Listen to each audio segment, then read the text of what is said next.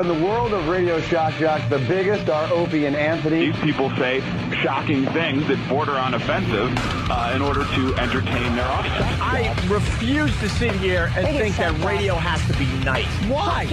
Why does radio, out of any other medium, have to be nice? We are being now held to a standard where we have to be nice and make people feel good. Go screw!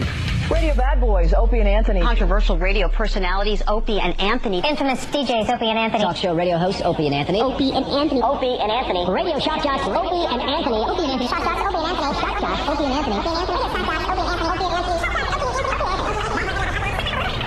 I go into her room, and there are panties on the floor. Oh, you're getting creepy. I had to pick up the panties and put them on. I can't believe he said that. You know something. Opie and Anthony. Catch shovel baseball.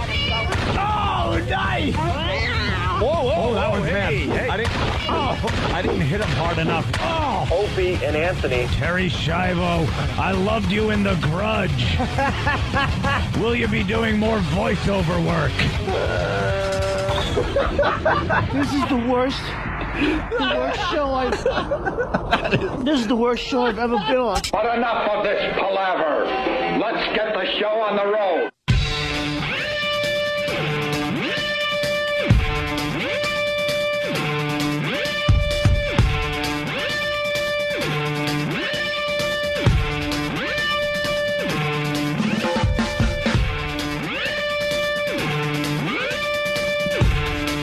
This music means showtime.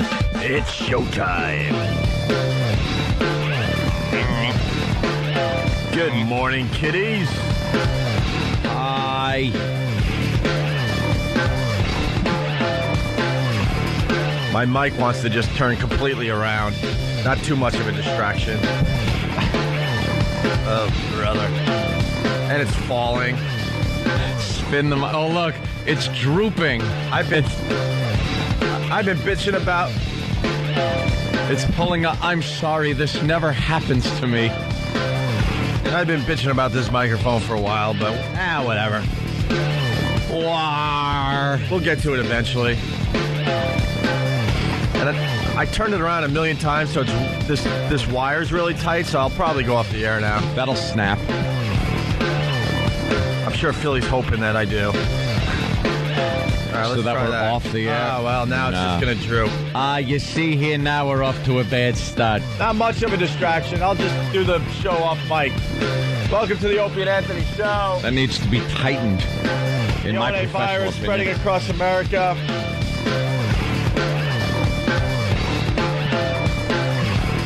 Meltdown in 3.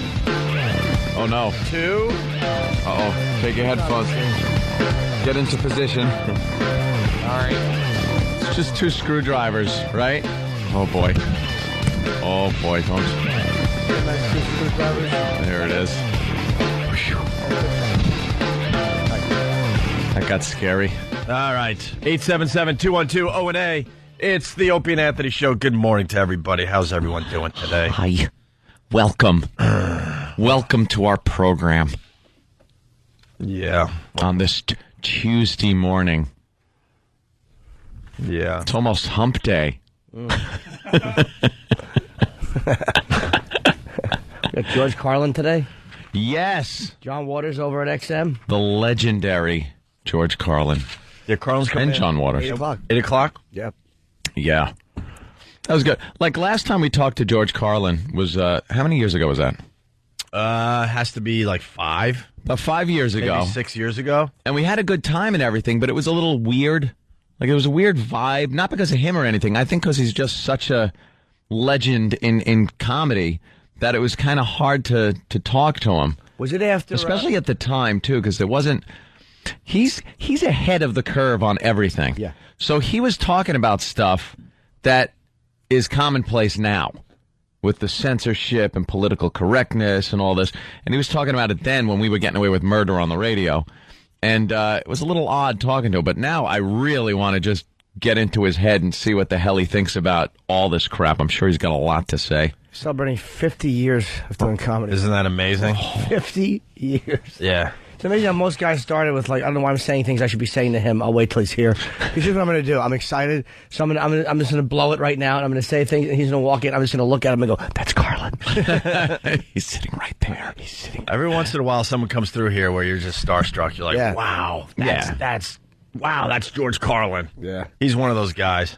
Doesn't happen often, but it's going to happen today. We'll be fine with that. Yeah. I've been showing old news clips. I mean, today it's Robert Chambers. The preppy killer, whose head is giant now. Yeah. He looks like John Kerry.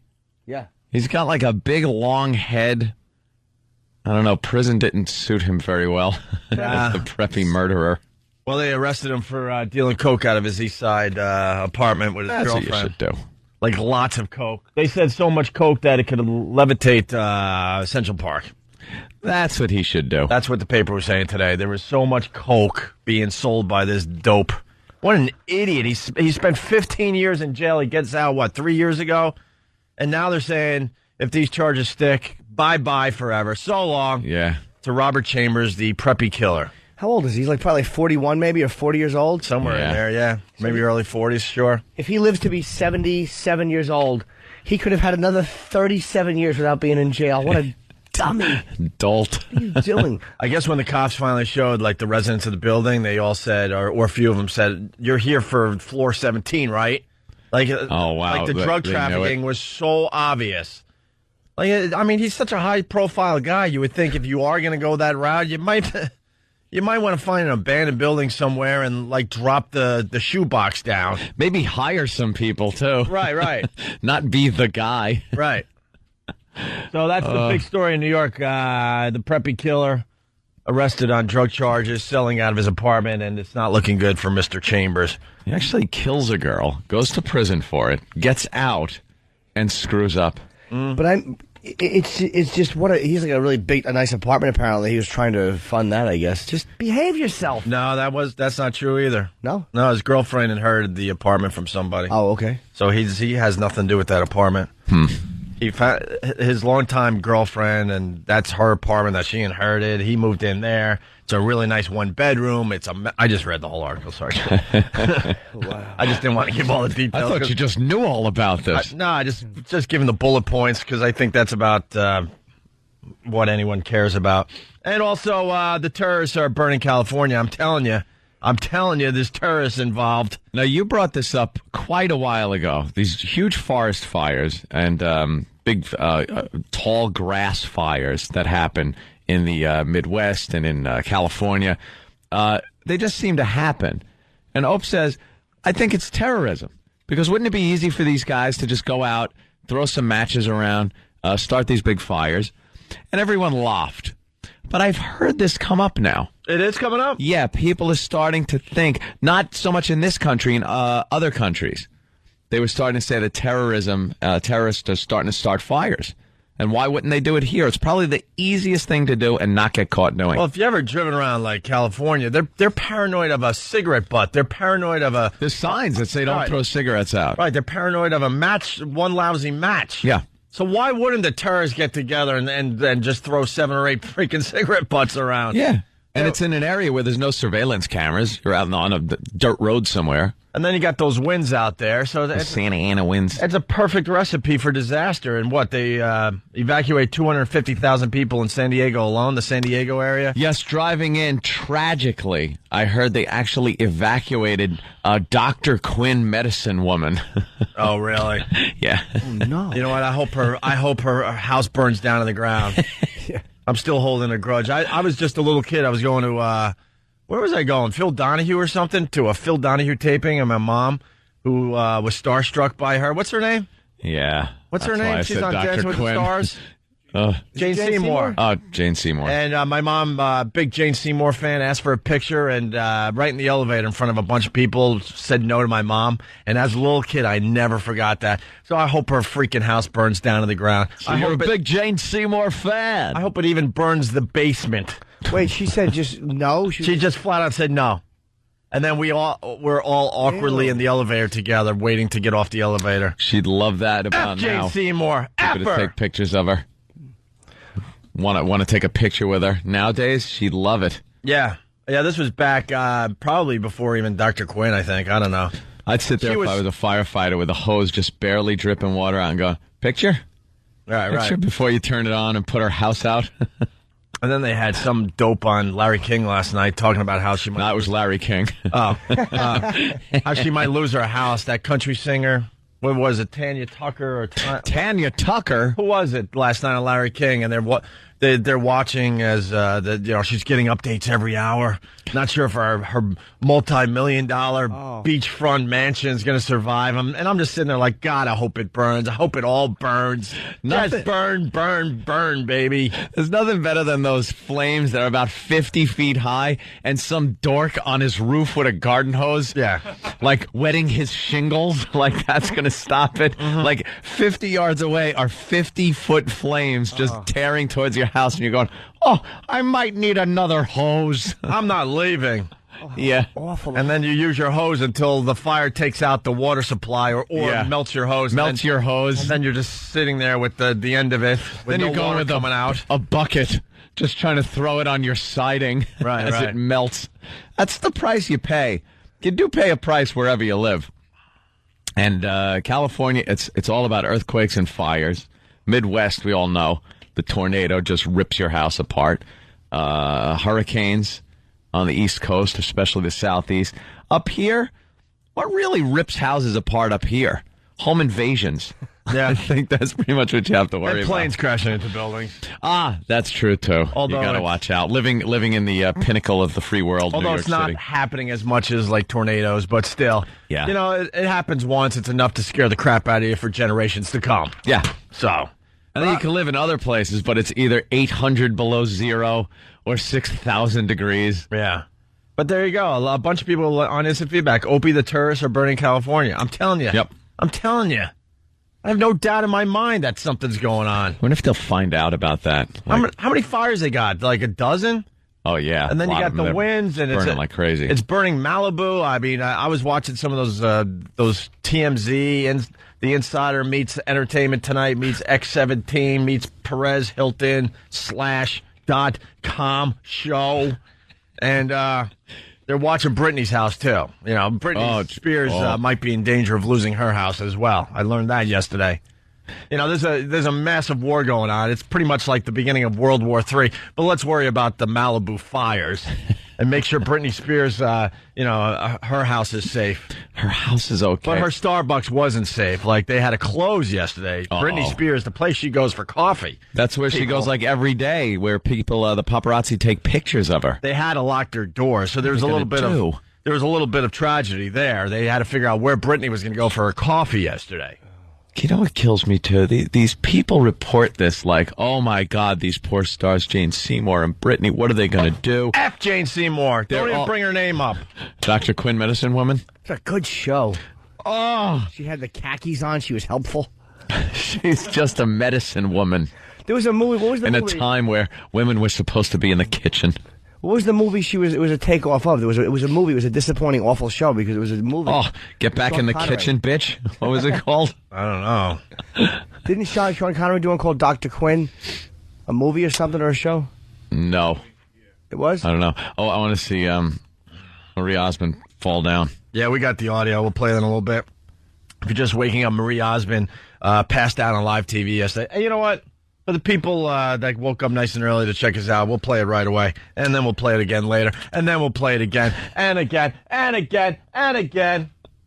This stuff is hilarious to me. Yeah. And I'm like, why didn't I watch Dancing with the Stars? And I go, oh, yeah, because the show sucks. Because nothing ever happens until you hear something happened. And I'm like, why wasn't I watching yesterday? Oh, yeah, I was watching Little People, Big World. Oh, you were watching that one? With the Roloff family visiting the Grand Canyon and Sedona. Grand Canyon. Oh, my God. Anyway. Like twice as big for them. Literally. Like, they're half as big as humans, so that's twice as big. No. Turns out it was just a hole someone was digging for a pool. Doesn't work like that? Doesn't work like that. Percentage? Half the family is midgets. That's what makes the show so interesting. The parents are midgets, and they had 2 kids that are normal. No, wait. 3 kids normal size, only 1 midget. And 1 real bitter one. And 1 very bitter one. Absolutely. Oh. That is now fighting his 8-year-old brother because they're the same size. And his twin brother, Do you know the deal? The twin brothers, the one is normal size. He's like close to 6 foot already, 17 years old. And his twin brother is about 4'2". And his twin brother's so bitter that he's now fighting his little 8-year-old brother all the time because they're the same size. Just because he's got to fight somebody and he can't fight his twin. And what he doesn't understand is in a mere year to 2 years, this little brother of his is going to be way bigger than him, kicking his older brother's ass. Just going to be left behind. There's your little people, little people, big world update. All right, so Marie Osmond, she does her little dancing thing, and then this is what happened. Check this out. Let's go to our head judge first, Len Goodman. What did you think, Len? Well, you know, for the amateur dancer, for me, this dance, the samba, is the hardest one to master. I agree. There's lots of different rhythms going on. You have to do steps on the spot. You have to move around the floor. You've got to get this elusive bounce action going. And, of course, you've got to show the gaiety and the fun of the samba. People laughing. All right, we're going to take a commercial break. We'll be right back, and we'll be right back after this. We're going to take a commercial break. That's why I hate TV. Yeah, of course. And punt. That's why I hate TV in general, because there's a real moment that happened live on TV. What do? Get out of the situation immediately. We're going to take a commercial. Oof.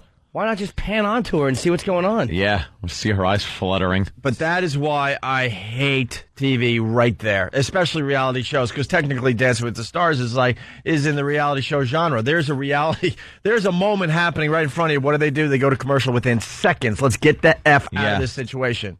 It also shows how self-important everybody is. The judges are probably looking at her, not even noticing she's breathing like she just did a marathon. Right.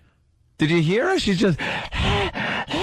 Yeah. She's panting like crazy. Yeah. Obviously, there's a situation. But the guy was too busy trying to get his eloquent speech out about the dance. Oh, she went down. Wow. And I think the people in the crowd were laughing because it's really funny when someone passes out. It kind of is funny when they fall down on their face like that. It's obviously scary for the person, and it's kind of scary in a way, too. But just when someone just loses all muscle control and falls down. Pulls the old sack of potatoes. Do you watch Extreme Makeover when they redo their someone's house in the ghetto within a week's time? Love it. And then the crews leave, and then these people have to fend for themselves. Like the Alamo. Yeah, they should put watchtowers on top of half of these houses. Because as soon as they leave, it's like this gorgeous mansion in the middle of a crap hole, right? Full of just flat screen TVs everywhere. And their famous slogan on that show is "Move that bus, move that bus," and they send out the whole they bring out the whole neighborhood. They're all there screaming, "Move that bus!" and the family's waiting with their hands up to their face. The bus is blocking the big house, the big reveal. And then they finally move the big, huge Extreme Makeover bus, and there's this mansion where a crappy little house used to be, right? Yeah. Well, I think it was last week. It was a black family, and they lost their house in a fire. God, if we could get this video and put it up on onaradio.com today, it would be great. Of course, that's the website where Steve does his show rundown, and we give you all the links. Like the Marie Osmond clip will be up there as well today. So they moved the bus, and this black family completely passes out in the street. They just all fell down. And God bless DVR, man, because this was a promo for the next Extreme Makeover. Lindsay and I must have watched it. And I'm not joking for radio or anything, at least 20 times. We went back at least 20 times. As they just passed out. They did one of these hallelujah moves, like they're in a Baptist church, and then the whole family, the mom and I believe the two daughters, completely hit the pavement, like bam! It's the same reaction like getting something good like a house or coming upon your son being shot up. And then you fall down. It is the funniest thing. We went back, over and over. It never got old. I could watch it another 10 times. We got it. Iraq, try to find it. I don't know how you're going to find it, but it was one of the best reveals ever when they moved the bus and half the family just passed out. All right, we're just getting started. We got a couple more clips from the Marie Osmond. There's your little taste, but we'll play. Yeah, when they came back, I'm sure they had something to say. Yeah, and then she apologizes. I don't know why. I don't know why she's apologizing, but we have a lot more audio on that. We'll We'll play the rest of it after the break. It's also Rock Scream Tuesday. It's 80s New Wave Tuesday. Do we have a little 80s New Wave Tuesday, Sweeper? Ooh. All right, we can play that for everybody. Also, it's Hummer Tuesday. One of the many things the lawyers took away from us. Don't talk about it. But it's still happening out there. Of course it is. Faraway Phone Call Tuesday. We'll get one of those. And for the people that are listening nice and early, it's also Makeup Stuff Tuesday. Yeah. This is important that we say this early because later on in the show, there'll be people that woke up and didn't hear this part of the show. And your job is to call up with something completely made up. Right. And fake them out. Right. Make it sound kind of legit. And how the bit works is you want to be able to go to work. You want to go to work later and hear people actually going, did you hear on the Opie and Anthony show? Oh, my God, the fires in California, it's confirmed that it's terrorists.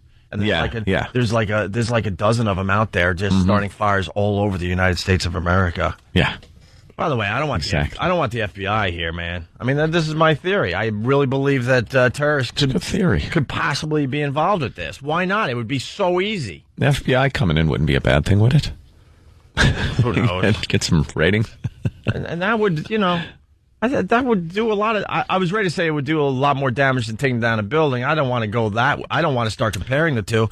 But I mean, you're talking about a lot of people being displaced and a lot of houses being destroyed already. Yeah, it's a big financial burden. So far, they said 100 businesses gone, and I forgot how many houses. I got to look at the paper again, but that number is going up by the hour. It's insane out there. And with the dry Santa Ana winds, it's there's no sign of it stopping. And those winds are up to, what, 70, 90 miles an hour, something like that? With no moisture in them whatsoever. Oh, yeah. They fling these fires around where you can't even... You get a patch of a fire, you start putting it out, and just like pieces of the fire are flying around, lighting up other fires. Is that how it travels? I didn't know. It's 70-mile-an-hour winds? Yep, really brutal. Sucks. Yeah, it's an amazing phenomenon out there. So, all right, hey, it's 80s New Wave Tuesday. Also, do people know what sound they're listening for? We'll tell you after the break. We got another $1,000 to give away, but first this. Shall we play a game? Let's 80s New Wave Tuesday. The world was moving, there with it, and she was... Shy, shy, hush, hush, eye to eye. You're too shy, shy, hush, hush, eye to eye. All I need are some tasty waves, a cool buzz, and I'm fine. I run so far away. I just run, I run both night and day. I couldn't get away. It's 80s New Wave Tuesday. Good morning to everybody. Especially Philly. Good morning. It's just about over in Philly.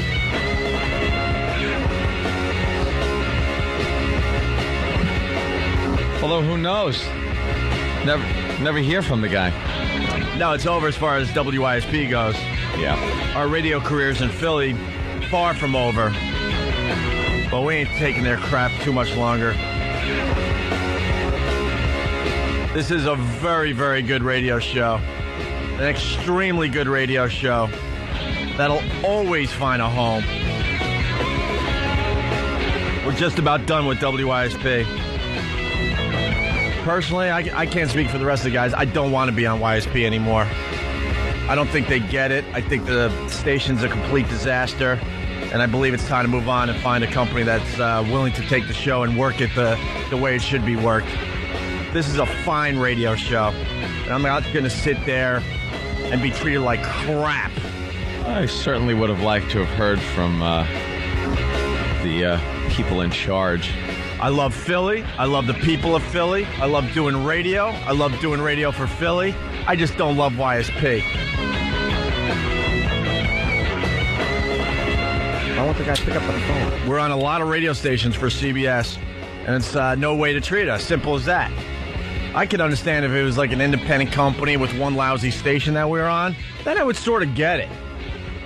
But we're a big part of this radio company, and they're treating us like crap, and we sit here and take it. I don't need them. We don't need them. And I'm sure we can find another home in Philly. Might take a little while, but I'm willing to take the chance. YSP's a disaster. I don't know why the and all we asked was giving us a call. All we asked was for the PD to call us. He said he was going to call us. He said he was going to keep in touch with us. I don't think he likes us.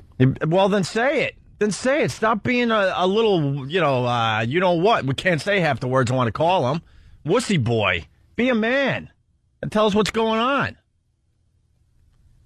Nothing. Said he was gonna call. Don't come up to New York and sit across the table from us and say how great we are and you're big fans and looking forward to working with us and all this stuff. And then what? And then you go away and we never hear from you? Yeah. That's not a man. That's a wussy boy. John Cook's a wussy boy. This is a very good radio show. And we'll do just fine working for somebody else in Philly. I have no doubt in my mind. And don't be confused. We love Philly. I go down there all the time. The show goes down there all the time. Yeah. You know, don't be confused. I don't love YSP anymore. And most people don't at this point. The place is a freaking disaster. Thank you, Sean. See, we get nothing but calls from Philly, it seems, every morning. Sean, what's up? Yo, what's up, guys? Listen, I've been listening to you guys for the last 6-7 years, straight out of YSP, you know, and I'll give them that because they turned me on to you guys, but when you guys went on hiatus, I was so happy that you went to XM. Picked up the XM and listened to that ever since. So screw YSP. I mean, listen, it's as fair weather as everyone else in Philly, and your true fans are with you no matter what. And I just want to say thanks. I listen to you guys every morning going into work. I decompose on the way home from work, and it's just, you guys are the best. I just want to say thanks. I appreciate it. And we got a doozy for YSP when this all finally, goes down. And this is me talking. I'm not talking for Ann. I'm not talking for Jimmy. You know, I have a problem running my mouth, but I'm not going to sit here and be like, I don't know what's going to happen in Philly. I don't know if they want us anymore. Well, screw with YSP. F them in their F, you-know-whats. Well said. Someone gave me a note, want to try to get Cook on the phone. He's already decided he doesn't want to talk to us after he came all the way up to New York with the GM and sat across the table from us, said they're going back to rock, said that we're a huge part of the whole thing, that we're going to be their anchor, their morning show, can't wait. This is going to be exciting. This is going to be good for you guys. John Cook's sitting there going, I'm going to send you guys so many emails. You're going to call me and go, please stop. Just please stop. And I'm like, no, that's exactly what we want. Maybe someone called him and he thought it was us and said, please stop. Right. And he just stopped completely. You know, we have a very good relationship with all the PDs from, not all, but most of them. I mean, West Palm Beach is a very similar situation. They don't want to, they don't want the show and they don't want to communicate with us. But that's been going on for over a year. Oh, my God, yeah. I'm amazed we're still on in West Palm Beach. I think it's hysterical. But you know what? I respect the guy in West Palm Beach. I really do, and I'll tell you why. He made his intentions known from day one. When we started talking to all the PDs and they came back with all their research about the Opie and Anthony show in their market, it was nothing but positive except for West Palm Beach. He wasn't digging the show, didn't want the show, and made it very obvious from day one. I respect that, believe it or not. At least we know where we're at. Yeah. I don't respect guys that sit across the table from you and look you right in the eyes and say that they're big fans and looking forward to working with you, and you're the anchor of YSP when we bring the rock back and all that, lying right to our face, obviously, because we went down there a mere 3-4 days later. We were there for 2 days and then never heard from the people again. I don't respect that whatsoever. I think that's a wussy boy. It rings of phoniness. That's a wussy boy. That's not a man. So I do respect the West Palm Beach guy, believe it or not. You know, it's unfortunate he doesn't want to work the show or anything, but he basically told us from day one, look, company forced us to take the show. We don't want the show. We want to kind of have our own thing going down here. We want a local show. I respect that. At least I knew where the guy was standing. When we went down there, he made it perfectly obvious that he was doing the basics like, oh, you're here. Well, here's some coffee and donuts. do the show. We'll give you a dressing room at the big concert we're doing down here. But look, you know what's going on. I know what's going on. Yeah. I respect that, believe it or not, in my life. I don't respect people that lie right to your face. And I'm not going to sit here and wonder, because it's a major distraction. I'm speaking for myself. YSP, the people running it right now, it blows. It blows. It just makes me sad because it was such a big part of, the whole syndication thing. And I'm talking the old days. Yeah. With Philly. Well, the people that really believed in the show have moved on, and they proved that this show is just. It was told to us actually at the roast. Tim Sabian came by and said hi to us. He goes, "This, CBS doesn't understand that your show is lightning in a bottle." Obviously, Tim Sabian, whether it's lightning in the bottle thing's a little. Yeah. But the point is made, though. He's a douche in trousers. He goes, the new people at YSP and some of the people in the company, they don't understand what they got with your show. They don't understand that you can't just push a switch in the morning, turn on the syndicated morning show, and that's it. You got to work it. You got to make it part of your station. You got to make it part of your city. Yeah, it's got to be promoted. I'm not talking about billboards and things like that. It's just making it an integral part of the station through on-air promos, things like that. Dude, gotta work it. Back in the day, YSP, they got in our face all the time to the point a lot of people in Philly really believed that we were broadcasting live from Philly. Remember, they would just come up with cheesesteaks out of nowhere, just to get the attention. They knew how to work the show. What about some, production? When was the last time we went into the studio and read, hey, it's Opie and Anthony? We do production YSP. for almost every other station that we're on. Yeah. Almost every other station. We don't get asked by YSP. We don't get we don't get copy sent over here that says, "Hey guys, do a few things for the station." Right. Nothing. Well, there you go. I want to make it perfectly clear. We love Philly. We love doing radio in Philly. Clear. I don't like YSP. I don't like how they've treated us, especially knowing that we're a huge part of this radio company. We're on in a lot of cities, and to be treated like this by the local guys in Philly is just wrong. And they're not men. They're not men whatsoever. You cannot truly be a man. Well, that's the way it is with corporate people. They just say one thing and then they just kind of hide until it just goes away. And then that's fine, but I'm not going to sit here and take it. We'll find another radio station. We'll find another company.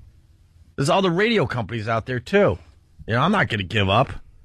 You're right, Jimmy, but I'm not giving up on that crap. I want to find a station that gets the show, knows how to work the show. I want to find a company that will help us out a little bit more in the end as well. Philly. Let's go to Alex. Alex, what's up? Hey, what's up, guys? Hey. Hey, little Jimmy. Hey, buddy. Yeah, man, I can't believe you guys are going off in Philly. Is that set or what? I think it's set. But these wussy boys down there, one day we'll just not be on, and that's how they're going to handle it. Really? Yeah. Well, you still haven't talked to the PD, have you? No, I haven't talked to him since the virus show. Mm. When was that? That was early September, wasn't it? Yeah. Scumbag. And he said he was going to call. That's the weird thing. He said he was going to call, and he's just hiding like a little wussy boy. This John Cook. Yeah. Little wussy boy. You sat right across from us up here in New York, you wussy boy.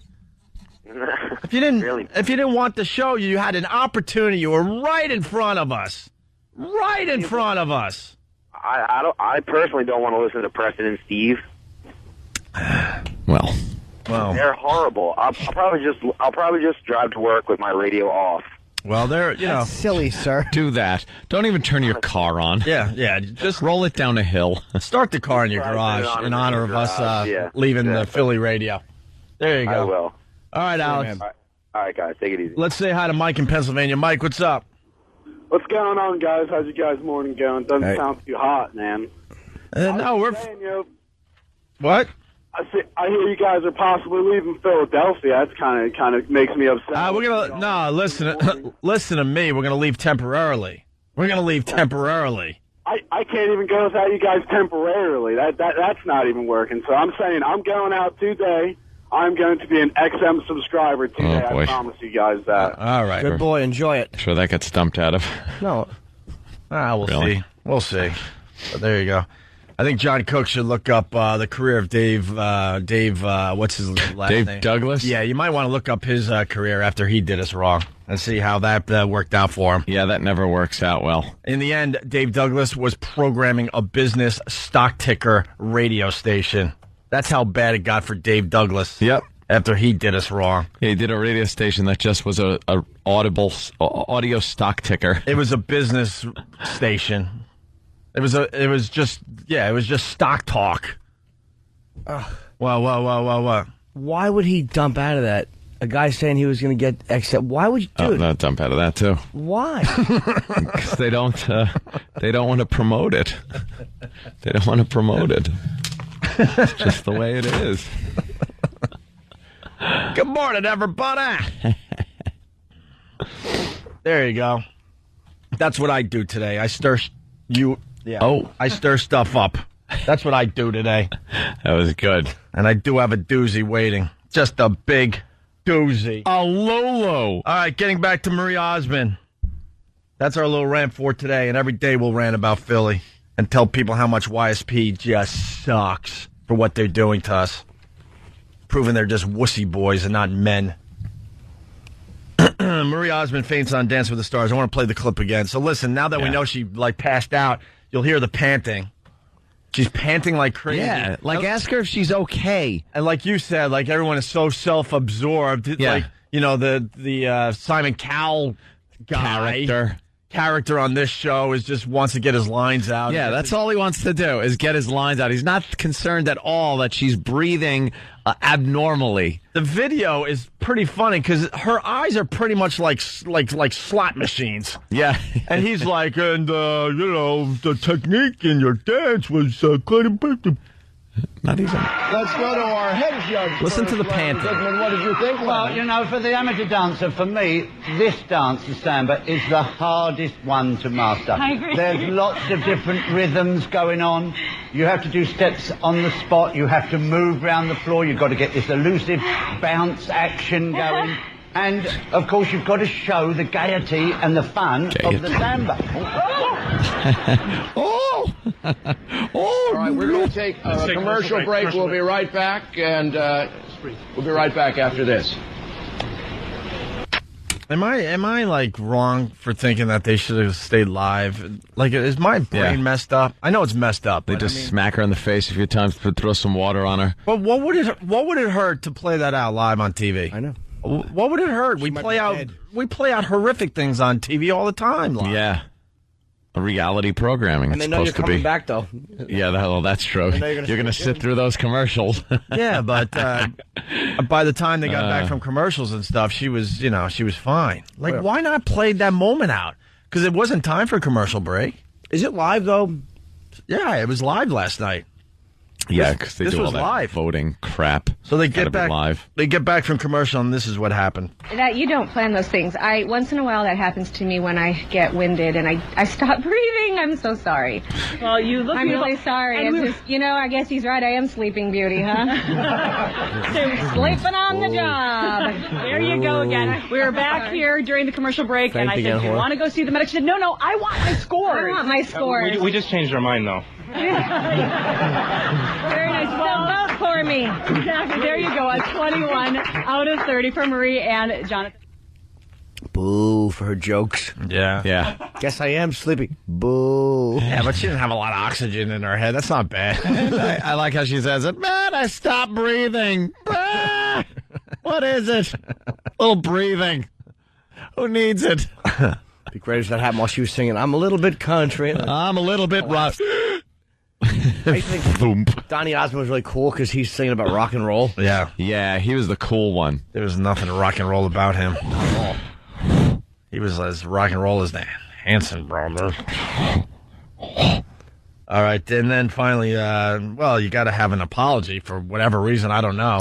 Well, she might have offended fainting Americans. I have no idea. Right. Someone's offended by her. Are the fainting Americans protesting? Yeah. And getting Mormons. Getting Reverend Al Sharpton behind them for a march on Washington. That you don't plan those things. Once in a while that happens to me when I get winded and I stop breathing. I'm so sorry. Well, you look. I'm really sorry. She hyperventilated, obviously. Yeah. I don't think she stopped breathing. No. She got too much I'm chocolate. really sorry. It's just, I guess he's right. I am Sleeping Beauty, huh? Sleeping on the job. There you go again. We were back here during the commercial break, and I said, do you want to go see the medic? She said, no, I want my scores. I want my scores. We just changed our mind, though. Very nice. Well, vote for me. Exactly. There you go. A 21 out of 30 for Marie and Jonathan. There you go. 21 out of 30. Yeah, you think like passing out on live TV would get those scores up, Boost right? the scores a little bit more. It's a great story when Heather Mills was on Dancing with the Stars. She was so hated. Did I tell the story already? She was on a flight from like a Virgin flight or whatever from L.A. to New York, and they were delayed like 10 hours. It was an awful delay. So they take off, and the captain gets on and goes, special treat for your entertainment. And Heather Mills and her partner decide to dance down the aisles for the people on the plane. So they danced, like the first class curtain got thrown back, and they tangoed down the aisle. Ooh. And it was to silence. Nobody applauded. First of all, that's not the place where you want to watch some kind of a stupid dancing act. On the plane, you're miserable. It's a long delay. From a woman who everybody hates. Just stop. And a 10-hour delay. And the captain probably blew it. He goes, we have a special treat. So everybody's probably like free booze. Yeah. Free airline tickets. No. A flamingo tangoing down the aisle. Someone with a lot more money than you. Just that she didn't earn. Their stupid leg and a half in the air. Yeah. Well, we're getting close to giving away another $1,000. Oh, yeah. Courtesy of the Opie and Anthony show. You got to be listening for this sound. Yep.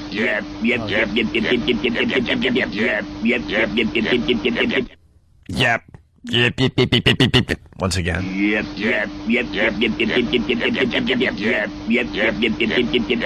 In honor of the prize pigs, that's what you got to listen for between 7. Oh, boy. Don't call now. Well, between 7 and 7:30, okay? Yeah. By the way, for the people that are trying to get a head start on this whole contest, we just hang up on you until the sound is played. Yeah. We want to make it fair for everybody because that's some of the techniques the prize pigs use. They just start, calling nonstop. We clear the phone lines. Over and over and over again. Exactly. Yes. So that's not going to work if the prize pigs are listening. You're not fooling us. All right, more to come. We got a mayor dying from a monkey attack in New Delhi. Wait, okay. We're trying to turn it. I'm just. I was just. Yeah, well, I thought it was. I perhaps could have come up with maybe 5 cities, but you said New Delhi. New Delhi. So I'm looking forward to the story. Yeah, we want to be like this global, like what is it called? Like what, a global community? Community. Yeah. And until you realize, like, you gotta you can't treat like other places in the world as equals. Not the same as the United States. I'm sorry. We do come off as pompous and arrogant a lot of times, but there's a reason for it. None of our mayors are being attacked by monkeys. That's what I'm getting at. It's really not. And you have to sit down with these people and get things done globally? Yeah. How about you take care of your monkey population, and then maybe we'll talk. Thank you. Exactly.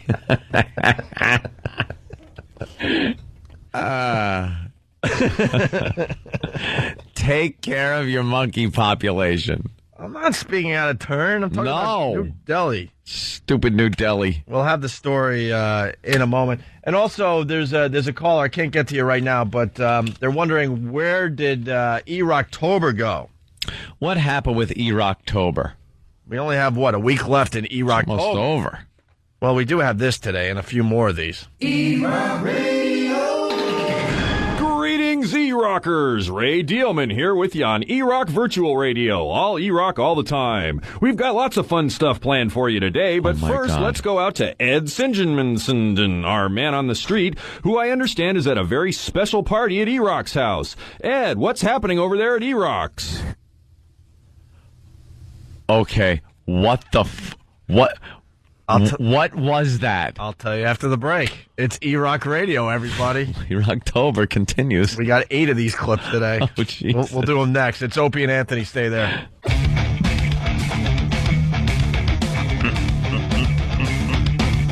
contest has begun.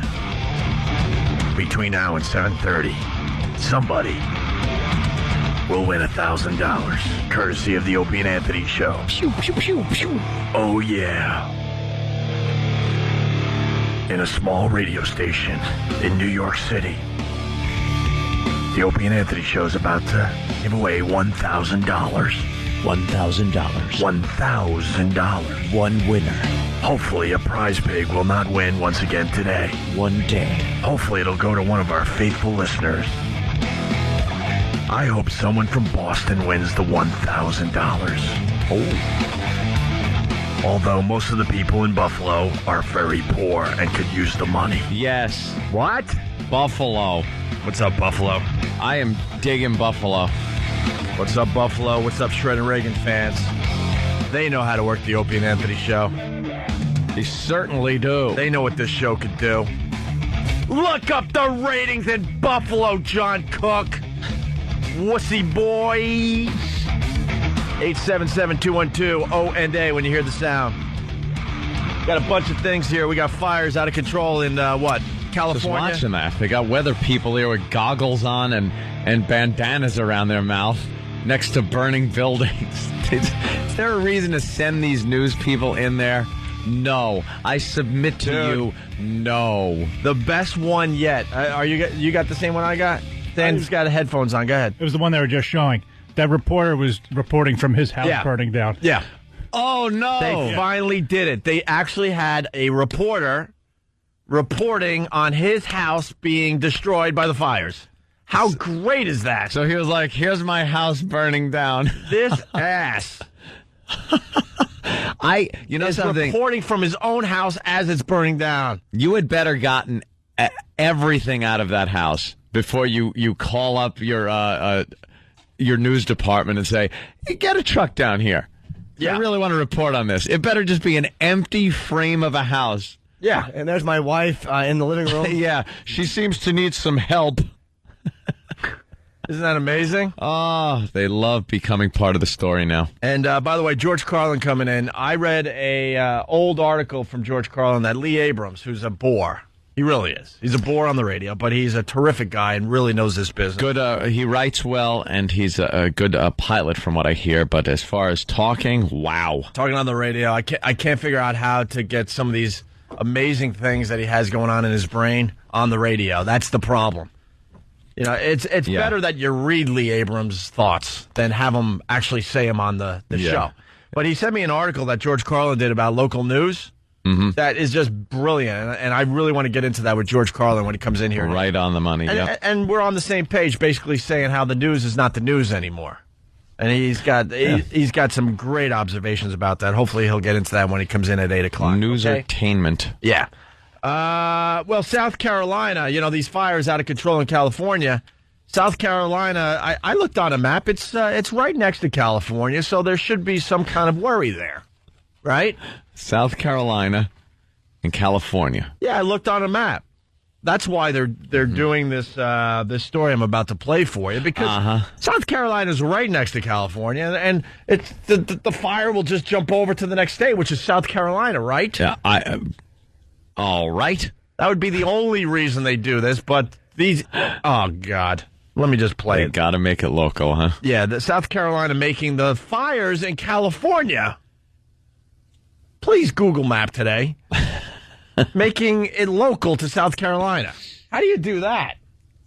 It is hard to imagine when you look at the pictures of what's going on in California that similar fires could happen here, but they could. News 10's Maggie Alexander found out tonight the dry conditions that are causing such destruction in California are similar to the ones in South Carolina. Chief Daryl Jones at South Carolina Forestry Commission in Columbia has been tracking this computer closely. The flames mark all the forest fires burning across the state. And recently, Jones has seen more fire than usual. Over the weekend, we had 29 wildfires in the state, over 100 acres burned. In the last 3 or 4 months, since July, we've had above normal fire activity. They should all die screaming. They should. I've been through South Carolina a couple of times. A couple, yeah. Is this really a problem down there? Not as bad as California, that's California, for sure. This happens every year. Every year there's out of control fires, but this one looks like a biggie. Yep. Like a biggie. But they had to go local and then scare the crap out of everybody in South Carolina that it could happen there as well. Why not? The peak fire season in South Carolina isn't until February, but what's happening now is laying the groundwork for the spring fire season. We don't see any projected precipitation coming anytime between now and, say, our spring fire season, which is in February, March, and April. So we expect it to be a busy season. We expect maybe more than average. The only thing that would extinguish the problem, rain, which isn't forecasted soon. That's causing concern for people like Jones. We have to worry about the safety of our guys in the woods, so it's really scary when we don't think there's going to be rain coming anytime soon. So, there you go. South Carolina's going to burn, according to that. Yeah. Well, they got a lot of drought down there. It hasn't rained in a while. But, I mean, to try to equate it to what's going on in California is a little much. And the fire season will start in February, so we might as well start scaring the crap out of everybody now. California is completely burning, and South Carolina, don't water your lawn. No. We don't have enough water. You want to hear about the monkeys? Who doesn't want to hear about the monkeys? This is why we can't have a global community. We're just not ready to lower our standards. Well, we're really not. First, did I see Jill Nicolini with a crutch? Yeah? Did she hurt her leg on Dance Friday, perhaps? She's got a crutch? I saw her with a crutch, and she's, like, leaning against the desk.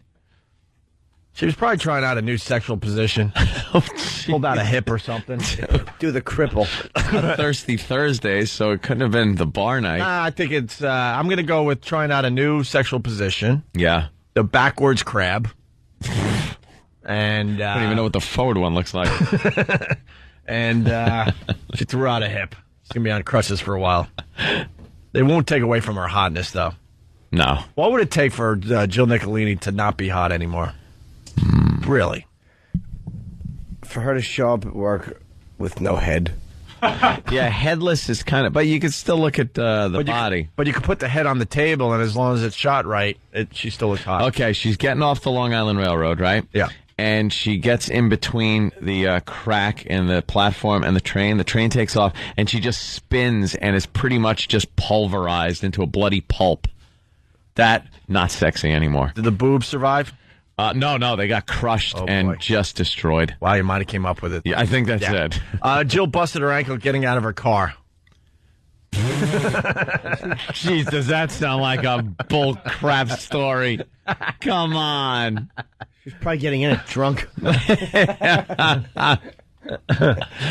Come on, Jill. You could come up with a better one than that. Yeah. Getting out of your car. Getting out of her car, broke her ankle. Wearing stilettos. Right. Few too many bikini teenies. Or something. Come on, Jill. Cosmos. Really we'll have to get her on the show. Yeah, I don't know what happened to that ankle. All right, here's what happened in New Delhi with the monkey. The inconsolable family of Delhi's Deputy Mayor, S.S. Bajwa. Hello, Dell Customer Service? Hello? Hello? Dell Customer Service? Oh, sorry.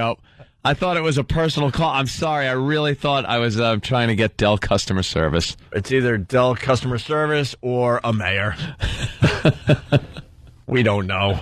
Inconsolable family of Delhi's Deputy Mayor, S.S. Bajwa. Bajwa was attacked by monkeys on Saturday while he was Peter Tork? Did Peter Tork get him? Should anyone in a civilized, city, although New Delhi, I know, but, I mean, should anyone be being attacked by monkeys unless you're in the middle of the rainforest? No. Seriously. Jane Seymour never even got attacked by monkeys, and she lived with them. F Jane Seymour. Hey. I meant turning my mom down for a picture. You got me. I'm tired. I meant to say Jane Goodall. Oh, all right. I was wondering why. Now you got me mad about Jane Seymour again. Why else would I say her unless she was brought up today? Jane Goodall. I screwed up. Dr. Quinn, monkey woman. How great would that be? She gets a good savaging from a silverback with her stupid khakis on the set. Rips her little khaki trousers down. Your show sucks. So the mayor apparently got attacked by monkeys. Yeah. I just love the news reporter. I got to hear that again. The family of Delhi's Deputy Mayor, S.S. Bajwa. Bajwa was attacked by monkeys on Saturday while he was standing in the balcony of his house. But he lost control of your house. And they want a global community. You would assume in the balcony of your house you're safe from monkeys. How are we ever going to have a global community? Really? Wouldn't you see them coming? Oh, he's like Scarface. He was like shooting at all the ones in the steps, and then one big monkey shot him from the back. Didn't see that monkey with the sunglasses on, the shotgun. How 80s was that? Oh. Sunglasses on an assassination hit. We get it. Bajwa was attacked by monkeys on Saturday while he was standing in the balcony of his house, but he lost control and fell on the ground. Bajwa succumbed to his injuries today. Bajwa's death has once again brought the monkey conflict into focus. Throughout the capital, stray monkeys have spared none. Children are soft targets. The NCD has now hired monkey catchers to rid Delhi of the menace. I didn't know he died from the monkey attack. Yes. I just thought he got attacked by monkeys. Everybody was fine, and it was kind of a cute, funny story. No, he died. He fell off the balcony? Yeah. He was on his balcony. Monkeys attacked him on his balcony, and then he died. So he's trying to fight off the monkeys, and he fell off the balcony. Yeah. Oh, my God. You got to think. That's horrible. You got to think monkeys in New Delhi, though, are like rats.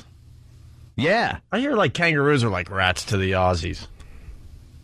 No, I hear most Aussies never see kangaroos. I hear but we think kangaroos are cool, but to them it's like they're just a nuisance and they're like rats to us here in New York City. It would be like... And I hear the monkeys are the same thing in a lot of these countries. They're just like little rats to them. We just get cats and dogs, like stray cats and stray dogs around here. Nothing like the monkey. How many were attacking him? That must have been a few. Oh, would that have looked great.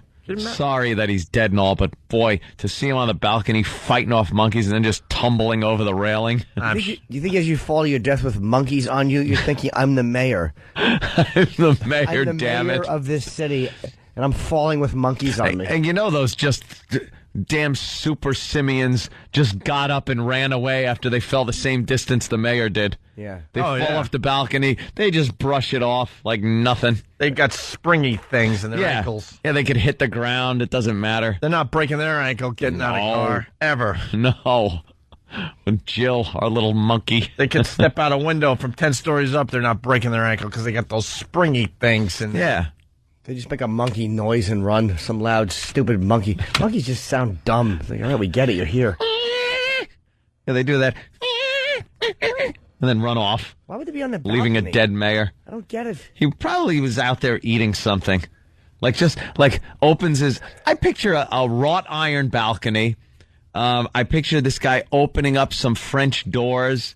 The curtains are a white gauzy material and they blow out a little bit. And he's got some coffee and maybe a little Danish, and he's just breathing in the air and thinking, I'm mayor. Monkeys! And they just swoop in on him and grab him, and he punches one, but another one's trying to grab his Danish. He drops the Danish, and now like 5 monkeys are on him, and he's swinging, and he loses his orientation and flips backwards over the railing and just, bam, hits the ground dead. And the monkey runs off with his coffee and Danish. And that's it. And that's it. Dead. Dead, I say. How do you get them off you? You don't. It's not like bees where you can put water on you. Bees? Like if there's bees, I always know if bees attack me, I would run into the shower. I would turn the shower on real quick and stand there and get the bees watching. Are you getting in the house? You're going into the house with bees on you? I'm assuming I'm in the house when they attack me. Bees are just... a swarm of bees probably the most frightening thing to me. Yeah. I am petrified because you can't fight them off. What about a pack of monkeys? Pack of monkeys could be a problem. Yeah. Depending on how many and if you're on a balcony. What about piranha? Piranha, that you're in the water. Yeah, they're 2 feet Once away. you're in the water, all bets are off. You can't be afraid of things in the water and go in the water. So if there's piranha, if you're in the Amazon and you're swimming and piranha get you, it's your goddamn problem. Bees, though, there was a guy, he just opened his garage door and bees attacked him. He was covered head to toe in bees, stung him to death. Right. He was in a walker. Hey, and what do you do when bees attack you? There's nothing you can do. You can't roll on the ground like fire. You can't brush them off of you. Can I do a service for everybody that might be going down to Atlantis in the Bahamas? Oh. You've been down there recently, right? Yes. And you know that I've said it before, but I got to say it again, that man-made lagoon they have. Uh-huh. Man-made lagoon right in front of the place. It's beautiful. And you can get a little snorkel, a little flippers, and you can spend an hour in there. And it's pretty deep. The water's like 25 feet deep, and it's crystal clear. There's fishies in there. And I think they put a lot of the fish in there, and then it's attached to the ocean, so some other things will go in there. And it's just a lovely time, right? Yeah. They have these little yellow effers. They're no bigger than like a how big am I going here? That's pretty big. Big silver dollar. Like bigger. A big silver dollar. And they are really good to look at, very yellow, very bright, very vibrant. Mm-hmm. They travel in little packs, little pods of them. Schools. Those are they fishies? Those effers will bite the crap out of you. Eee. And they're not scared of you. I hate that. So then you spend half your time avoiding the cute little yellow fish down there. And they just nip at your body. Leaving little scars all over the place. Fish suck. Fish suck, Jimmy. I hate fish. They're great when they're being slaughtered for your dining pleasure. Made into cat food. By the way, Jimmy, fish can't suck. Sure they can. The mouths are always doing that sucking thing. How do you resist? But you can't look. Make a fish thing. It's true. It's like watching a burn victim try to suck something. How do you suck if your lips look like this? Here's the thing with fish. Oh boy! I go to a massage parlor and they have a small fish tank and they have like 10 giant fish in it, and it's just the most uncomfortable thing I've ever seen in my life. Why? Because they're just the worst. It's like, do you people? I mean. There's giant fish in this little tank, and the fish are miserable. They're literally just like looking around like, what do we do? They're bumping into each other. It's horrendous. Overcrowding. Yeah. Big, dumb fish. They swim like 6 inches and stop, and they go, all right, I'm here. Here. Waiting all day to get over there. It's been crowded.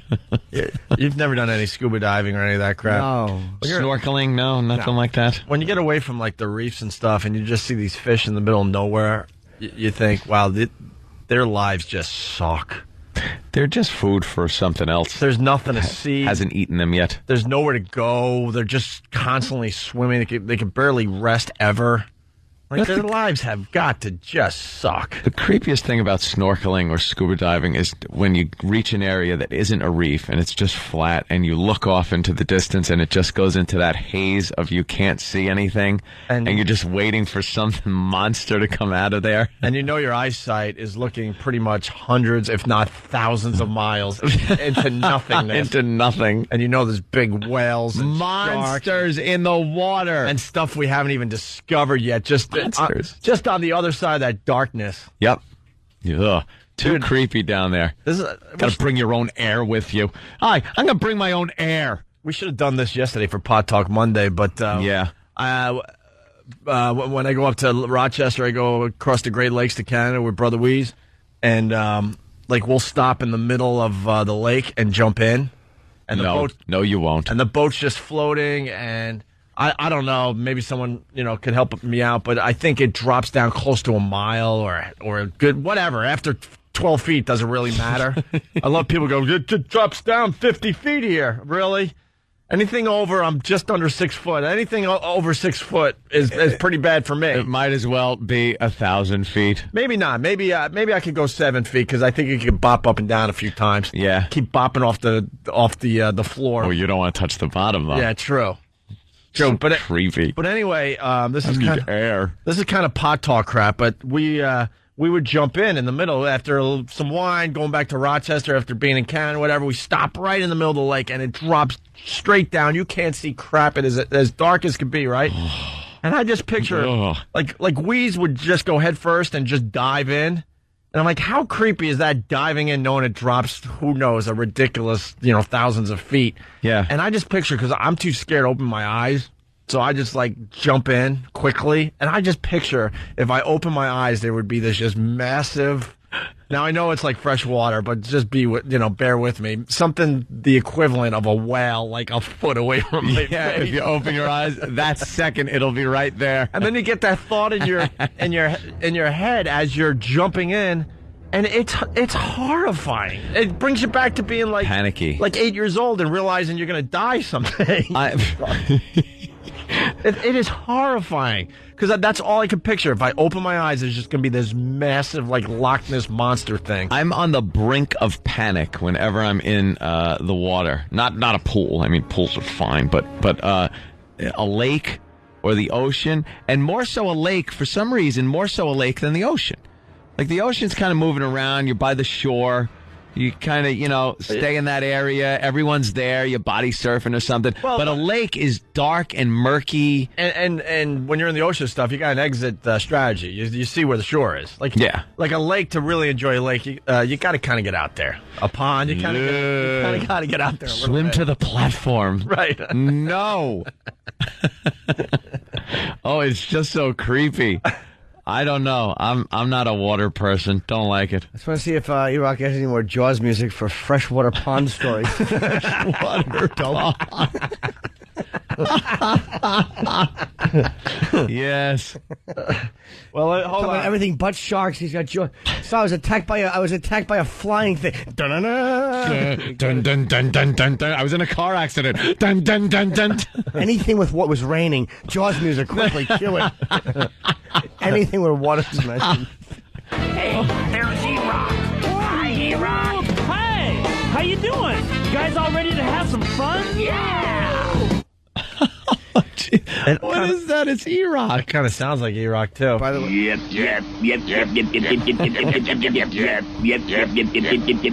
Yes, Jimmy? We missed a key story today, which ties in so nicely. Ooh. Looking for unattractive people? Don't go to Philadelphia is home for the least attractive people in the United States. Yeah.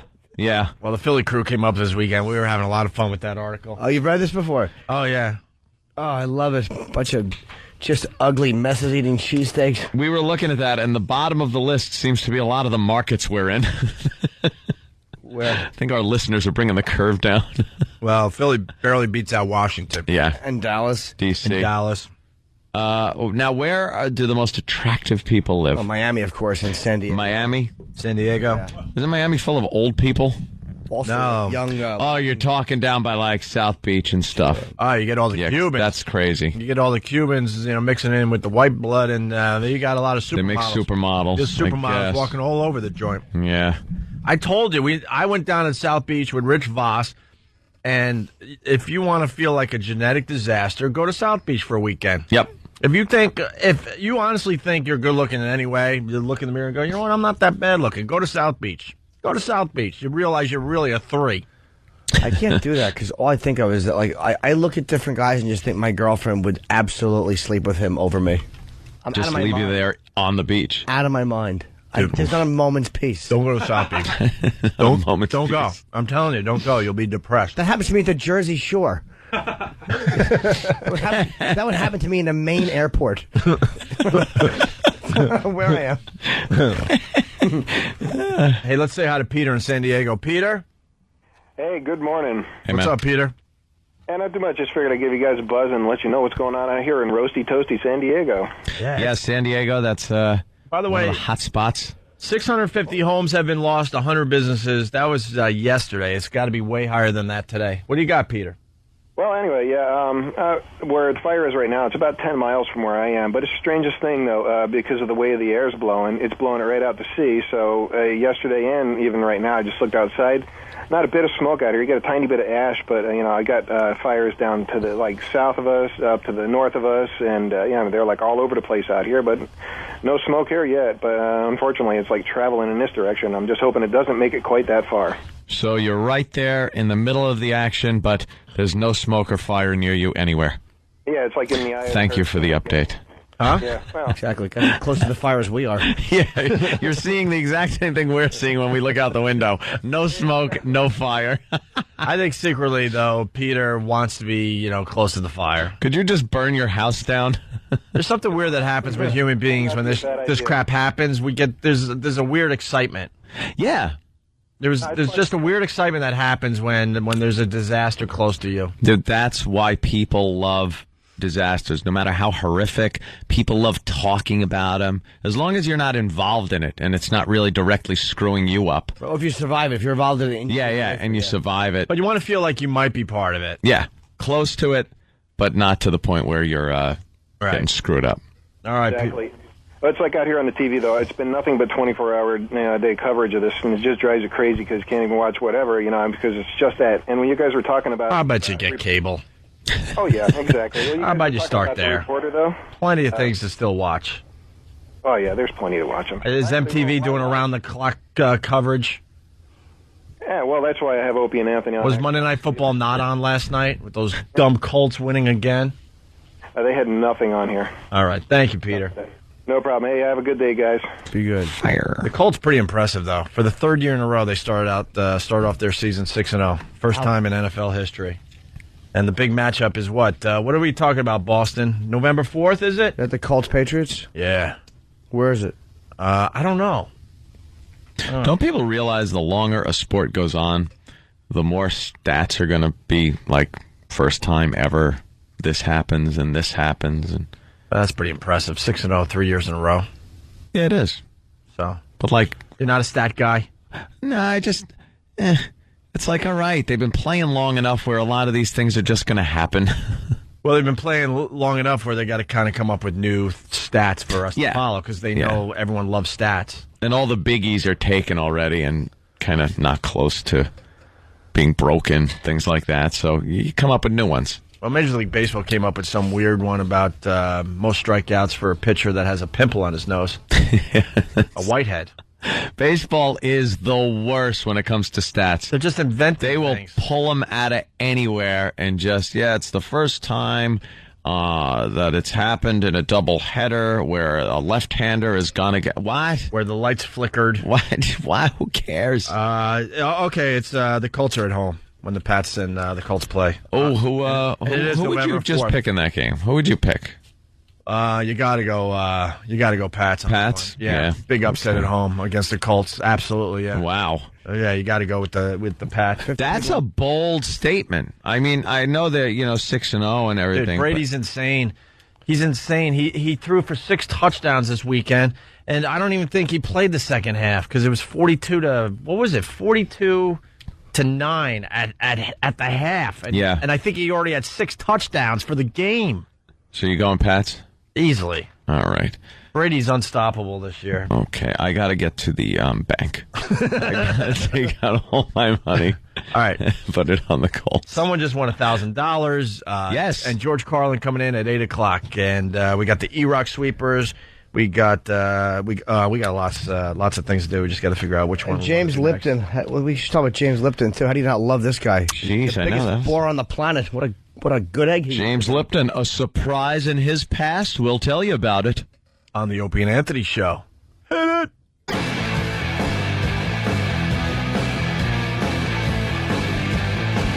The Prize Pigs could stop calling. We gave away our $1,000 for today. Dunsky. We now need a new sound for tomorrow's contest. Go away. Who won, by the way? A guy named Stewie? Stewie. Congrats, Stewie. You got $1,000, courtesy of the Opie and Anthony Show. And we'll figure out the next sound. I hate when my fruit gets here right after the break. Because then I got to just stare at it. It's juicy goodness. My eggs fruit. Sit here and fruit. My eggs are just going to sit here and get cold. Fruit. Huh? My eggs are just going to sit here and smell like farts and get cold. Cold eggs. It's the Opie and Anthony Show. We got George Carlin in a few minutes. What else is going on today? You got... Besides the ugly people in Philadelphia. Hey, leave them alone. Leave them alone. Leave Philly alone. Why? Well, Cleveland Indians, after that disgraceful collapse, they returned home to Cleveland early May, and this is beautiful. They were sharing hugs and tears, and there was one lone fan at Cleveland Hoskins International Airport at 4 a.m. to greet them. One fan showed up? Yeah, fat lady, I guess. Barb Kowalski. Barb. No one named Barb Kowalski. Oh, Barb. to be sexually attractive in any way. No, God bless Barb. She wanted them to know that the team was loved and that she represented the fans who couldn't stay up. Right. Which apparently was, I don't know, what is it, 60,000 a game show up, and not one could stay up. Not one works the night shift. Was she killed by monkeys? That would be funny. We know it's going to take a few more days to get over this. Well, she's really stretching this out into a long grief period. Look, at least till 6 a.m. we'll all be upset. But everybody in Cleveland knows we love the United. Just drivel. It's so happy. Oh, they must have been like just getting off the plane and looking and going, oh, this is great. One fan. Look, not to knock Cleveland. I love Cleveland. But when you think you're going to the World Series and you realize you're not, and you and then you land and it's welcome to Cleveland, you're like, I wouldn't mind if I was going home to L.A. or something, but... Yeah, they kind of had it in the bag, and oh well. Yep. Sox do it again. Go Sox. Yeah, I want to see them, too, instead of those dumb Rockies. I don't know anything about the Rockies. Exactly. Cares about Colorado. It's high up. And I pride myself on knowing a little bit about some sports. And I don't know crap about the Rockies, and I don't want to learn about the Rockies. I don't either. I get it. They named it after the mountains. How regional. Oh. All right, a few things. We're waiting for Jill Nicolini to call in. She's the traffic girl here in New York City. We have named her news channel Jill TV because it's all about her. It's just a matter of time before she'll be an anchor because she's good to look at. It's not really news. No, I don't even know what she says every day. We just look at her outfits and go, wow, she's looking hot once again today. You know, she's a lovely girl. With those big boobies. But she did something to her ankle. Yeah. Apparently she says she broke it getting out of her car. Yeah. We beg to differ. She probably slipped on an album, Running for More Coke. In 1978 album. What's wrong with me? No one has done coke off an album since the late 70s. Album. Hey, Jill. Hello. What happened to your ankle? Jill. We're watching you on TV. We see a crutch. I have crutches, yes. I had a hairline fracture in my left foot and some multiple contusions, they're telling me. So it hasn't been a happy day. Now, how did this happen? Well, I got to work yesterday. I drove in from Long Island. And, I kind of fell out of my car yesterday morning at about 3. You broke your ankle getting out of your car? You fell out of your car. How hungover were you from the Bordy Barn? The 45. No, actually, I was in Freeport, but I wasn't hungover. I did. I parked the car, and I kind of tripped getting out, and I stumbled, I rolled, and injured my elbow and my left foot. Oh, man. Did you make a sound? Did you look around to see if anybody was watching you? Did you look real silly? Of course, I felt so stupid. She's like Dudley Moore and Arthur getting out of the car. Yeah. Falls out of it. You got to learn how to, fall forward. Got plenty of cushion in front there. Tuck and roll, Jill. I wish I had a better story. I'm sorry. Hey, is it broken, or does that mean broken or no? No, it's a hairline fracture, and it's multiple contusions, so it's just very swollen and sore, and it's in a little booty. It's all wrapped up, and... I spent a few hours out at the hospital yesterday. My executive producer came with me, which was really cool of him. So now, how long are you going to have to wear this? A few days. I got to call the orthopedic doctor, get an appointment, get another X-ray, and see how things go. The big question, Jill, is Dance Friday in jeopardy? Absolutely not. You're a trooper. Whatever happens, no matter what. I could be in a full body cast. We're still doing Dance Friday because you know why? Why? It's one of the most important segments we have on the CW. Of course it is. Yeah, why talk about the fires when you got Dance Friday? We will stop doing everything to point out that Dance Friday is happening and you're dancing. Well, thank you so much. I appreciate you guys. And you get the girls joining you in with you. It's just it's a wonderful thing to look forward to on Friday. And I was hoping the broken foot wouldn't affect it. You guys are a mere. Go ahead. So when are you going to take me up on my offer? I invited you down to Dance Friday, and if I can't have you, since you have to be on the air, guys, why not Steve C? I told him he can come. No. We'll send our own E-Rock. E-Rock, Dance Friday. You're doing Dance Friday this Friday on Channel 11. That would be fantastic. For E-Rocktober, have E-Rock dancing on Dance Friday. Yeah, but he has to wear Opie and Anthony stuff, okay? Absolutely, let's hook it up. E-Rock, you're on for Friday. All right, E-Rock, we're going to make all the appropriate phone calls that need to be made. But you got to let him know we have rehearsals about an hour before. Okay. Make sure he gets in at about 6:30. All right, expect him at 8. Make sure there's some treats for him to eat. Oh, absolutely, and you know what? You guys can even pick the song out. Oh, what do we Nice. want E-Rock to dance Something really bad. I'm too sexy for my shirt. Too sexy. It's Raining Men. Oh, yeah, that was good. That was good. All right, we'll figure one out. We'll have the listeners figure it out. All right, Jill, what did they, Vicodin, what did they give you?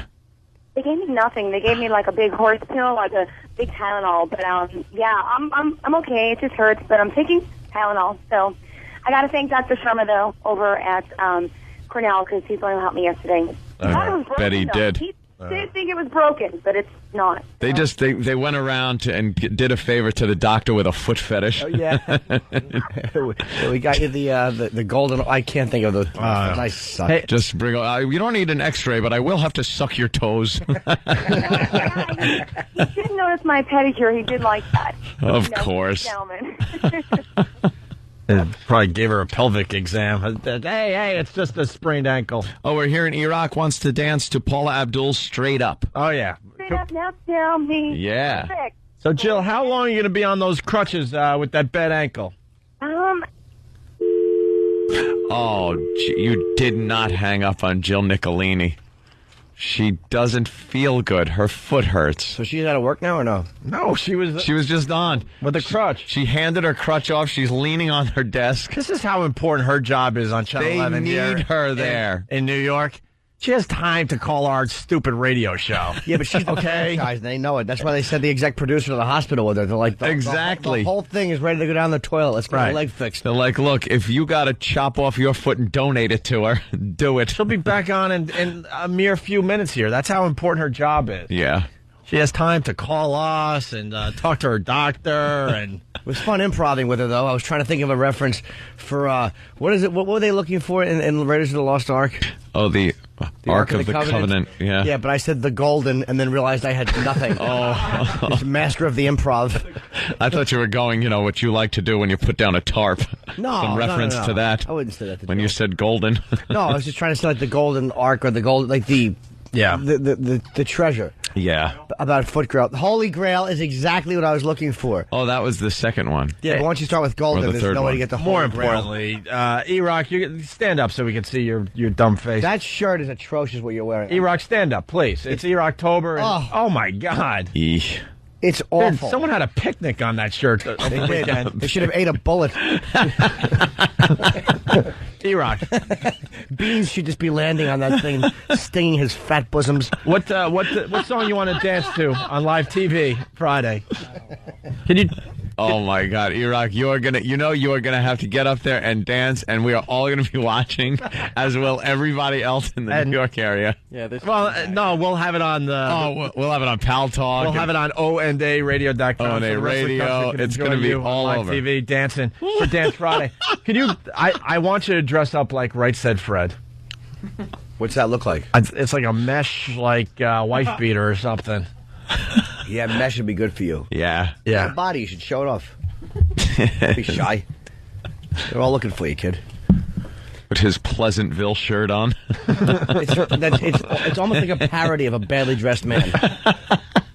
E-Rock, you going to do us proud Friday? Yeah. All right? I'll do good. You got to have some Opie and Anthony stuff on. This will bring back the assault on the media officially. What kind of moves are you going to do? Yeah. I don't know. Do you dance at all? No. So, you're going to dance with Jill, so you're going to throw your arms around, and what are you going to do? I don't know, but I'm going to need some big help before Friday. A few dance lessons or something? No, she's going to be on screen with you. No one's going to be looking at you. They probably will. They'll be like, why is Jill dancing with Pugsley Adams?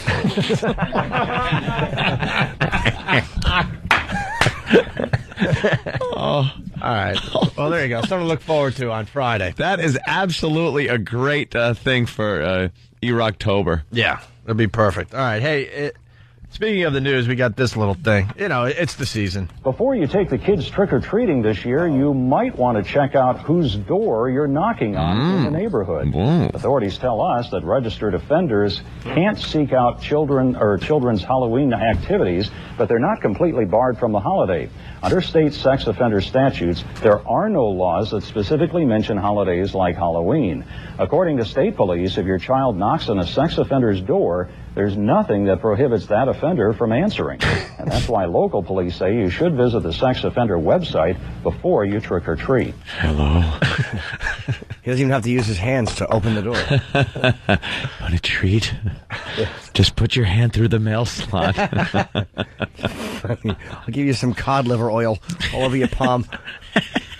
Give me one case of a sex offender grabbing your kid and dragging him inside his house. Give me one. On Halloween. One case. Yeah. The news makes it sound like this is some crazy epidemic. I'll tell you what happens. The sex offenders are smart. They have all the candy for the trick or treaters in a pillowcase. Yeah. And they hold it really close to their bodies, and they probably make the little princes and cowboys fish in there for candy. Yeah, go ahead. Get a good one.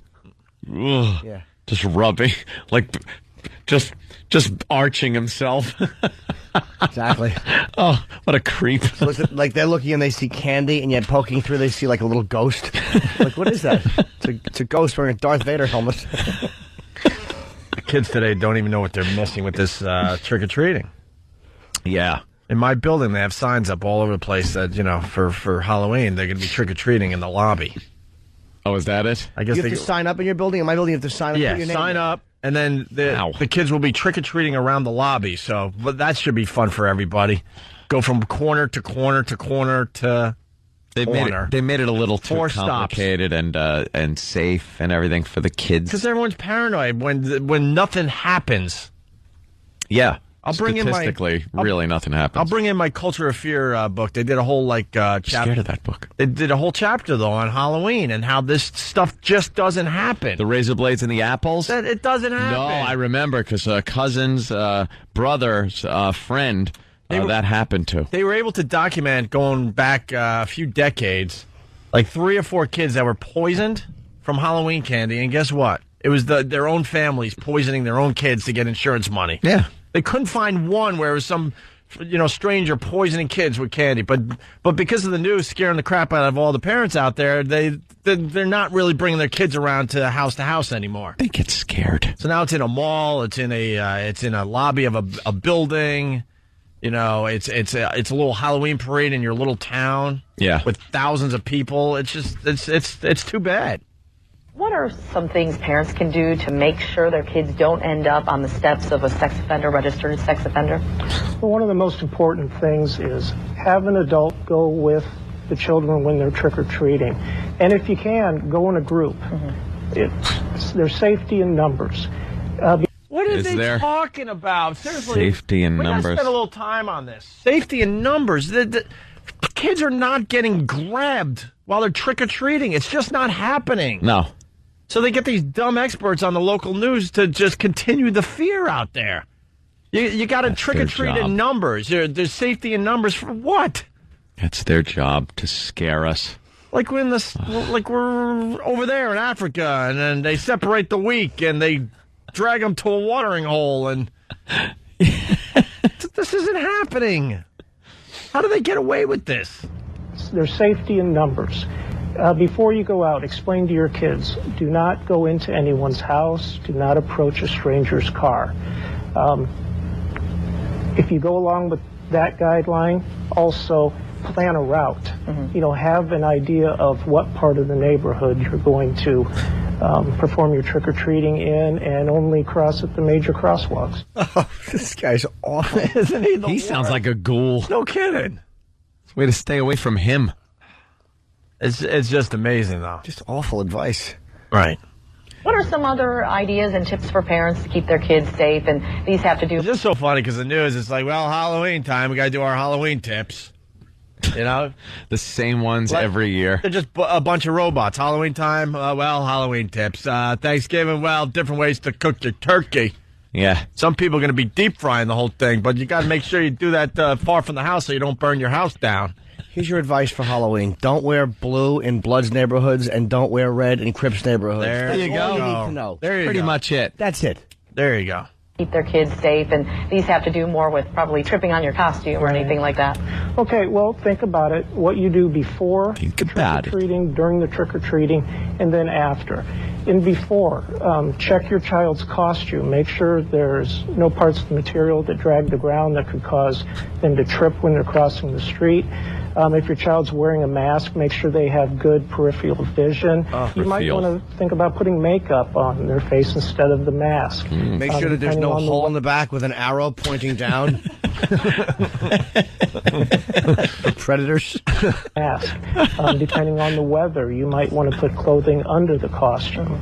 It's a good idea to let your child carry a flashlight or a glow stick, or maybe have some part of their costume that's reflective. Yeah, that goes light. good with realism of those a are some costume. other tips you can do prior to Try to be a princess and carrying a cop flashlight. Yeah, right. That's exactly it. Oh, it's just so dumb. Ooh, I'm a vampire who can't see in the dark very well. You got like one of those things that Voss uses to read the menu. One of those like magnifying glass things that lights up. You put in your wallet if you're over 50. Is he really doing that now? Of course he is. Oh, He should boy. be killed. Hey, we need the help of the listeners. We're really looking for Halloween fear. Local news, they're starting their Halloween fear stories. Please send them in if you have a good one. Please. Yeah. Who do they send them to? Danny? Danny at foundrymusic.com, FOUNDRY music.com. And we'll have that email address on ONDAradio.com because it's that time where the news tries to scare the crap out of you. Halloween fear. And none of this stuff ever happens. It just doesn't happen. No. But for some reason, they feel like they have to scare the crap out of you and your kids every single year. Hey, it's 80s New Wave Tuesday. Yeah, go dance, E-Rock. We got a brand new one from Tim. He just brought it in. If you guys know so much about women, how come you're here at like a gas and sip on a Saturday night completely alone drinking beers? No women anywhere. Let's 80s New Wave Tuesday. Hungry like a wolf. Turn your back on Mother Nature. Everybody wants to rule the world. Spengler, I'm with Venkman. Oh, you got slime. That's great, Ray. Save some for me. I remember a soldier sleeping next to me. Riding on the metro. 80s New Wave Tuesday. Bunch of retards we work with. We don't even know what we're doing. 80s New Wave Tuesday, but it's just fun to hear these guys sing their 80s songs every week. Very good. All right, when we get back, the great George Carlin. Yes. Celebrating 50 years in the biz. Yes, doing signings today and tomorrow here in New York. Yeah, we can't wait to talk to George Carlin, and we'll do that next. It's Opie and Anthony. Oh, do you got a sound for tomorrow, Ant? Oh, yes. All right, for the prize pigs out there, if you want to win $1,000, you got to listen for this sound tomorrow between 7 and 7:30. Would you? Very good. One more time. Would you? There you go. If you hear that tomorrow between 7 and 7:30 and you're the 10th caller, 877-212-ONDA, you're going to win $1,000. And that sound will be up on ONDAradio.com if you're a little confused, okay? Right. All right. You're checking out the Opie and Anthony Show. We're already having a great time with George Carlin, and we're just getting back on the radio. Now we got to say all the stuff we were saying during the commercial break there, George. I'm just watching Fan move the microphone in front of Carlin like he doesn't know how to work a mic. Oh, Fan. Trolling for fish or something. We want to say it to your face. We're fortunate enough to interview a lot of people with this radio show. Sure. And every once in a while, someone comes through that door where we're like starstruck and a little freaked out, and you're one of those guys. And it's only a handful of times this has happened over the years. Thank you. Now calm down. Right. We're all obviously huge fans, and we love everything you've done. Very nice. I really appreciate it. 50 years, right? 50 years since I went into radio in 1956. Wow. Top 40 was just starting. Rock and roll was just starting. I was 18. And I had the advantage of having a car down in Shreveport. I was in Shreveport, Louisiana. I was in the Air Force. And I could go out at night and tell the chick, hey, you want to hear a song tomorrow? I'll dedicate it to you. What do you want?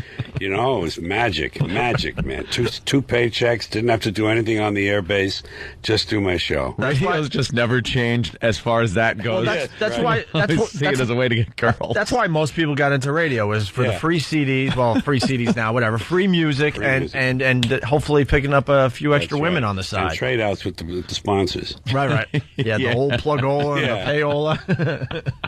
What was radio must have been a hell of a lot different back then than it is now, especially. Did you have freedom to really talk and say what you want? You didn't have a PD up your... it was the first stage of Top 40, so personalities were still in play. Mm-hmm. And you had a kind of a persona on the air, and they set your pictures out, you know, and all that. And I was a young guy, so they wanted, you know, we had a lot of young listeners, naturally. And so they wanted to have like a fan club and all that stuff. And the thing about it was our radio station was a daytime. Dig this, it was a daytimer. That is to say, it went on the air in the morning, went off in sundown. Because that was the way you did it, some of them. 1,000 watt. And we had to gain our audience back every morning. And we had a 52 hooper in a 9-station market. A 52% share of the audience at a 9-station, a hot radio market, Shreveport. They had a big CBS station with Louisiana Hayride, had a lot of great radio stations, and we were number one. But we had an owner who hated rock and roll, but he played it. But he also played Ray Anthony and stuff like that. So it's schizophrenic. And you could choose everything you wanted. You know, you had top 30, you had the newcomers, and then you had oldies and dusty discs and all that. But it was up to you. You know, yes, you can make you your would own pick program. it. And then what about like talking between the records to get some of your personality in there? It wasn't just time and temperature and label and artist. Right. It was, you talk about whatever you felt like, and you could play around. I used to any live spots, I always had fun with them. I would do them in foreign accents, or I would do them as characters, you know. So, it was a lot of freedom. Yeah, now oof. Yeah, it's a business, which I think Ope says it a lot when he got into it. Even you know, it was a bunch of guys just kind of hanging out, especially FM radio. FM radio, they hired you because you smoked pot. No, I'm serious. And the album-oriented rock stations in the 70s, especially, they hired you because you were one of the guys, and you would smoke pot and play whatever the hell you wanted, and then someone figured out, whoa, we can make money off this. That's right. Which turned out to be a bad thing in the end. They called it underground radio for a while. Sure, it was underground radio. I used to listen to old air checks, and you hear these guys, they're completely stoned, looking out the. I mean, you hear it on the radio. They're like, I'm just watching the snowfall.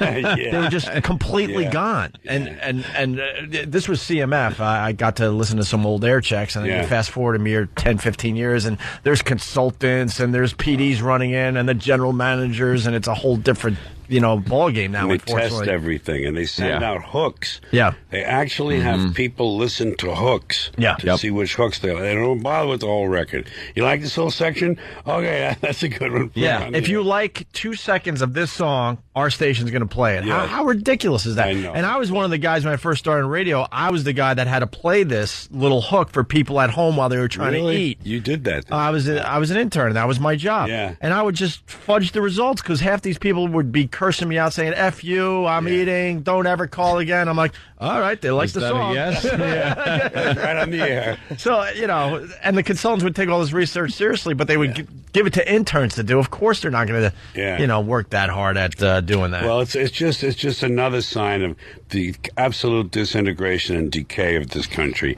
It's been in its death throes, since World War II.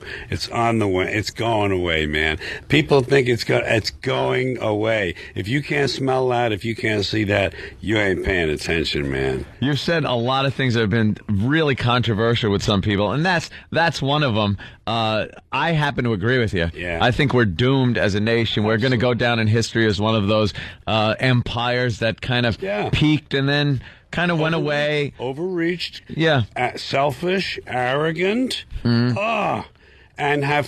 now we have things like tequila lollipops, and I counted. In the car wash about a couple of years ago. By now, I counted of all the ways you could change the smell in your car.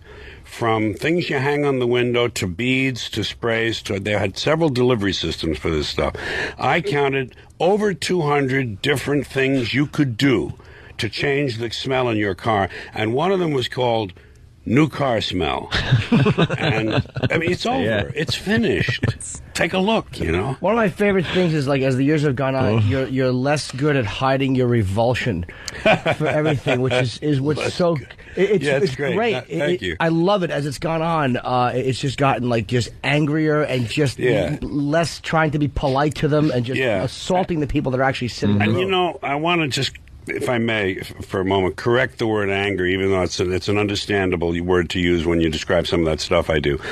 It's really a disappointment and a disillusionment and a contempt for people, this country, and the human species, either one you want to take, the American nation or the human species. We were given great gifts, this mind, this brain that we have as humans, and the wonderful gifts in this country. And we have squandered them, made all the wrong choices, organized ourselves poorly. We believe there's an invisible man in the sky who's running things, and all we want is the latest gizmo. We want a cell phone that'll make pancakes. If we can get that, we're going to be fine. And it's just absurd. And what it is, it's a frustration. You know, it's not an anger. You intensify it on stage, and it reads as anger. I know that. But I don't live an angry life, and I look at this, and it's an amusement to me. This big world, this big round globe, is theater in the round to me. I'm just here for the show. And you got an outlet. You could go on a stage and kind of spew what you're seeing out there. And we have an outlet. We get to do a radio show, and we point out a lot of stuff that's going on. You have the immediacy going for you. You can get right on it the next day. I think I would go insane if I wasn't able to just go on the radio and talk about all the craziness that's happening around us. I really do. We were talking about the news and how it is just deteriorated from, when I was growing up as a kid, you'd see Walter Cronkite on the news. It was a desk, it was a clock, it was Walter. And you pretty much believed him. You know what he was saying. You felt he wasn't trying to pull something over on you, whether he was getting accurate information or not. He was just reporting the news. He never got up and danced. I never saw him get up and dance. He never needed flashy graphics, and he never teased what was coming up next with some kind of deadly disease or there's a toy in your house that could kill your child. We'll tell you about it in 4 hours as your kid plays with toys. It's just this thing, this business to get people to tune in and keep tuning in. It's an entertainment show now. I once heard a 7 o'clock news tease that said a prominent senator. No, it was during the entertainment hours. It was during prime time, like 8:30, something like that. They said prominent senator dies. Find out who at 11. I wrote it down. It was so right. Yeah. Hey, we have to play some of these news teases for George. I think he would really appreciate it. Oh, a couple of the Hall of Fame ones that we picked. Yeah, we make fun of the local news and their news teases, right, George? Yes. And you might want to put the headphones on so you can hear this, or put them close to your ear there, whatever you want to do. I'm not going to tell George Carlin what to do. This is the thing to tell me what to do. Yeah. But what we do is we collect all the news teases that come into our show, and then we make a Hall of Fame. The best of the best so far. Okay, we've only been doing this about 2 years, and I think we got like 6. We'll play a couple for you, like this one. One city wants to pack all their sex offenders into a 3-block area. Problem is, it could be right next to your house. All the sex offenders, 3-block area, right next door to you. Right next door to you. That's 3-block area, small city. Right.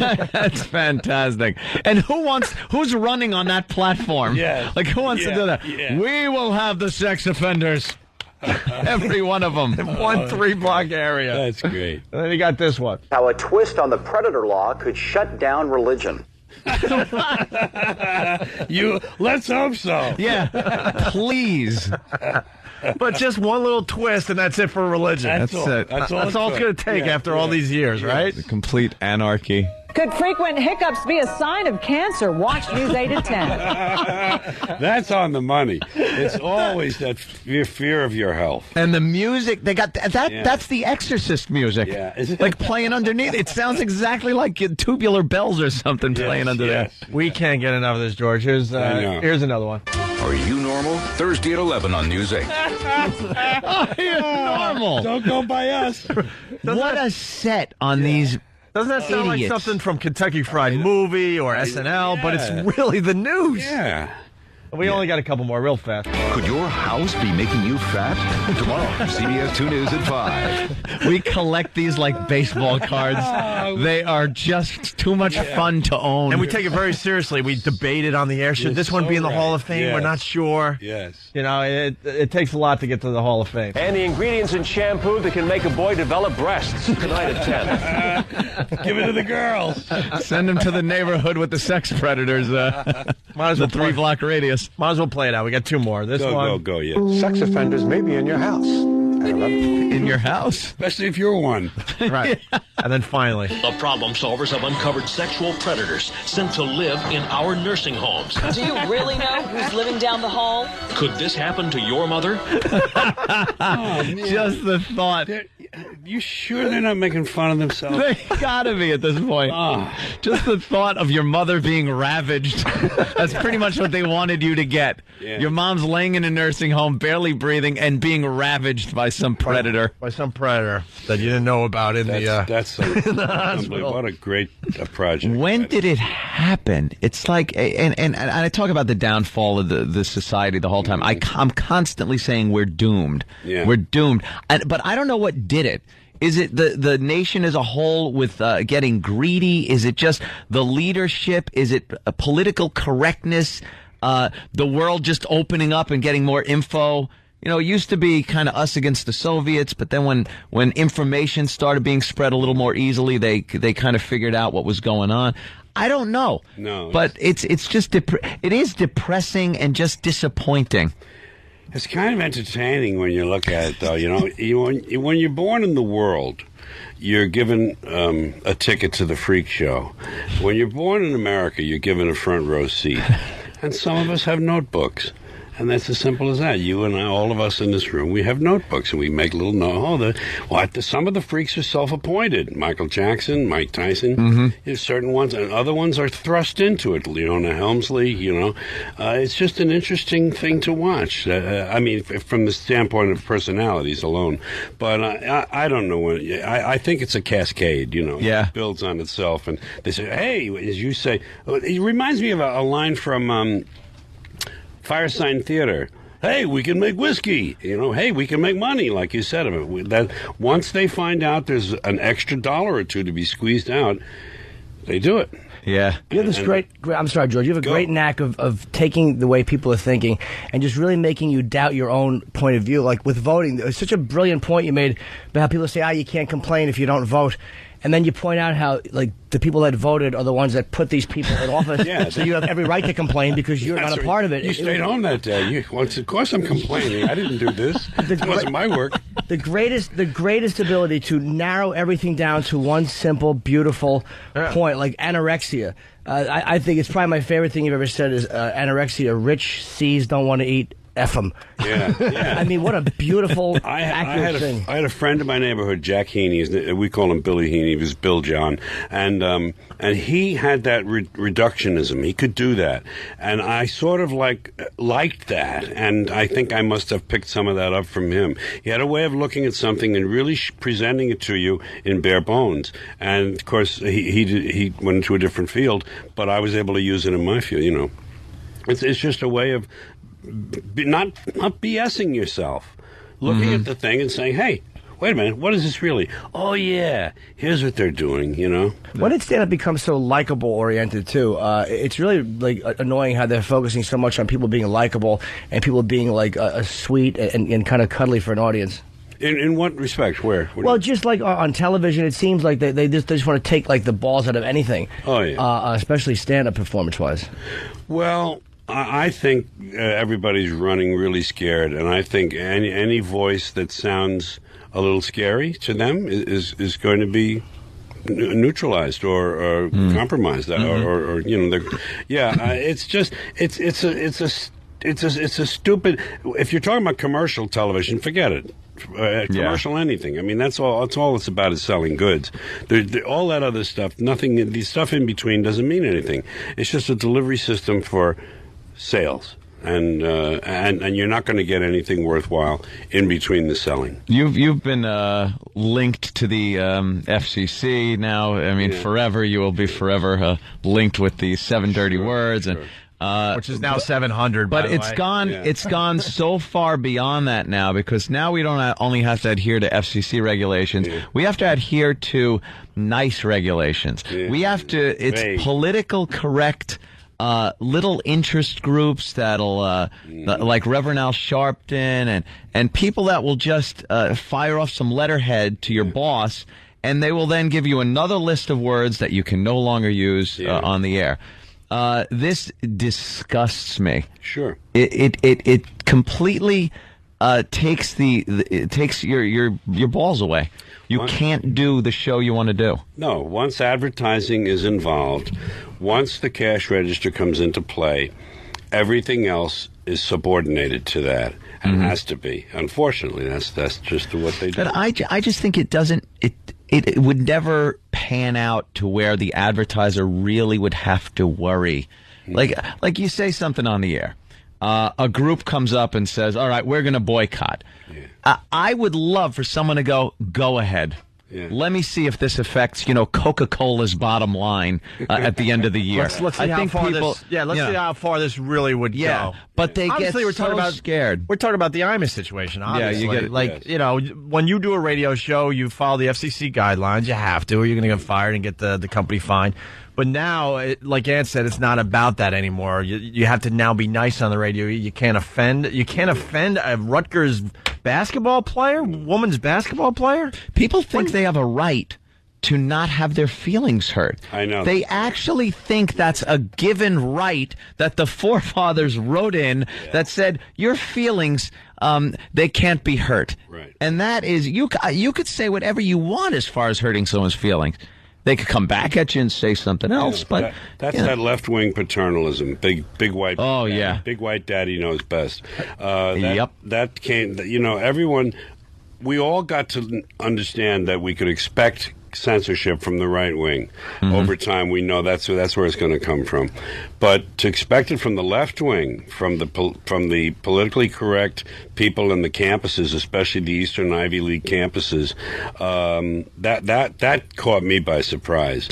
I mean, isn't that the guys, the people you grew up with that were going to, really change things and had this freer thinking, and then it just turns out to be a bunch of phonies. Right. Just like you said, paternalistic. The conservatives have always hid behind family values and religion, and it seems like what the liberals hide behind is things like hate speech. Like that's how they get you to kind of not say what kind of smashes their ideology. Yeah, it's this country went off the cliff, and it's just in free fall now. It's just we're waiting for the Big Bang to happen, and it's so wonderful what nature is doing to smack us back. This arrogant species who overbuilds, overreaches, overuses, wastes, just completely lays waste and despoils everything it touches. 3-wheel vehicles, all-terrain vehicles. We're going to go everywhere there's some sand. We're going to make a mark, and we're going to make an ugly mark, and then we're going to not worry about it, and we're going to come home, and we're going to barbecue. It's just a sick, it's disgust in my voice you're hearing. Welcome to disgust. You had a great take on the beheadings. Everybody's like, oh, how horrible they are. And you said the beheadings, when you said, F them, stay out of another man's country, Jack. Yeah. I'm like, God damn it, that was a good point. If you don't go to Iraq, you don't get beheaded. So now you know that. Put that on your list of stuff. Stuff not to do. Yeah. What a great thing to say, though.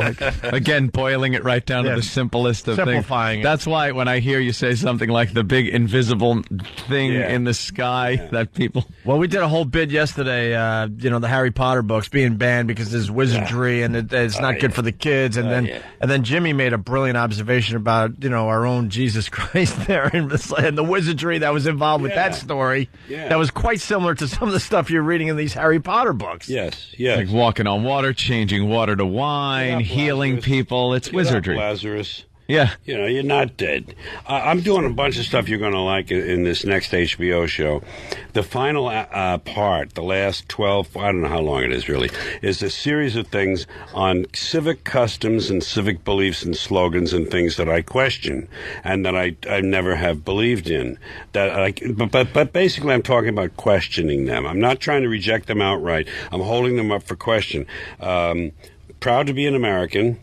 God bless America. Swearing on the Bible. Taking off your hat when the flag passes by.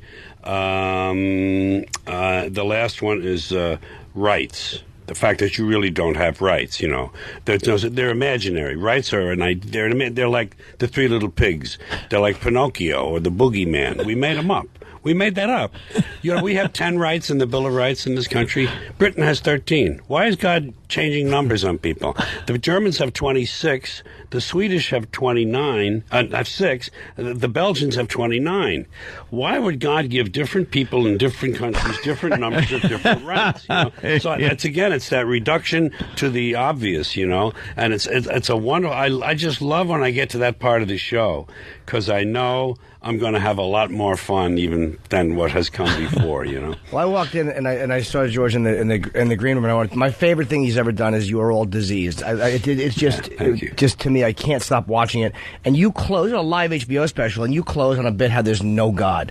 And you say that at the end of the joke, like the bit's very funny, and at the very end, you're like, there is no God, never was, not one. And I'm like, what balls? Close a live HBO special saying that. And I think I said, and if there is a God, may he strike this audience dead. And then I put it on myself, and I said, see? You know, he's afraid.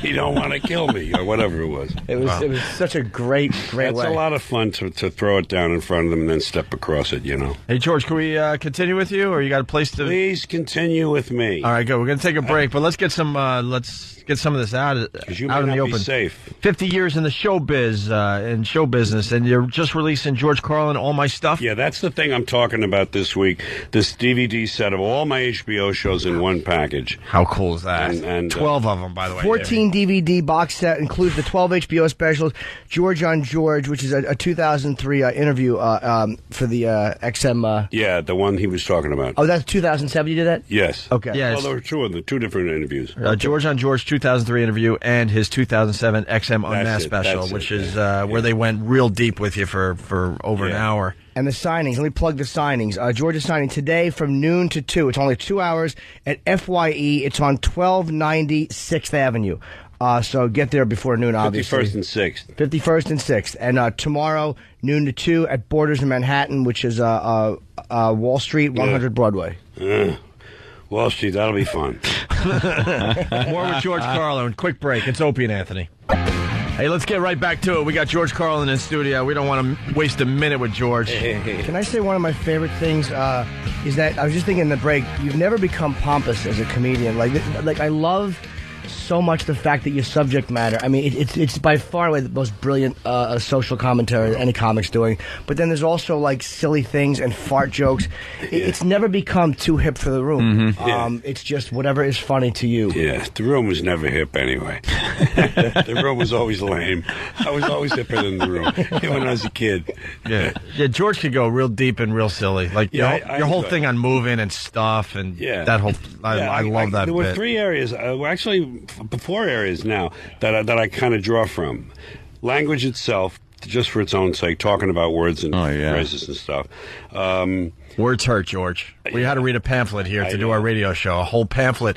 I didn't mean to interrupt you, but you just brought up some that I think you would appreciate. I think you would appreciate this. That's why I jumped in here. Yeah. We with the political correctness and stuff. Yes. They handed out this pamphlet about how words hurt. Called Words Hurt, and we had to read different stereotypes and how they're used, and we shouldn't use them. And we're at a point now on regular radio where I can't go into Chinatown and speak to somebody and then convey the conversation here using the accent of the Asian gentleman, because an Asian group will write in and say I'm doing a stereotypical accent. No, I'm imitating the guy at the store I was at. Yeah. You can't say that. I could go to any other store and go, yeah, I was talking to a salesman, and he said, well, that shirt looks a little big on you. That's right. I could do that, but I can't talk about how the egg foo young isn't done yet. Right. So this Words Heard, it was a pamphlet. We read every word on the air. Really, yeah. And made a huge joke out of it, and then we get in trouble for making a joke out of it. We're like, you're going to drive us insane. We can't take this stuff seriously in what we're doing on our radio show. Words have become so so empowered. People have become very, very nervous. Where are the 4 places you draw from, though? English language, social commentary, kind of. I think that's the best word for some of that stuff, because it's not political, really. More like social. And silliness, and observations, like about stuff, things that universalities, things we all know, and therefore you have half the job is done with the audience because they already know the premise, and all you have to do is kind of then take care of business. I think I started throwing stuff away after listening to your stuff bit. Like, we just collect stuff that just means it's nonsense. There's an interesting thing about something that someone gives you. It's very hard. Like a year after your aunt gave you a bad-looking clock or a dumb thing for a lamp, a year later, 2 years later, 10 years later, it's real easy to be in storage and say, get that out. That goes in the big pile over on the left. That's going to Salvation Army or Goodwill or whatever. But you know what's really hard to do? Throw it away the same day she gave it to you. And it's the same clock, and you feel the same way about it, but your conscience won't let you take it and put it in the dumpster when she leaves the house. It's very interesting. Enough time has to pass, and then you feel, okay, I can throw this away now. You're so right. That's really right. Throw it out with the gift wrapping still on it. That's right. Yeah, or just say, why don't you meet me in the back? Meet me back by the garbage cans when you get to the house, because I wanted to make it easy for both of us. I throw stuff away now, and people get outraged, like, you just got that for your birthday. I'm like, they will never know that I just threw their stuff out. I'm not going through. Maybe that's where they're getting this stuff. Yeah, going through the dumpsters. What is it about just the passage of time that makes certain things okay when immediately it's just not?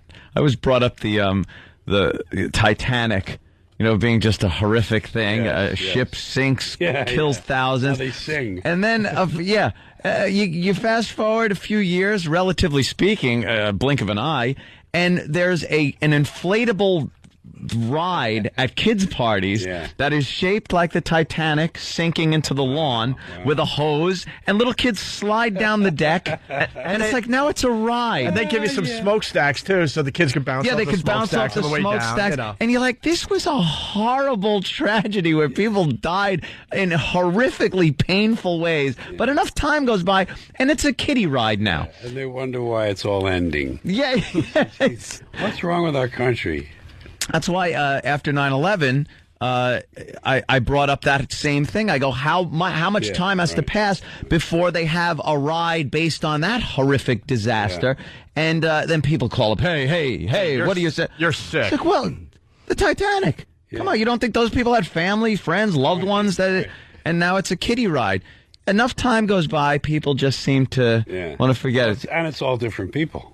Yeah. All different people. And I've also found that it's okay to show dead people if they're far away or if it's old in black and white. Like old World War II stuff, it's fine. You could show Japanese people just burnt to a crisp from a flamethrower. Right. And you can show dead people now as long as they're a certain a few miles away. Yeah. You can't show them here. Like they won't show American dead people in a car wreck or shooting. When the newscast tells me you may the footage we're going to show may be too graphic for you. Yeah. And I think not for me. What else do you have in there? You must have some more. Show me the raw feed. I start licking my chops. All right. I know you're lying. Where's the raw feed? I don't like that's an edit. And I something else I don't like when these local newscasters say. There's a woman in Los Angeles, and she said after any accident, or most accidents, the ones that follow the description I'm going to say right now, she'll say, well, thank goodness no one was hurt. And I don't agree with that. I don't like that's an editorial remark. Save that for the editorial page. maybe it's good some people got hurt. Maybe there are people who deserve to be hurt. Maybe we should have more people hurt. Well, who is she to decide this for me? Yeah. Tell me what happened, lady. That's what I want to know. That's why I tuned in here. I'll say thank goodness they weren't hurt, or good for him. Right. I hope he's dead. Yeah, they might be horrific people. Yeah. I like getting Carlin reports. Like once in a while, you'll see like a comic that will go to see you as you're working through the special. It's always funny to hear like the things that cause certain people to walk out of the room. And occasionally, over the years, I've gotten them from people like, yeah, he was doing this thing on abortion, and some woman screamed, "F you, George," and walked out. It's funny to know, like, even you, as who you are, you're still getting this crap on the road occasionally. It's funny that people will buy a ticket who only saw you on the Johnny Carson show in the 1980s or 60s or 70s or something. Yeah, there are people who... that's why I really don't like Las Vegas audiences. I go there for sound reasons, for my own travel, to let my markets kind of breathe a little, I go out 80, 90 dates a year. That's a lot. Every 2 years I go out to a place, and so I like to let them breathe, and I go to Vegas to earn some money.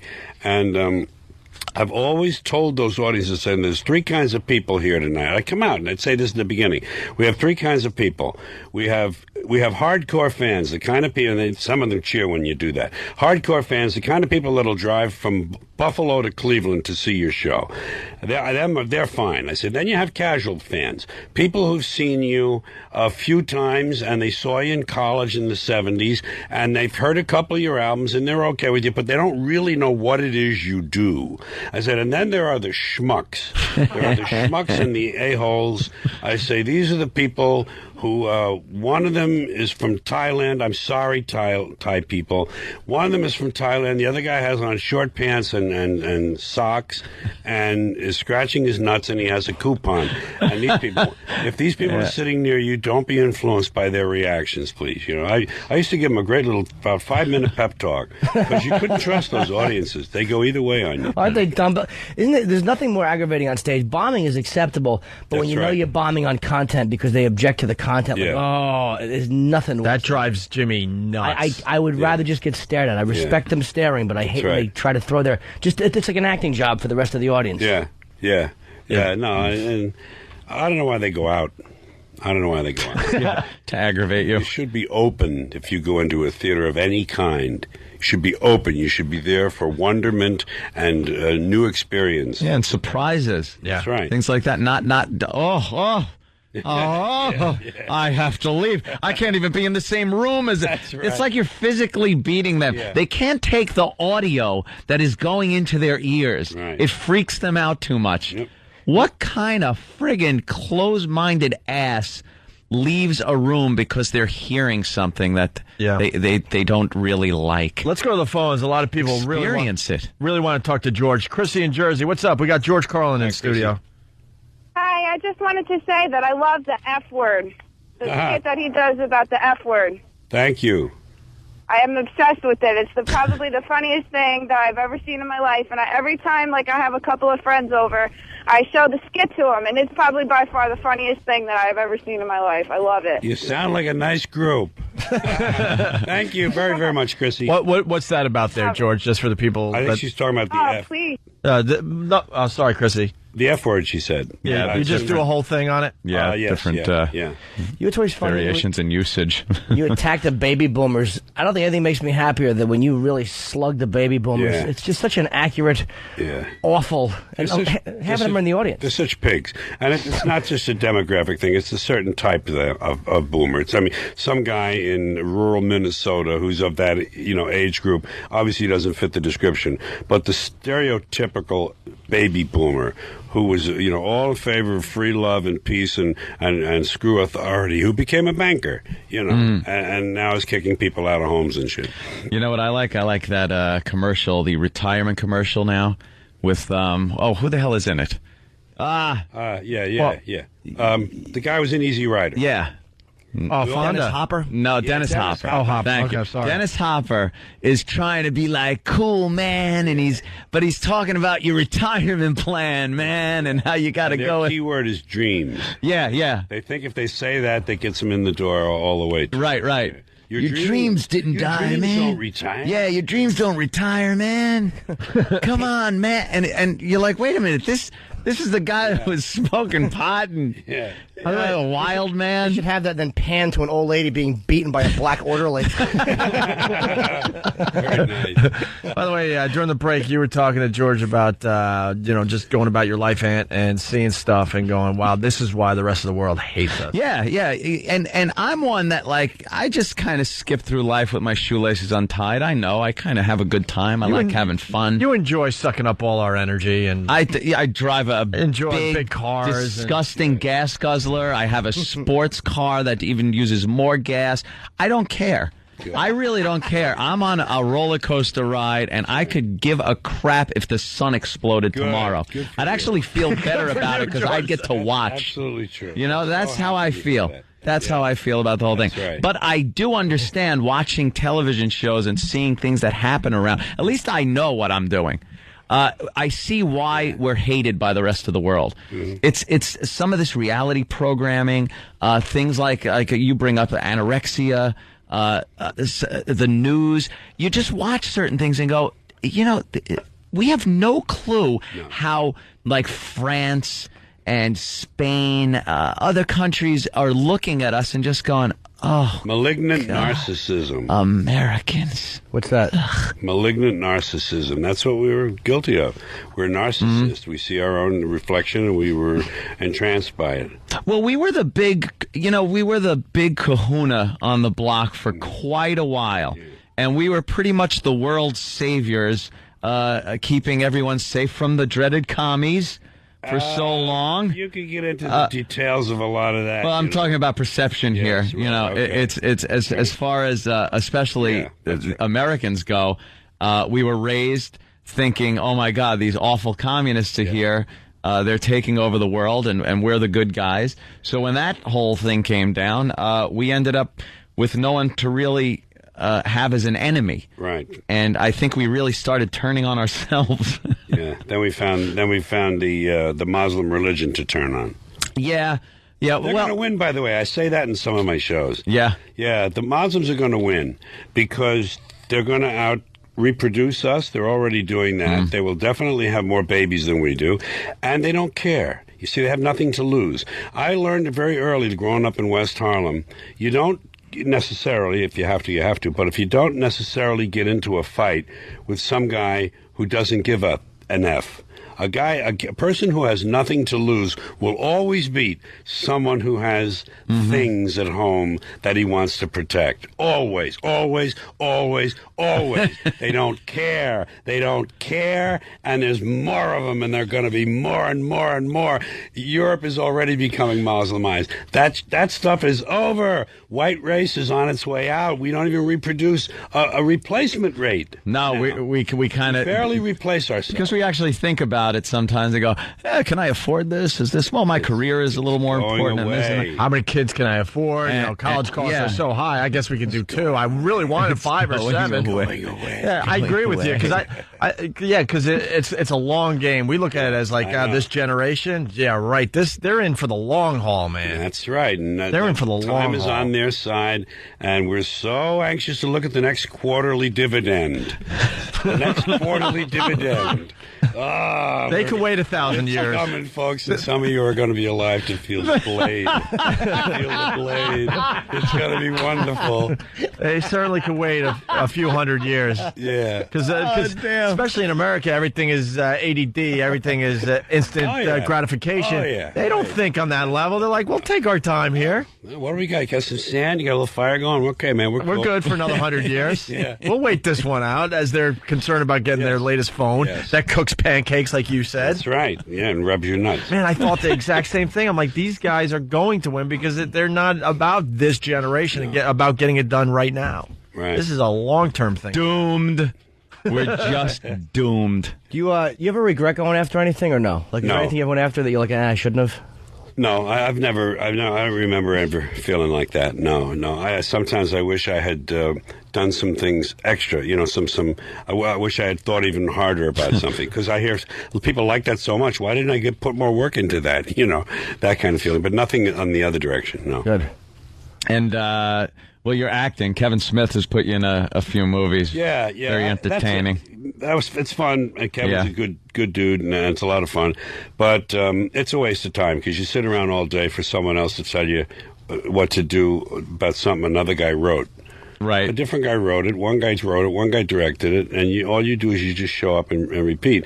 And I'd rather be sitting there writing stuff and going out and saying, hey, listen to this, where do you hear this? Yeah. Look what I did. Yeah, you don't seem like the kind of guy that wants to just sit around in a trailer. At 19 and had real tough, good acting coaches in New York, good teachers, good course, really learned technique and all that, acting would have been a great life. Mm-hmm. But that didn't happen, and you can't just say, I'll do that too. In my case, you can't. Yeah. Some guys do it. Some guys pull it off very well. George Carlin's show lasted, I think, one season. Was that? I'm sure it had some. Was the writing difficult because of what they were telling you above? Was it hard to go where you wanted to go? I knew it probably wouldn't have much of a chance, but I think I was 55 then, and I said to myself, I've had a lot of offers from different directions about sitcoms over the years, and maybe I ought to at least give this one shot so I don't say someday, gee, I should have tried that. I mean, I hadn't really turned into as good a writer as that was 15 years ago. And I'm a better. I didn't know I was a good writer then. I mean, I've had 3 books since that thing failed. I'm so glad that show went away. When that guy called me from Fox, I said, "Thank you, thank you so much for doing this," because I was afraid this would drag on for another year and then come to an end. I had a showrunner, creative partner, Sam Simon, who was a brilliant comic talent, but famously disliked by his colleagues in the business, and he admits that. And it was very difficult for me, and I think the cards were stacked against me. I wasn't part of the club. You got to be part of that club. That's a Hollywood club, and you have to work your way into it in certain ways. And coming in from the outside like that, it didn't work. And they didn't back my show. Fox didn't really back it. So that's fine.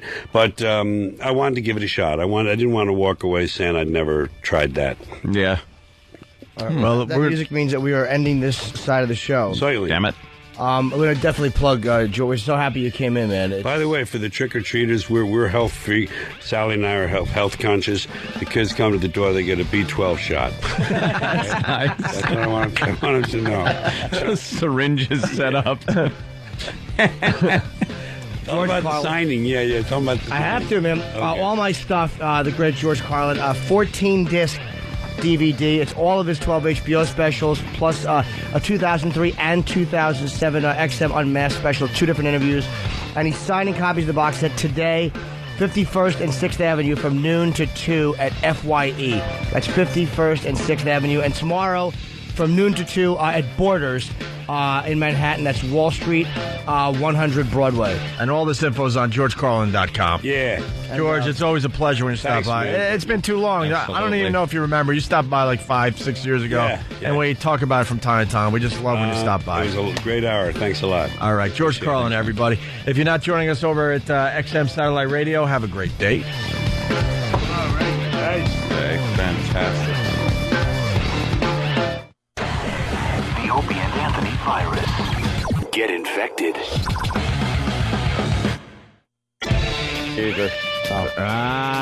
Welcome to XM Satellite Radio. Got my headphones on backwards. We should have asked George Carlin to come with us. I think he's got another interview with Rollins at NPR or something. Oh, stupid us. NPR. We're just assuming he has all the time in the world to hang out with Opie and Anthony. I'm so annoyed that I didn't ride the elevator down with him. I mean, I probably would have been awkward. I would have run out of things to say. I'm just a fanboy. Yeah, because it goes all nice and well on the air, and then you get alone in the elevator, and what are you going to do? What are you going to say? Dude, hey, I'm awful. Where are you going? Lobby? all I would have done is just quoted things he said that I thought were brilliant. I would have had nothing to add content-wise of my own. I'm sure he loves that. Remember you said that? That was great. That's all I would have said to him. Yeah, I remember that. But a Shut fucking up. fanboy. Remember when you... Yes, I do remember. Yeah. Have a memory. He was great, though. Rage in Southern California. He was. They said 300,000 people being evacuated from San Diego and L.A. That number went a lot of people. It was 250,000 yesterday. Another 50,000 today. Wow. They're running back for the border. Right. You ever been in that area? Tell you, a lot of the evacuees probably just evacuating back to their home country. Said, fuck it. I might as well go back home. Mexico. Bush asked for $46 billion more for the war. When it gets to those numbers, is it really money anymore? I'm like, fuck. It's not. I'm like, fuck, where is all this money? It's not real money anymore. It's like, we need $62 trillion to do... No, it's not money. It's like it's points. Start up the presses. Let's start printing up money. You can't do that. And then they explain why you can't do that, but you never really understand the explanation. Just print more money. You can just print more money, but it devalues it. Why? How are they? How is it devalued? It's just out there. Well, it's like making more diamonds. Like, if you could do that, the value of diamonds would go down. You just don't tell people. No, but it's not diamonds, it's money. The key is to print more money, but don't tell anyone you're doing it. And then just pay our foreign debts with that money. And then we all have more money. See, the mistake the government's making is when they do print more money, whatever, they tell you they're printing it, and then now the value is going down. Yeah, like just print it, but don't tell anybody, and just start handing it out on street corners, like free samples. Oh, you're thinking for the American people? Yeah, I'm just thinking, like, let's say oil is up to like over $80 a barrel or something. We want to buy a shitload of oil, right. And then we just print up a bunch of money and give it to them. Right. Now they have it, and we have the oil, and we just do that like for just things we need. Yeah. What's the problem there? But I should run for president. I'm a little distracted because, wow, another space shuttle's going up into space. Oh, and, is it going to launch right now in high def? And this is the first time that it's been launched?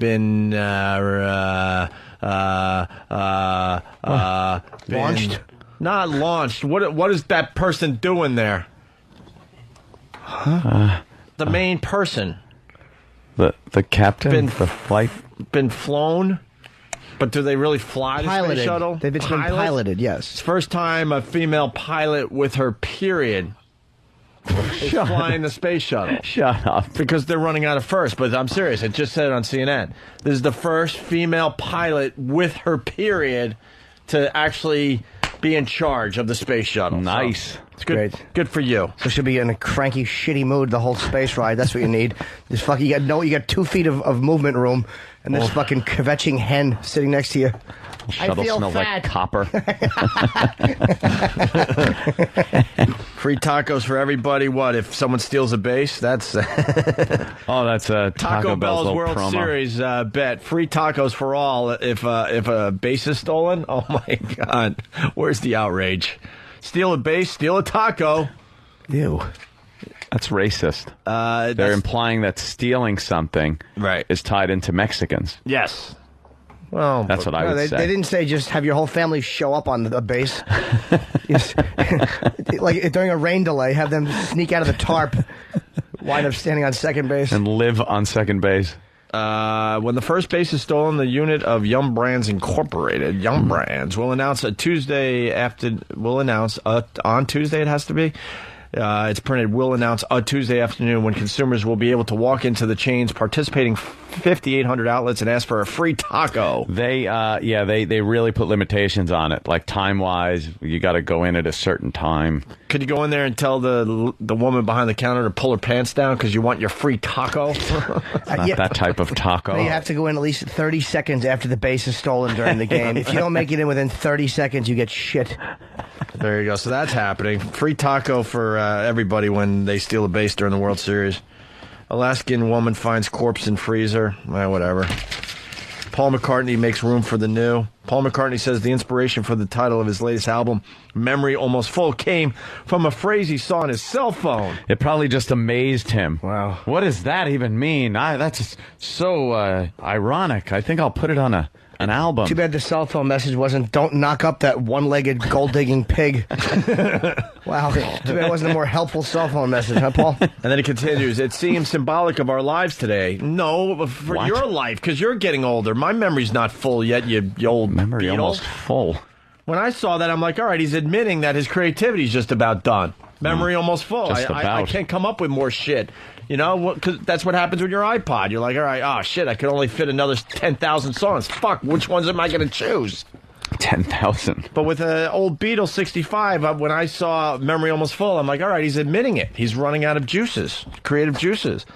But he says it seemed symbolic of our lives today, all of ours. Your messages are always full, and your mind is full, and it doesn't matter if you're my age or 20. Wrong.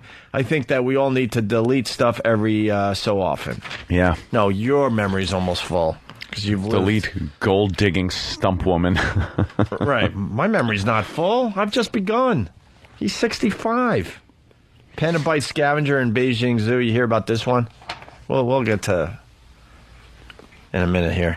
A panda bit a scavenger on his legs yesterday at the Beijing Zoo after the boy broke into the panda's habitat. Beijing media reported today. This is the fun part about it. The kid said that he knew karate and said, "Don't worry about it, I know karate." He was trying to make, I think, his YouTube video. An official from the zoo said a boy climbed into the park without buying a ticket and then jumped into the panda habitat. Media reports had conflicting accounts of his age, which either was 12 or 15. A witness surnamed Wang, Wang,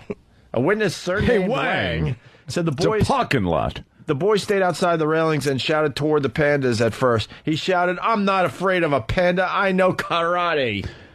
Wang said, and then he sat on the cement platform inside the railings and jumped into the habitat. Wang said the boy used a bamboo stick to tease the male panda Gugu, so the panda was enraged and rushed at the boy. The panda even followed him onto a slide and then bit him on the legs, Wang said. The boy cried for help. So much for the karate. And he took his legs out. And a foreigner tourist threw a bottle of drinking water towards the panda, which scared it off, Wang said. An official in charge of the panda hall then persuaded the panda into its cage and rescued the boy. They are about the cutest, vicious animal on the face of the earth is the little panda.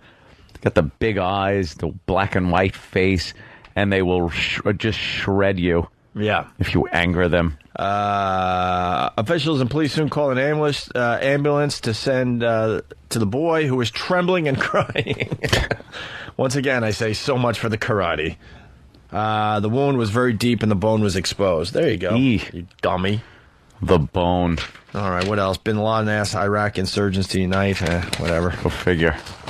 He should really come out with a surprising videotape or announcement. Just be like, the whole war thing is off. I like America. He should have been the one, announcing a free taco for stolen base. How great would have that been?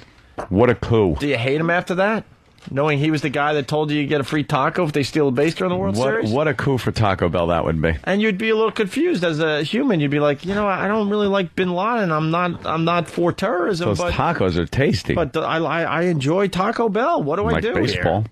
Do I protest and not get my free taco, or do I go in and get my free taco? Right? And gender Ben Shocker. Whatever about that. Screw that. Oh, there's the stupid reporter with his burnt down house wearing his fucking sidecar goggles. Have some pride, man. Have some pride. How do you report on your own fucking house burning in the fires? Are you that desperate for fucking airtime? Apparently so. He's on CNN all the time. Hey, Smoothie. who do we got outside? We got John Waters. John Waters. The great John Waters. Yes. He's one of these guys. He's great, but I don't know what for. Hey, what are you kidding? I'm not even kidding. How you doing, Mr. Waters? How are you? Good. We're just drinking our smoothies. That's good. Starting the second radio show we do every day. Yeah, we do two of these. We do one that's a FM, and it's radio friendly. And then we do this fucking show where you could pretty much say what you want. Which one is this, the fucking show? Right? This is we call it the fuck show sometimes. I can do either one. Because we could but don't have to worry about that. The neuter version. Yeah, we do the neutered version, and then the one with a big set of hanging balls. We got the balls over there. I heard you walking in and you said you're an XM subscriber. I am, yeah. Are you? Yeah. What channel do you listen to? I listen to the Vintage Country one. Vintage Country. Which one was that? Well, it used to be Hank's Place. It's called something else now. It's called Willie's Place. Yeah. I listened to that one. I listened to the punk one. What's that one called? Quite eclectic. There's a bunch of them. Yeah, and I listened to Snoop's. And I listen to rap, punk, and vintage country. Vintage country. I'd like to hear those all thrust together into one genre. Willie's Place is fun to listen to. Yeah? Yeah, Yeah, that it's old funny. country shit is not that bad, really. Great songs like You've Got a Drinking Problem and Yeah. That Problem Is Me. Yeah. That's a good one. And my favorite, I'm trying to find the country western song that the title is Too Ugly for L.A., Too Stupid for New York. Now that's a good one. Yeah. They sing about gravel roads and red barns, and it's their dumb dog. It's very simple. Those country folk with their music. Well, I'm not so crazy on middle of the road country now, but old country I like. I think it's good. Right on. Yeah, everything you've done has been so eclectic and a little off kilter. Is there anything that was poppy or popular that you actually liked and almost was embarrassed about? No. No? You're so off of that. No, I'm either extremes I like. The middle, I'm scared. Like in a shopping mall in suburbia, I feel like I'm going to get beat up. Really? But anywhere else, I feel totally comfortable in like a biker bar or anything like that. I'm fine. One end of the spectrum or the other. Yeah. Wow. That's really interesting, actually. Right? Yeah, because that's odd to me. Because I'm kind of a middle of the road guy. Yeah. Like I'm comfortable in suburbia and places like that. I fled. That's where I ran from. Really? And I always feel that I'm scared. Well, you've done a good job embracing that side because some of your work is just way out there. But oddly enough, the Hairspray is the most popular with middle, and they're sitting there watching two men sing a love song to each other and a play that encourages your daughter to date black men when she's 15. So basically, I'm proud of that. They don't seem to notice. No. They sit there watching. They don't seem to really grasp what the story is about that's going on and how awful they should feel about it. Well, that's good. Maybe I tricked them into it. That's the way you get people to change their opinion is make them laugh. You tricked them with pretty colors and lights and a fat girls, that's fat the chicks, best. I get all fat work now. I did a Discovery Channel show the other night about a hippo because I was the voiceover, and I think, why did they offer me that job? And then I thought, because it's about a fat animal. Fat animals. You've made a career. I'm Jack Sprat. You're like the Pied Piper of fat chicks. I am. How did you get Divine to eat dog shit at the end of I wish I could tell a new version of it. It was, if it's anything scary about that day, it was no big deal to us. Really? We were on pot, and basically it was in the script, and Divine said, sure. I'll do it. And I'm not a sadist. It was one take.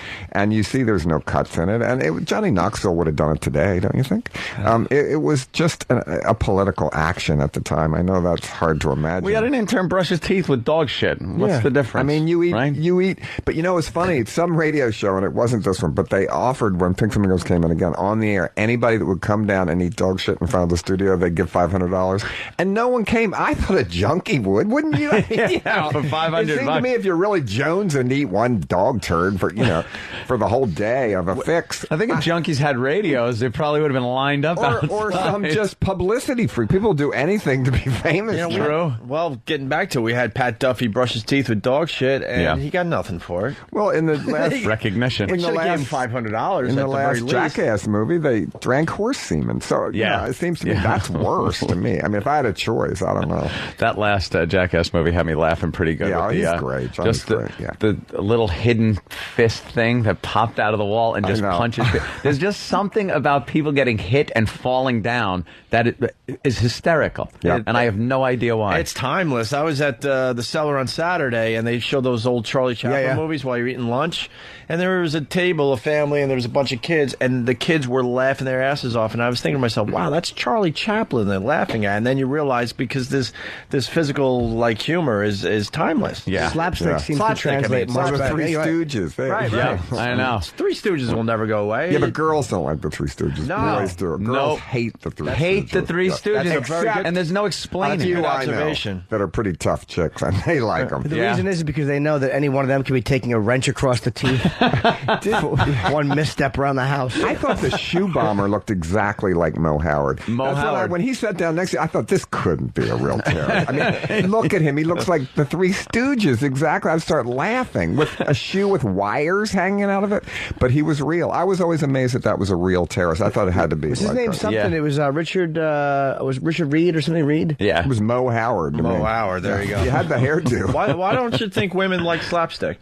No, they like slapstick. They don't like they like Charlie Chaplin. They don't like the Three Stooges because the Three Stooges are violent. They're so violent about it. And they see the joy it brings men, and I think that just kind of bothers them. And that scares them. No, I don't know. And who wants to get their eyes poked out, too, for humor? Yeah. Or scissors put on your tongue. Or your nose twisted with pliers. And I like their movies when they made really bad movies, like the Snow White and the Three Stooges. Oh, they were awful. Yeah, what they a would great do that. movie where she's skating. There's a skating star in it with the Three Stooges. Yeah, who is it? Sonia Henney or something? Yes, it was Sonia. Yeah. I'm amazed you know that. Yeah. So don't you think they should come back and do the Three Stooges? They'll wreck the Three Stooges if they remake it. Oh, yeah. Well, they wrecked The Honeymooners. They wrecked Caddyshack. There's a whole list of movies they're redoing now. Well, the in-laws. They didn't wreck Hairspray. I don't think they did. No, they didn't. They didn't. They want to. I heard something about the Three Stooges, but that they were would just be a remake disaster. it with like George Clooney or something. I like George Clooney. But come on. But who would we cast if you're going to redo the Three Stooges? And you can't do who it. Would be in kind it? of a time thing. It would be maybe unknown. You'd have to get some of the Jackass crew, probably. Yeah, the Jackass. Yeah, well, probably would have they to do are that. the Three Stooges. Or my pal only Jim Norton. nude. Jim Norton's a terrific actor. You should do some with. Jim. Oh yeah, I didn't want to whore myself. He's a terrific actor. Yeah, John. I always look directly into the eyes of the other actor and I point for emphasis. Really,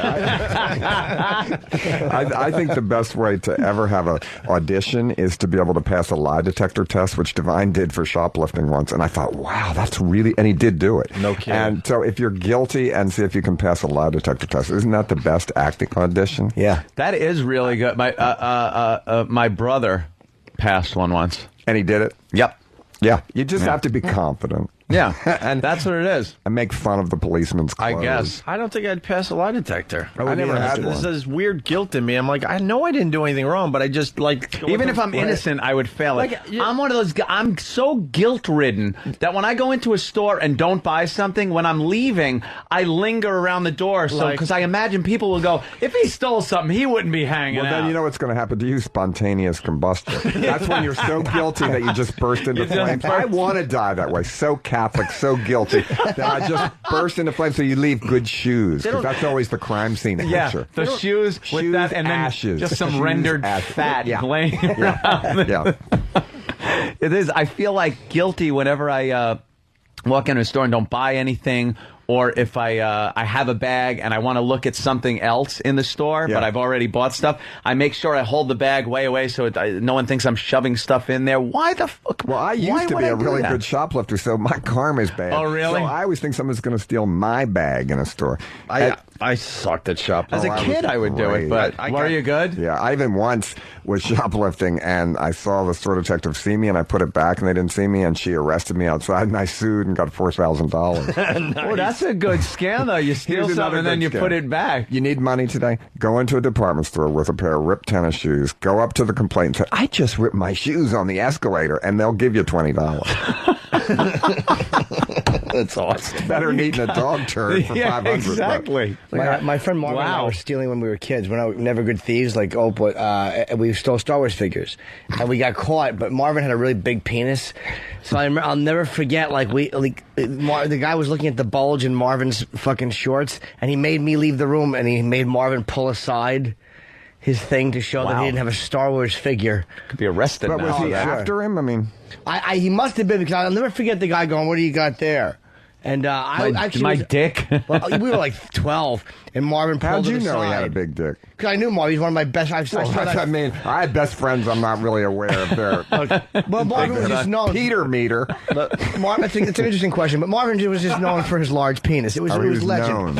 Okay. So yeah, Marvin and like Uncle Milty kind of a thing. Right. I've never seen it, but apparently everyone knows it. Right. You can tie it in a knot. Forrest Tucker, another one. We were facing forward, and Marvin pulled his thing aside, and then I'll never forget, and the guy asked me to wait outside after that. So I imagine he might have fumbled with Marvin's fucking big delicious Vaderish cock. Darth Vader. Another thing is, in the summer you can do this: go in a store and put on the clothes if you have on just shorts, and then say, "Is the boss here? I'd like to apply for a job," and then fill out a job application. They really don't think you're stealing if you're dressed in the clothes. And give them all your personal info while you're you film fake stuff. I almost got the job when I did it. It was in Provincetown, though. You're brilliant, man. I love it. Well, I don't do that stuff anymore. Hey, John, I was reading up on you before you came in here, and you were a fan of Mondo Topless, Russ Well, Myers? Russ Myers, certainly, yeah. I interviewed him in my book Shock Value a long time ago. Is Yeah. he still alive? No, he died. Yeah. The art of the topless. I can't get enough of Russ Myers. Well, his girls look great. If you like big breasts, hey, he is Citizen Kane. Yeah, absolutely. Super Vixens. The best one, I think, were the early ones, like certainly Lorna, where the ad was longing, love, lust, life, Lorna. And she just swims with her head and her breasts out of the water, which is hard to do. To swim, it's the breaststroke like you've never seen it. Up. Yeah. The breaststroke is usually forward. She swam up. Yeah. Mondo Topless, I brought that one to our show. It is just a waste of film. The narration is but the narration is fantastic. just amazing. Well, he continued with narration. These right up bodacious beauties of... we got a little taste of Oh, boy, wrong guy in there. The beginning of Faster Pussycat's really good, too, when he says, if you meet these women, then it opens up to this guy going, go, baby, go. Yeah. And I just was with Tora Satana, the star of that. She's great. She's still great. She's like probably near 70 years old and looks great and fun and still looks good. I guess that was the start of porn, or is that is that bad to say to someone Russ like never did hardcore. He never would have. Not, it was very titillating, though. Mondo Topless is a bunch of girls talking about their breasts for 2 hours. That's all it natural, was. big, hairy muffs. Right. It was sexploitation. Yeah, It was before porn. Is it an insult to say it's in the porn genre? Yes, because it right? isn't. It was before porn. It was sexploitation, and porn ended sexploitation. Really, once it came out, then there was nobody. Those directors were out of business. Once it became readily available. Radley Metzger, he became Henry Paris. That was his porn name because they didn't want to confuse their There was careers. something about sexploitation. I would love to see that come back in some way. Yeah, well, it won't because it's Hollywood does it now. I mean, Hollywood almost does porn. It's just too easy to get right to the fucking and Tub Girl. Or If these brutal oral movies now, Gag Factor Part 6, or like see girls' gums bleed. That's erotic. and you take Epicac now instead of poppers when you're watching it. Let's all puke and watch. It's a long way from ecstasy with Hedy Lamarr. Believe me. That's so true. Man, yeah, you can't really put out a movie that's going to shock anybody because of what's available on the internet. You've seen shit. You want to see a chick blowing a horse? There it is. Well, did you see the movie Zoo? It's really a good art movie about the guy that got in Seattle. Yes, it's really a good movie. I want to see that. It's the documentary. Really great. And it makes you almost say, "Oh, well, there is an underground," which there is. I didn't know. It's a whole documentary. Are you Zoo? It's a whole documentary of yeah, I'm not. Is it more than one or just the guy there was all of them, and they talk about it, too. And the guy, the worst thing about the guy with the horses, he was sloppy seconds. Oh. The one that died. The first guy survived and took him to the hospital and just dumped him and ran, because what are you going to say? What happened? Nothing. But, well, they pretty much know what happened. His asshole's open. He's got hay in his hair. It's not a big mystery. But the movie's good. The movie isn't a cheap shot in a way. Not that was a cheap shot, but basically, it presents it in a way that's kind of amazing. So I think it'll be out on DVD Is soon. the movie it's about really good. the sex farm? Because supposedly there's farms around America where these people could go and have sex. Well, with this is one of them, yes, and they go there and join up. And then the worst thing about it is when the animal workers come in, they see another horse giving another one a blowjob, and that horses don't do that. So basically, they learned what's going on there. That was the most shocking thing. There was some learning going on. But but do you really want a blowjob from a horse with those big choppers? Of course not. I hope he has good the whole technique. thing is blown by Hillary Clinton. Is it? Can an animal participate? I don't know. That's a question I never hope I have to decide ethically. Is it exploiting the animal, or is the animal just having a great time? I haven't had that bad a night yet. But you know what? We save things for the autumn of our years. Yes. The dogs always seem to have fun, though. Yeah. With the little oven mitts taped on their... I'm sorry. I'm sorry. That's a bit much. I'm scared of all animals trying to bite me anyway. One of our favorite clips we play, the chicken clip. The chicken clip. Oh, that's horrible. What chicken clip? It's a German guy fucking a chicken. Oh, I thought you meant from my movie, Pink Flamingos. We have a chicken. You do have a chicken. But we ate the chicken. Yeah. Well, no, this I guy didn't. One of the actors did. I have a question for you about that documentary before we get off that, the Zoo. There was in the movie, there's a guy being fucked by a horse in the original, and there's a guy whose job is to hold the horse's penis and not allow too much to go in, and Right. he didn't do it. Did he ever Well, I don't- explain why he moved his hands? In the movie, they don't show the footage, which I think they shouldn't, which you can see online. And I don't want to see. I'm sorry. I like fake hideousness, real hideousness. I don't want to see a snuff movie. I don't want to see. So to me, I didn't look it up. So I'm not really aware of the details of the of every bit of the foreplay. The guy dropping the cock, as it were. Yeah. Well, horse gives him a solid deep dicking. It's not a long one, but it's effective because the guy moves his hands out of the way, and then the horse. You've seen it. Oh, many times. Yeah, I made my friend watch it. He goes, "Dude, it pops. You can hear it pop when the horse pulls out here." Oh, God. I don't know. I think, you know, there's some minorities, like adult babies. I take a step. I'm not joining their march. We had one of those adult babies on our show, our last show. Yeah. Call the police. Yeah, with a dominatrix who plays the mommy. Yeah, I know. And he's the, goo goo gaga with the I don't bottle. get it. Thank God. And I remember she said, well, I'm going to bring in an adult baby, but you guys can't make fun of him. Don't make fun of him. It's like, well, there's a 300-pound man in a bouncy chair with a heart on. Right. We won't make fun of him? Right. Thank you, John. Thank you, John Waters. Yeah, I'm liberal, but... So, so ahead of time, we talked it out with her. We're like, all right, we'll be respectful and all that. As soon as he walked in, all those conversations we had went out the window. We Howling. were like, dying. Yeah. Well, I'm just glad. I don't think people choose to be an adult baby. Something happened bad, and I'm just glad I'm not one. Yeah. There's a lot of things you think, well, thank God I'm not that. It's hard enough. The one I'm really glad I don't have is where you get off by paying people to have sex. That you have to do. Thank God I don't have that one. Boy, Yeah. That's one, John. Look to your left. I've done that historically. But it turns you on the paying of. I'm not saying that the people you get from paying, but there is certain people that if they don't pay, they don't get it up. Thank God I don't have that. I think it has something. The paying is something about. It's a complete losing responsibility for. It's almost like it frees you up from any responsibility to the other person. That was the attractiveness in paying for it. It wasn't even the sexual act. It was the idea that if you pay somebody, it's like they're then an employee. And you're completely free to do what you want. Well, I don't know. You're not completely free to do what you want in my office when I'm the boss. I mean, I don't feel like I don't think that works because you still have to treat your employees well. Oh yeah, but no, I'm just saying like the turn on and paying. I'm not saying like you can do then like lunacy. say like lick the floor. Right? Yeah, no. But that's what the turn on is. Like you don't have to worry about am I good in bed? Yeah. We all have our insecurities, and that insecurity goes away almost like when you've paid for it because you're like it doesn't matter if I'm good. So then that fear isn't there because the money unless they're keeping a little diary. God damn, he sucks. What a piece of shit. Yeah. Exactly. Well, I earned that 100. I said this is kind of odd. An influence, Walt Disney. Well, he had the great villains, certainly. I always rooted for the stepmother. Cinderella should be home cleaning. And the Wicked Witch, she had a heart and little box. And those dreary ingenues that just wore bad outfits and walked around and cruised the prince, who I never liked anyway. So to me, I always liked the villains and wanted to be a Disney villain. And I try still to look like one. Yeah, I was looking at that look. Yeah. You got like the Walt mustache, too. Thank you. Well, he had a thicker one. I had more Little Richard, actually. Yeah. Little Richard. Well, what do you think about the Hitler mustache? Is that ever going to make a comeback? Yeah, no. On women, on some transsexuals, it might have an edge. That would be amazing. He ruined that look. It would have just been, I think that would have come back, because everything comes back over time. Except that Hitler mustache. It's definitely a retro look that hasn't caught on yet. Yeah, well, maybe give it a few more 100 years. No, a woman has to wear it.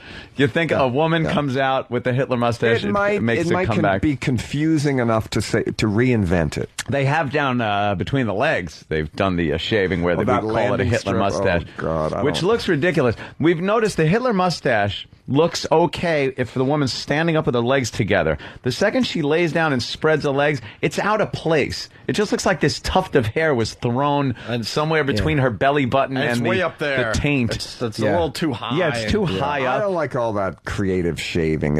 I'm not a big fan of Thank it. you. On anybody. Thank you. You know what I like, and I always get shit for it from these guys.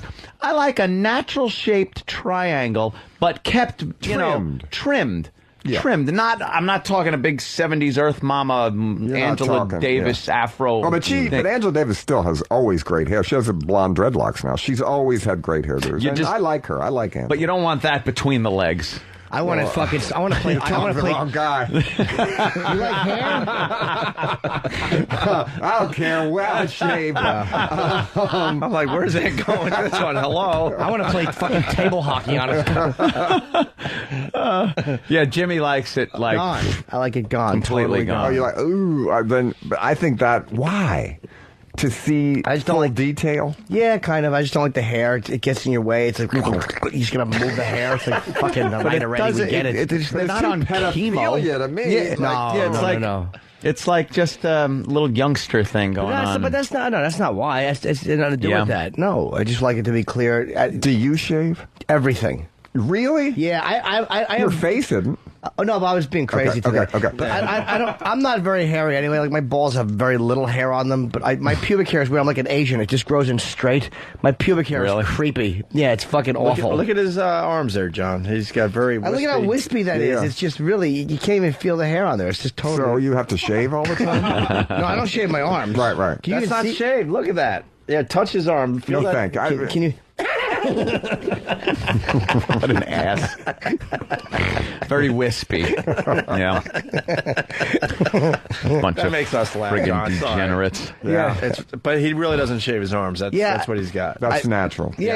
Alopecia. What's that thing when your hair falls out? What's that called? Cancer? No, it's no. Isn't it? Alopecia. Yeah.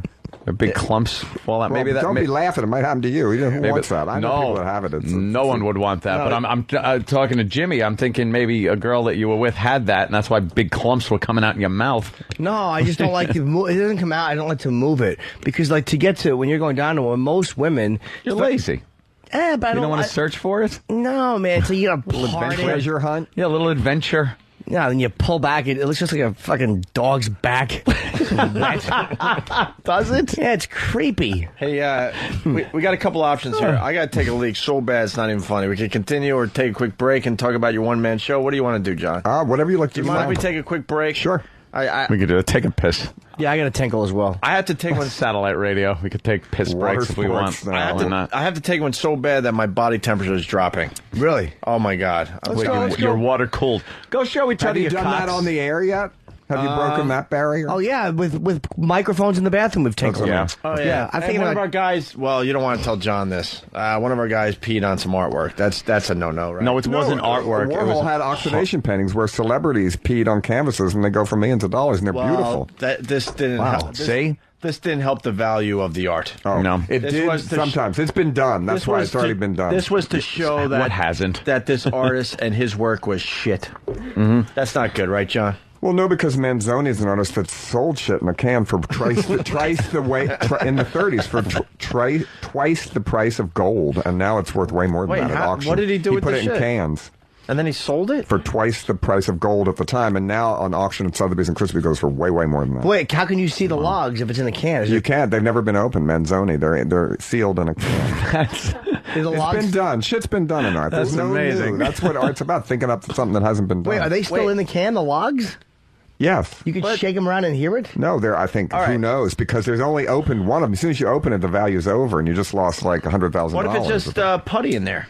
Well, there isn't, because who knows what it is? But it's art. It doesn't matter. It's magic. All right, but here's what I got. Art is magic. This is my question for John Waters. Never heard of that. If one of us starts shitting in a can, it gets over. nothing. It's been done. It gets nothing. It's been you done. Didn't think of it first. But why does this guy get to be famous? He thought of it first, period. That's what it comes down to? Yes. So all we have to do is come up with something that's never been done, and I could be a great artist. Good luck. Yes. Good luck, though. Good luck. It's not so easy. But you're trying to tell me that there's got to be guys out there that thought of something first, and they're not making money off it. You ever hear of Piss Christ? Yep. Of course. Yeah, see? That was something that hadn't been done. Well, that's the only reason this guy I have beautiful paintings by a woman, Jess Vander, who paints with her menstrual blood.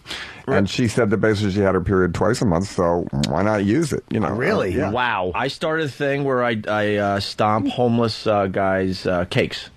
Why am I not famous and making multi-millions of dollars You do what? I stomp on homeless people's cakes. Because that's mean. But it's I'll give you that. It was really mean. Here's my favorite homeless person I saw. He had a sign 2 days in a row, and it wasn't a joke. It was the best one I ever saw. The only one I gave money to. He was sitting on the street and his little sign said, "I used to be quite attractive." Thought it was really a good one. I do give those guys money. Yeah. If they have a creative sign, I'm like, I'm that's with a you, great buddy. one. You worked it. Here That's you a go. great one. A little creativity there. But what if I told everyone that's my art? I'm stomping on cakes. It's a visual, and then I can display the stomp. Well, you cake. didn't yet, so I don't know. Have a show and see if it works. I don't get how this art thing works. I really don't. It's magic. Why did that guy get famous for shitting in cans? Because it was a brilliant idea, and he did it first. Yes. And it made you think about the price of art and about money, and you can be very intellectual about it, or you can do it because he was funny. And the fact that you weren't seeing it was kind of ironic. What that really you would is pay. in there? What's your definition of art? Art is something that first makes me, contemporary art, that first makes me angry, and then it appeals to my sense of humor, and then I love to live with it because it makes me see that thing differently for the rest of my life. How will it make you angry, though? Like a piece of art make you angry? God, well, certainly, don't you think the first painting of the soup can by Warhol, or the dribbling of paint by Jackson Pollock, it made everybody angry, and it changed art. Overnight, when Andy did that soup can, all the people that did abstract paintings were out of business, the same way when the Beatles put Motown out of business in one night. I happened to see the soup can in Soho over the weekend. Not the painting, but a replica, and it made me angry. I'm like, what the fuck is this? What's this shit? Oh, it looks great. It was a brilliant idea. The hand-painted, beautiful first soup cans are beautiful paintings. How much are they worth? Oh, probably $1 million or something. And Dennis Hopper was the first show they had him. There was, I think, I forget, I'm wrong here, but maybe 20 of them, and they were $100 each, and nobody bought one except Dennis Hopper bought one for $100. And he still has it, you think? No, he sold it. Oh, sold it? Yeah. For $1 million? I don't know. I think it was been sold. That's really interesting, his definition of art, that it makes you angry. That's very interesting. Yeah. At first, it makes you angry. Then you're in on it. Then you can see something in a new way. It's a magic trick. Why does it make you angry, though? Because you felt like you weren't in on it, or... You didn't... You thought, oh, wait a minute, this is too much. Come on. It makes you angry, like, I could do this all that. No, you couldn't. And you didn't, stupid. But then you get it. And then you get it. And then every time you're in the supermarket and you see a can, you think of art. You don't think of commerce anymore. I think you might have described our show. That's true. I'm serious. In a can, yes. Right, Yeah. the can thing. No, there's a lot of people that listen to us the first listen. They hate our fucking guts, and then you hear from them a couple months later, and they feel like they're in on it. They're hooked. I like that definition of art. Because every once in a while, people ask us to define art. I'm like, I know it when I see it, like they used to say about porn. Yeah, porno. Right. I can't define it, but I know it when I see it. Don't you all have to go to the bathroom? Yeah. Well, these guys are going to... John, you're an interesting guy. Each other's hold dicks. on. Yeah, we're gonna take a leak and Hold we'll be each back. other's cocks. John Waters, he's doing a one-man show called The Filthy This Filthy World. It just comes out on DVD this next week, October 30th. Oh, you already did the one-man show. Oh yeah, it's a DVD of it. Why weren't we invited?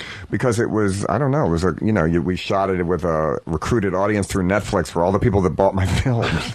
Jeff Garland from Curb. Yeah, we'll talk about it this. next. Yes. Okay. This filthy world, with John Waters. We'll talk more in a bit. It's Opie and Anthony. Welcome to the Opie and Anthony Show, the venomous voices of the vastly vulgar airwaves. Introducing the Destroyer, operator of the OCD organization Opie, the Professor, the know-it-all neurotic Nancy Anthony. Swing over to little Jimmy Norton, the worthless, chinless, buxom master of laugh. Meet the irritating extra of excrement E-Rock, or the swishy audio shim Steve C. And don't forget Sam, black and white, 50-50 where it counts. Corrupting the cavities of ear holes everywhere. It's the Opie and Anthony Show. Opie and Anthony!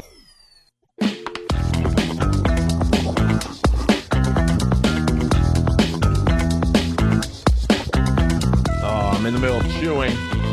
We're back. Gino from Philly must talk about this. Check this article out. This artist let a dog starve and die in front of people, and it's considered art. Well, it wouldn't be to me. I said I don't like snuff movies. I don't like real violence. I don't like real cruelty. So it wouldn't be to me, but I think it was probably a misguided try at art. Right. What was that? Huh? What was that? A bell of some sort? Yeah, bell. Oh.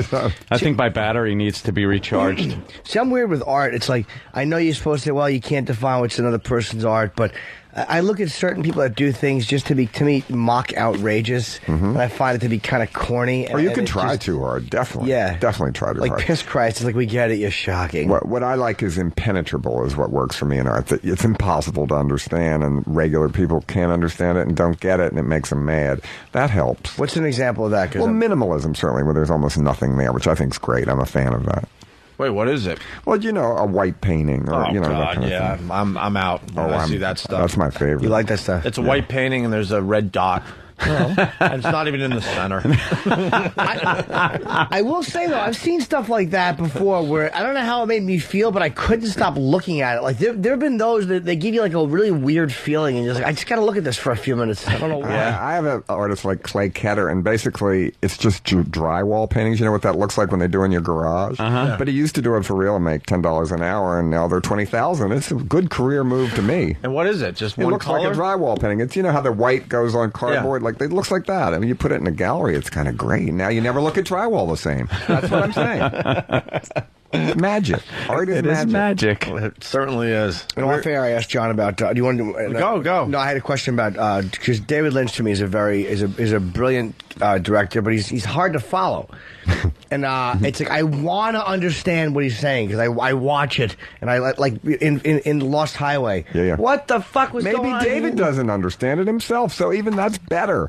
You're all trying to figure it out, so you don't always have to understand things. Again, to like them. you get angry at some of I these don't get movies that you angry. watch. I get angry at ones that have been test marketed so much to make everyone like it that everyone hates them.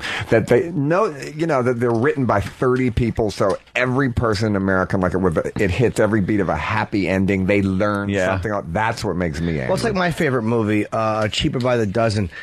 Steve Martin just has this knack of remaining funny, and yet he brings it home. Shut up. I just, I'm the opposite. Like when Forrest Gump started running, I wanted a censor to call. I want to know, who do I call in my community when I feel violated? Yeah. I liked that movie more 5 years after it came out. I didn't like Gump when I first saw it. And then in hindsight, I was like, yeah, that kind of was like a nice movie and entertaining. It was kind of a Zelig ripoff, but I mean, it was still interesting.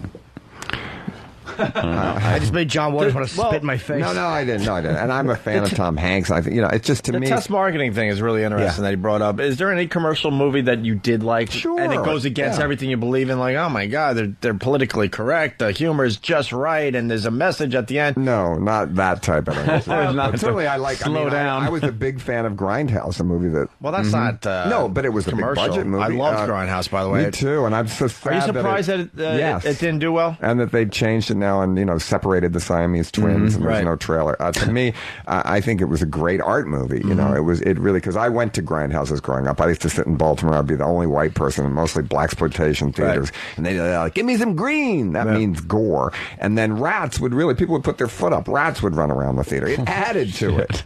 It added to it. And I remember I was the only white person watching Mandingo. I don't know if you remember that movie. At the end, they boil a white person in a pot, the slave owner, and I thought, wow, this is really interesting here. And when the lights come on, you're just kind of. It was refreshing to see a movie like. It was refreshing to see a movie like Grindhouse, though. Yeah, me too. I thought it was really, we had all those guys come through, and we really enjoyed the movie. And I think a big majority of our listeners didn't like it, and they're like, "Why are you guys shilling for this movie?" And blah blah blah. I'm like, "No, we really do enjoy it. It was the best movie of the year. We really enjoyed it." Yeah. I liked it. I didn't love it like as much as some of his other stuff. Yeah, like Reservoir Dogs or whatever. But I still did enjoy it. Quentin's great. I mean, he's a real fanatic. I liked Rodriguez. He's the real thing. Robert Rodriguez. His film was better than Quentin's probably. I liked them both. That car chase. That was pretty cool. The car chase. That was amazing. And that wasn't done with tricks. That was, imagine the continuity problems of how many cars they had to have. They had to shoot it because every time you got one dent in the wrong place, it doesn't match the next shot. We asked them about that scene, and Quentin, and he explained that Zoe, the stunt woman, Zoe, right? That she's on the hood for the whole, the car chase, and they explain how they did that she was on a wire, but the guy was in the back seat, hiding from the Swinging it, camera, yeah. Letting out some slack every so often. pulling it back. Like, oh wow! She was Man, you really gotta be- on the front of that You got to one. be very trusting as far as the people that are hiding in the car. No Well, I green guess screen stunt there. People have to be. Yeah, that's why it works so Yeah. well. To me, all those really expensive special effects I think bad special effects are more involving to me when it's just a science project, not a movie anymore. Yeah. Like in what was the movie awful. where the black hole, where they're like just hovering outside the hole, still talking, and it was like this. It was really awful. It did I not look thought that was realistic a at all. porn movie. You pick a great movie, Jim. What were we talking about during the break? There was a couple things John brought up, and I know we talked about David I just Lynch, asked right? about, Lynch, and I couldn't follow. Political correctness, David Lynch. I am politically correct, I think. Yeah. Yeah. No. Sure I am. Political correctness Explain doesn't that. make fun of anything or offend Sure it anybody's. does. Yeah, political correctness means, if you're going to make a Jewish joke, it helps to be Jewish. And I agree. You can get away with a lot more humor if you're making fun of yourself first. Then you have freedom to make fun of others, I think, like you. I think That kind of narrows down the spectrum, though, because like, what if Not a really. black guy has great observations on white people? He should be able to make them. And he can. Yeah, it just depends. I'm not saying there's rules, Right. but I'm saying I think even though my films piss off a certain amount of people and everything, they are politically correct because the people that win mind their own business and don't judge other people, which is political correctness to me. I'll understand anything. I'll be sitting. People tell me anything. I'm sitting on an airplane, and the straightest looking woman I don't know next to me will turn to me and said, "My whole family fucked me under the Christmas tree." And I thought, "Oh, why did she tell me that?" But I do understand, and try to counsel her basically. See, our definition of political correctness is what's different here, because I think that's not being politically correct. I just think that's being decent. Like political correctness to me is an arrogance. It's a let me dictate what you should say. Well, it is an arrogance in a certain way, a liberal arrogance. When people say, Yes. I had it from in the Serial Mama movie, made Kathleen Turner's calling everyone a cocksucker, and this gay militant said to me, "What's the matter with that, John?" I thought, "Oh, come on, what? You have a sense of humor first, help." So I'm not that. What you're talking about Right. is that like the police out there, but and I've always made fun of liberals because I am one. I make fun of gaily incorrect because I am gay. So basically, you can do that, and I do bait people like that. But that's to make them laugh so they change their mind. Mm-hmm. But it's good to violate, like, with someone eating dog shit. That's like violating, and I'm saying that in a great way, real conventions of society or real, like, views of society. So, like, it's so PC now, and everybody is so soft and so afraid of saying the wrong thing. It's just disingenuous. To me, to have a moment like that would be to violate that PC mentality. When we made that movie, the real reason I did that scene, and it's sort of lost in history, was it was the year Deep Throat came out. It was the year pornography sort of became legal. So we try to think, well, what isn't illegal that they don't have a law against yet? And they do now. It's the one thing you can't do in porn. But we did not do this for sexual reasons. It was not coprophagia. It was a political action against taste, where it was a comedy routine. But that today is something you can't even do in porno. So now there are laws against it. Yeah. They couldn't censor it at the time because who would do this? Why would there be a law? Because why would someone eat dog shit for entertainment? So it was Doesn't also seem like like the something you'd have Mondo to. movies, if you remember all them. They would show natives in other countries eating raw monkey balls, that kind of thing. And so it was kind of a joke on that too. Now, Filthy. And reality television before. Divine really did. There was no cuts, you could say. Reality TV is not based on reality, though. No, I never watch reality TV because I live in Baltimore. Just step outside. Why Take would a I look. possibly need it? Take a look around. We have to take a train every once in a while to the Washington, the XM compound, and we drive through this part of Baltimore. And Well, we just pray the train doesn't break down, or pray. The first time we went through, we're like, please tell me they're not stopping here. Well, it's great view, and it's the part where I make movies about those kind of neighborhoods. It is certainly horrifying. Oh, it looks beautiful. Do you like The It's Wire? interesting. It is cool. I It looks love like The a Wire. I think post-apocalyptic set. I think The Wire is the best show on television. I agree. It's all set in Baltimore. And it's the final season they just did, and it's this year about the press. That's what I've heard. And Season 5. it's like reading a novel. It's the only television. You really have to pay attention. And there's a lot of characters, and it's really brilliant, I think. Yeah, I agree. I think never it's the saw best The show. Wire. It's all that Baltimore, and they were supposed to do 5 sections of like that. I want to say drugs or life in the streets, where they deal with politics, they deal with the kids, they deal with There the was drug shipping. dealers. That was a great season. Season 2, yeah. Yeah. So there's all kind of neighborhoods in Baltimore. You can be in great ones and terrible ones, but I like all of them. And it's an extreme city because people think, why would you leave your own neighborhood? They really don't. And it's, my favorite story there, and this is in This Filthy World, my thing is I saw a family, this is my favorite, it gets the biggest laugh. So the family walking up the street in Baltimore, and one's, Dad, why is Mommy crying? He said, because you're an asshole. and that kind of sums up the humor of the city. So This Filthy World, let's dig into that. Obviously, you take on some taboo topics. Well, hope so. I mean, if it's called, This Filthy World, what am I going to talk about? Pedophilia, well, gay jokes, marriage, drug use, right? All the obvious things for humor. Yeah, probably the stuff you talk about too. we make fun of horrific things on this show. Yeah, humor but humor is the best way to win. It's how I didn't get beat up in high school, because the people that would have beat me up, and there were plenty of them, thought that I hated authority even more than they did, which kept me safe. And they knew that I could make them laugh. And if you can make somebody laugh, they won't hit you. They might sleep with you, and they also. You can get them to change their mind about politics if you can make them laugh. It's protection, and it's a shield you can wear to get through life. Yeah, being funny in school was really helpful. It was really helpful. You could, because if you didn't have the body to be a jock, or you weren't a brain. Then the brains always got beat up anyway because they weren't funny. Yeah. But you could just be a funny guy. You could really get yourself out of some sticky situations just by making people laugh. It was kind of immunity from hassle if you were funny. Yeah. But you had to make the guys that would beat you up be funny. Who cares if the brains laugh? I care because they wouldn't let you copy their homework. But the big dumb jocks that would have hit you, they were the ones, their fear was that you were going to embarrass them. So a lot of times, you're right, they wouldn't fuck with you because they knew you could make fun of them. And they're just dummies. And all you had to do was duty jokes, Oh, yeah. Because they weren't smart enough to understand cleverness. Make a fart sound. They thought you were a Pryor in 76. Right. Here's a fart joke. Don't beat me. How do you deal with some of these things Oprah was saying? What? Which subject? Yeah, there was pedophilia. Well, I guess I look like a child molester. I know that. But I'm not. Sorry, we didn't mean to laugh extra hard there, John. God, I'm not. But I go to children's movies alone, and I walk in and I say to the woman, one, please. And she'll say, this is a children's movie, And then I sit by myself and I see parents say, sit over here, move over here, away from me. So it'll be a crowded movie theater with empty seats around me, and I like kids. I would be a terrible father because I'm too self-involved, but I'm a good uncle. Get you an abortion, get you out of jail. Help you cop drugs, whatever you need. You really I'm the cool uncle.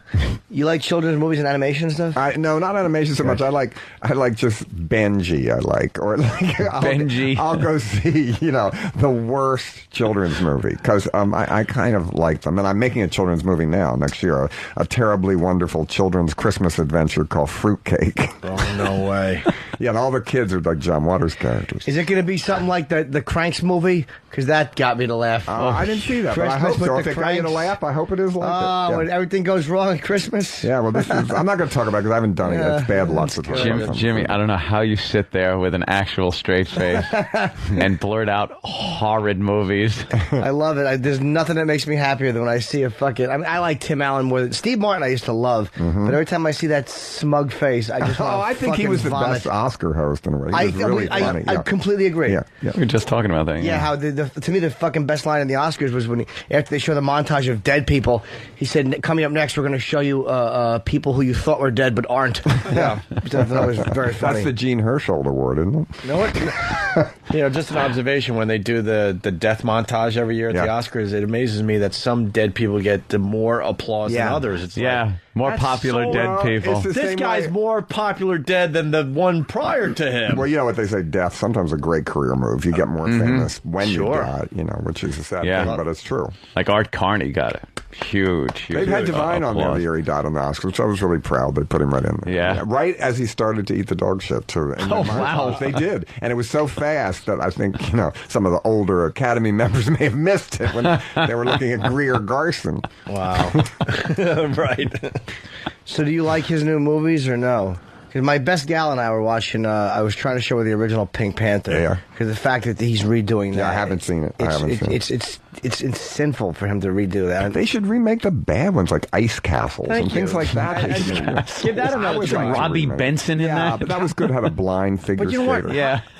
How funny would that be? Is one of these horrific movies, Leonard Part 6 or something, and they decide to remake it? Yeah, like, they're the ones that can get better. Right. Why take the good ones? Take the good ones, leave them You can alone. only make them worse. We think it's a sin. Like one of my favorite comedies is The In-Laws, and to remake that was like, what are you doing? It was all about Peter Falk and Grodin, not Grodin, Alan Arkin. Alan Arkin. Thank you. That made that movie. So why would you try to make that better? I don't get it. Or reinvent ones that no one saw.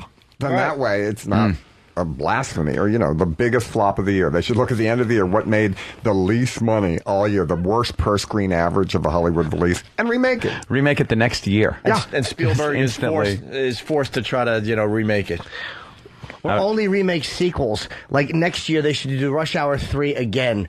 Yeah. Just really fat Gus people Van in it. Sant was great when he did Psycho. Remember, he made the exact reshot of every take. Oh, the same yeah, way. And he yeah. told me if it worked, he was going to do gay Psycho, lesbian Psycho, black Psycho, Spanish Psycho, which would have been great. But I do like the last one in a sequel. Part 8, when every bit of originality has been beaten out of it. Like the last airport one with Charo saying, "You misconstrue me." Sometimes it has moments. Hey, at least George Kennedy worked himself up to pilot. Yeah, like that was he went from just the worker that had to dig a 707 out of off the runway, and then in the last one it was like, wait, George Kennedy's the pilot? He was in every single one of them. He was the shovel guy. Yeah, well, he got a promotion. What was the Robert Reed movie where he plays a pilot and the plane is going up and there's something with the altitude or altimeter or whatever where he can't aim down, he can't steer it down, so it's just going to keep going up into the atmosphere? I missed that one. Space. Yeah, I didn't see it, but I really want to. I love airplane crash movies. I'm really big on it. Like that's why I Fearless? want to be. Fearless is the best one, and Final Destination's pretty good too, and Alive is pretty good too. Yeah, Fearless I thought was the best though because me too. There's a scene where the plane's going down and it's the shaking and he's looking out the window and the way they show the landscape, you're like, that is what it's like to be going down. See, that's the most horrific thing is when they can really depict what you believe a real plane crash would be like in I a was movie. on one. The only time it was ever really frightening, and it was horrible turbulence right before we landed, and the woman next to me grabbed the wrong drink, and I had vodka and ice, and she took a big gulp, and I went, "Oh my God, I'm an alcoholic!" And she was just taking a huge sip of vodka, and I felt really bad for her. She completely freaked out, and I hope that didn't send her on a binge or something when she got off the plane. But she thought it was water because it looked like she had a glass of ice water, and I had a glass of vodka. She probably and took she a hit the huge wrong one. mouthful, Big, too. straight vodka, and I felt really bad. Well, hopefully we'll die. Yeah. Hopefully we'll just crash and die, and you won't have to worry Exactly, you about won't have to start your day count over as we smash into this mountain or cornfield, whatever it is. Are you really an alcoholic? No, I'm not. No, But I'm she saying was. She was. The woman next to me was. I missed the whole she story. drank. Yeah. I thought you were mad. No, Oh, my God. and she took a Sorry. big gulp of my drink, and then she said, "Oh my God, I'm an ass. alcoholic." Opie I'm thought not. that you said like you were mad Thank she drank your God, thing because you know? you're Yeah, an but that's alcoholic. funny too. Like, oh my God, what are you doing? I'm an alcoholic. it. I thought you said you're okay, Spider. Right, No. You're a... But just said... Do you like Something About Mary? That was a Yeah, I good do. comedy. Yeah. Fucking very, very kind of mean-spirited to a certain It degree. was, but the I'm saying load that- in the hair was like a thing. Wonderful. That, we've all experienced, and but it looked No, we not haven't. completely real. No, we haven't. What? Never jerked off doing a headstand? When you're young, As a kid? I'll be honest. let me tell you, when you're acrobat. young, it must have happened. I course. honest to God, I've hit myself in the He eye. came in with a bloodshot eye one day because he was jerking off and arced one right into his eyeball. No exaggeration. Well, at least that's the official story. Yeah, laying back, because whenever I whack my bag, my fucking feet point out like Christ on the cross, and I fucking smash myself right in the eye. That's a true story. Surprise. His Well- name is Luca Brazzi. That's the true story. Ass. Amazing. Yeah, you've had quite a career, man. It's very, very impressive. Did you like Travolta? Sure, he was doing the great. film? And I sat there where he got and drag and the thing, and he was a lovely man. And the movie was made because he said yes, and he got a green lit because he said yes. And I think they did a great job. They reinvented the musical, which reinvented my movie and made it seem new and played it. But I thought they stuck to it. I was involved from the beginning, and now we're doing Crybaby. That's opening in San Diego, and then and it opens on Broadway in March. So I'm trying to get them all out there. I'm trying to get Pink Flamingos to be a children's movie, a children's cartoon movie, just a battle of grossness, take the sex out. Female Trouble on Ice. I'd like to see that. I'd like to get them all out there working. Are you surprised years later that the movie still has a life? And I'm proud. Like when that, you made it, did you think like, all right, this is gonna be like a one-off, and I'm proud of it and everything? But I made 3 fat girls a star. That's what I'm really proud of. And you know, I always talk when it finally comes to the schools and everything. Finally, the drag queen can get the lead role in every high school. That didn't happen when I was young. Do you? I mean, this is a stupid question, but if there's any movie that you could say like that you've seen that you could actually say like, wow, I did that. Like, is there any movie that you've seen made like, The Godfather, whatever, that you like that's a movie I wish I had made? Well, no, because I write my own movies, so to me the most fun of a movie is thinking it up, you know. There's movies I love, but I'm never jealous of other not even jealous. You know? I just, like, all right, what's the movie that you saw that you thought like that? What a brilliant piece that was, or that would be well, certainly favorite. David Lynch. I think certainly his career. I think Fassbinder. I think Todd Haynes, Todd Solance's movies I really, really like and think are funny and wicked and smart. But I don't want to make those movies, and I'm not jealous of them, but I really respect those directors. And what was happening in The Lost Highway? Can you please tell me? I don't know. They were driving. Totally fixated on all that. I think of is Robert Blake in The Lost Highway. It was such a good movie. It was so well shot. And then all of a sudden, fucking Robert Loggia's there, and they're driving down the side of the mountain. What the fuck happened? I was following this. Maybe he just took acid, or anything could happen. Maybe he just got bored with the plot and thought, I think I'll fuck with you. There are movies. There are movies where I'm so into it, I'm sitting watching, and then all of a sudden, maybe they start fading to black, and I go, "It's better be another scene." There better be, and then you see credits start rolling, and I go, "Get the fuck out of here! You're not doing this to me." Here's what you hear when you hear credits. It's the most important moment. The moment when that credit roll starts. Have you ever heard a movie that doesn't have upbeat, loud music? Because that's the moment when you're walking out of the theater, when you say to your friend, if you liked it or not, that's when word of mouth begins. That 10 seconds is when they can get you to say, did you like it? Afterwards. So you've never heard a downbeat thing on the thing. It's like makes you feel good about yourself and you leave. So you can say, would you like it? Yeah, it was pretty good. And that's when word of mouth begins. The only thing you can't buy. And that's when it happens. By the time you get up from your seat to when you when you walk outside in the sun, that's when you've decided, did you like it or not? Never even thought about that. So those tail credits are really trying to influence you with that music. That's really interesting. It's just, I would love to see the end of a movie, though, sometimes. It's like, wait a minute, you left out the end. I have to think about this. But those are the movies that I will go to, like, IMDb, and I'll go so on the much internet. wrong information. And I know. Okay. But, like, I'll just go to try to read other people's interpretations of the movie and sit there and go, what did I miss? I had to miss them. I'm not this stupid.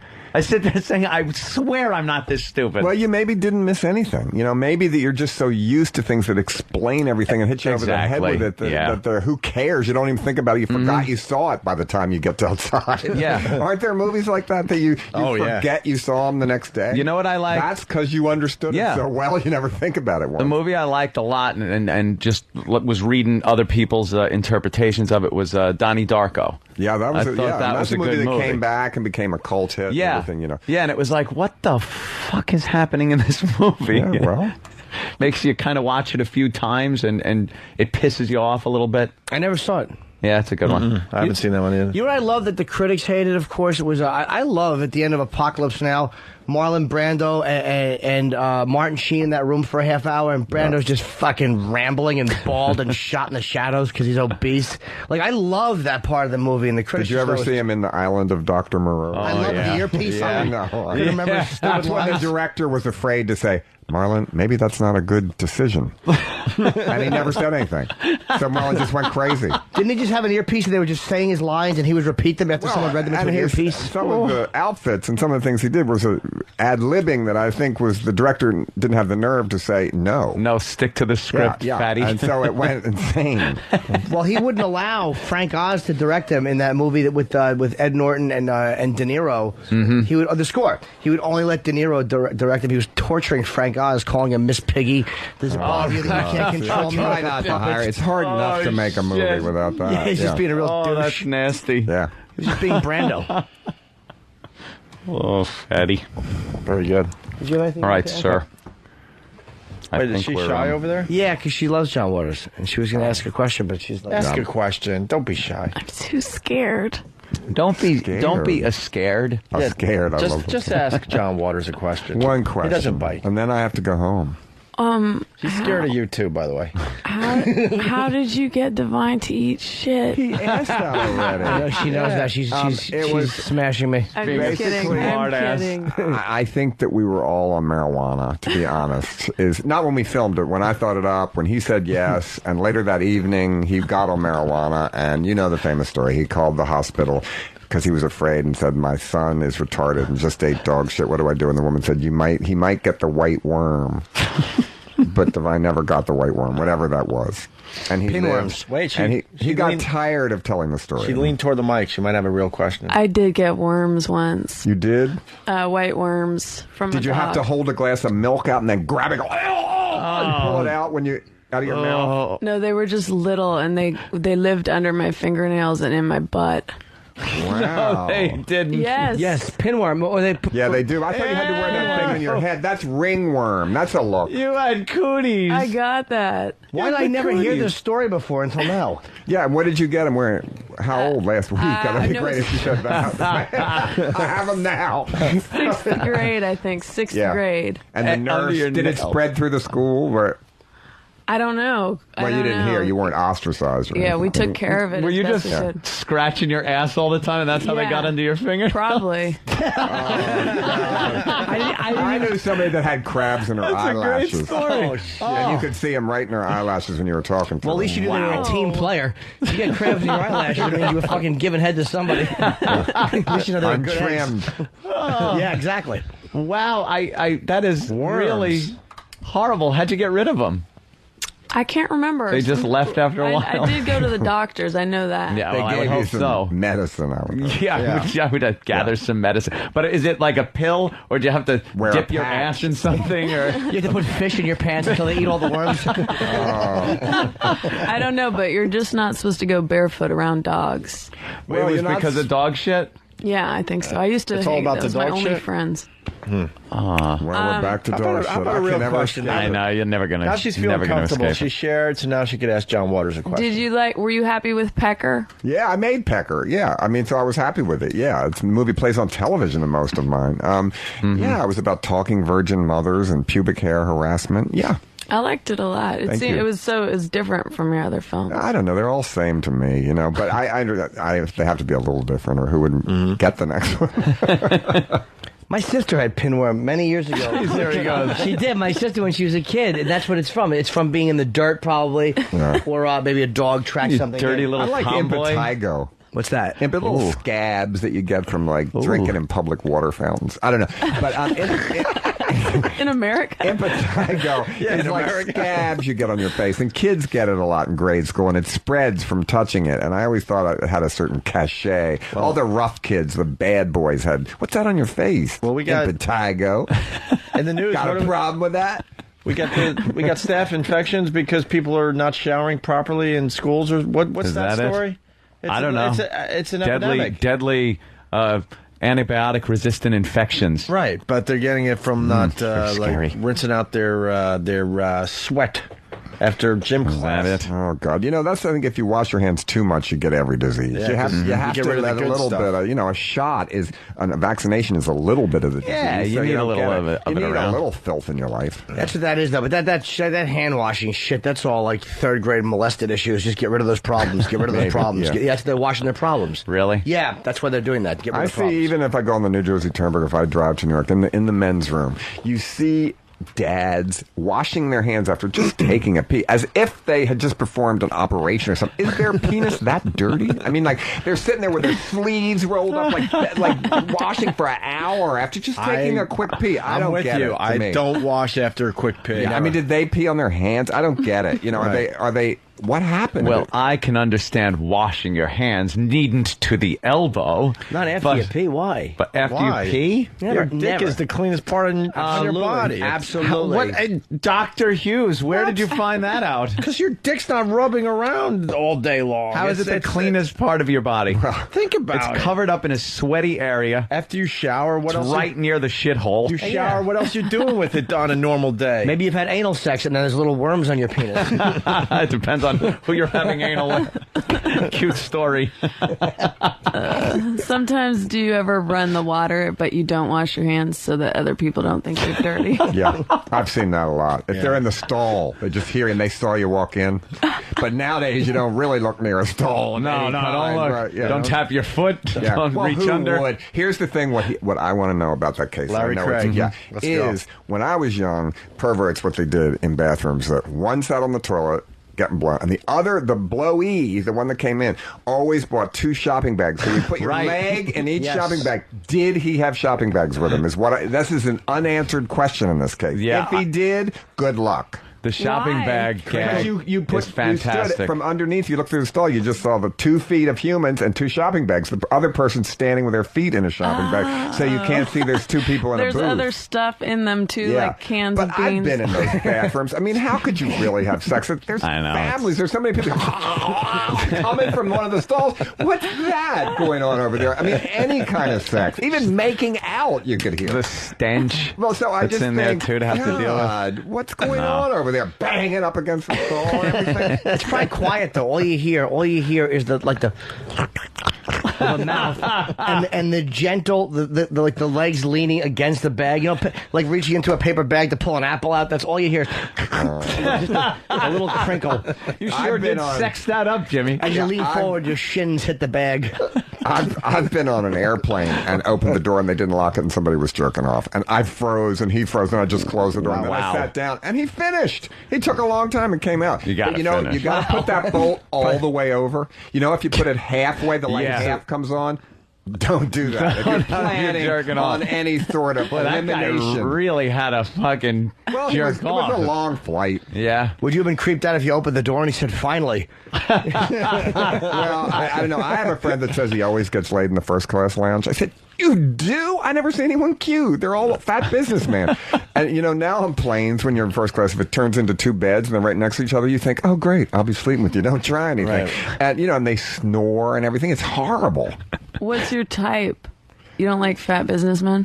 Not really. A parole card helps.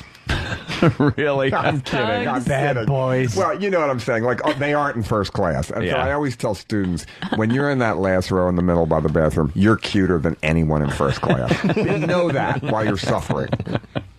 So you prefer a thuggier type of individual? Well, I'm just saying, compared to a fat businessman, sure, somebody with a little humor, a little street smarts, it's fun. I don't think anyone's into fat businessmen. Sure they are. Chubby chasers. Yeah. All girls that like power.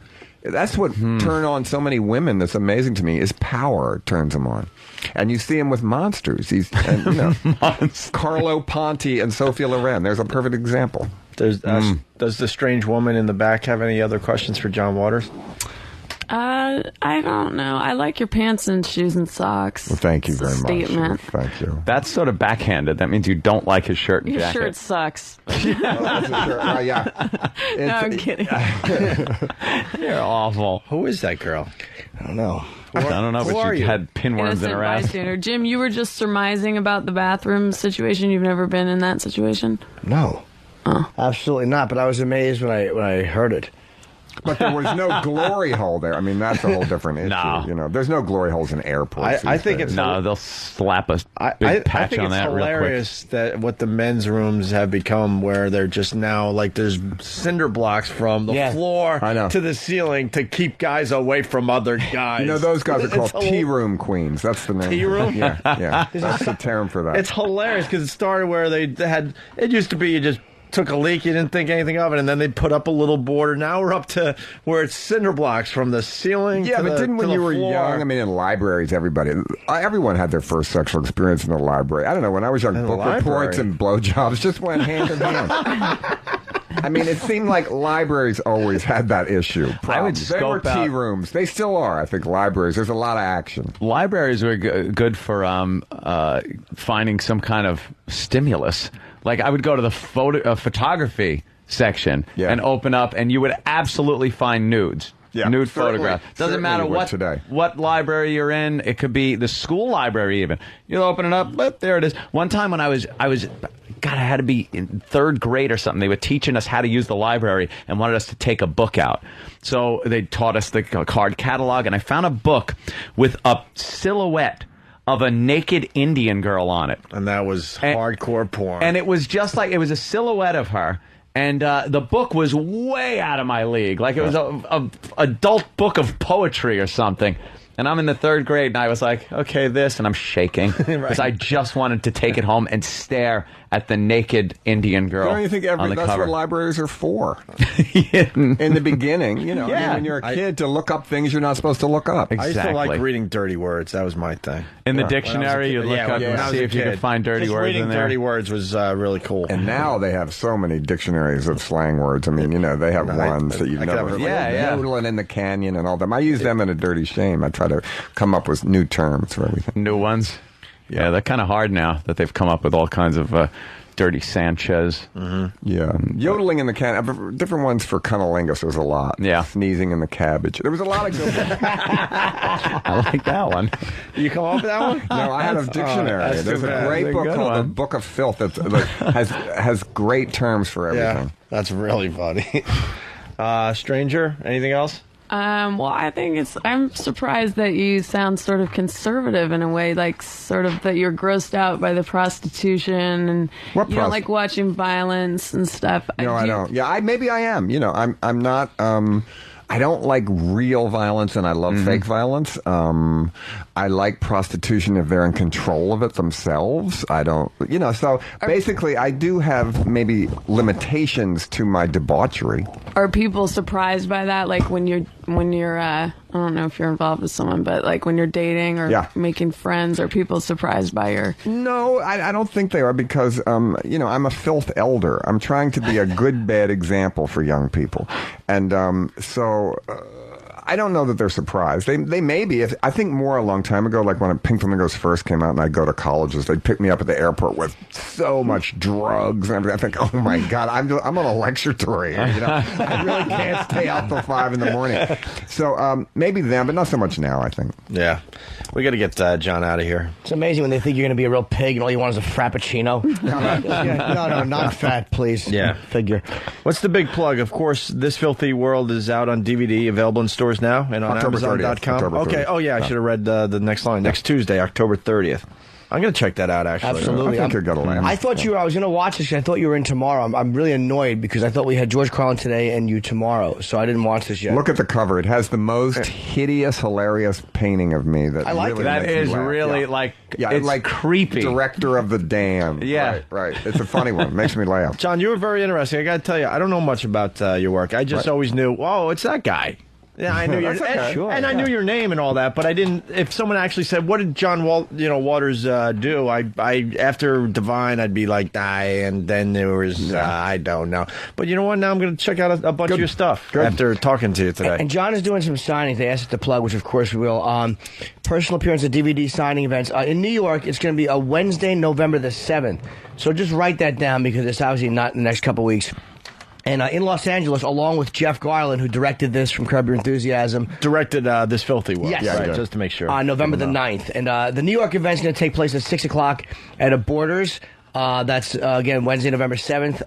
It's at the Madison Square Garden, one that I did my book signing at if anybody was there. How was it when you did it there? It's all the commuters? Yeah, you got a lot. It was much better than I thought. I was terrified. There was just going to be me and 50 people running by for a train ignoring me. But it was actually, actually good. It was good. Yeah, it was good really signing, good. yeah. And also the Los Angeles signing will take place at 7 p.m. at the Barnes & Noble at the Grove at Farmers Market. They should reword this. This is weirdly worded Because they list both the date, and then they list like your travel plans, and then like it'll be at the Borders, but then again, not the one. It'd be actually easier if they listed the bookstores it wasn't at. Right. But Carousel he will not be appearing. Yes. What's do you have a website? I don't, but there's a great one called Welcome to Dreamland that somebody else does a great job of it, and I encourage it, but it is not mine at all officially. Okay. I want to be harder to reach. Nice plausible deniability there. Oh, it's no big deal. John, thank you. Yeah, John Waters. Thank you. Really fun, man. The great John Waters, yes. Thank you very much. This was a pleasure, sir. See you again. All right, it's Opie and Anthony. We'll do Line of the Day next. Oh, God. Oh, boy. Oh, my gosh. Oh, boy. Hey, oh, my God. Oh, my God. Jesus.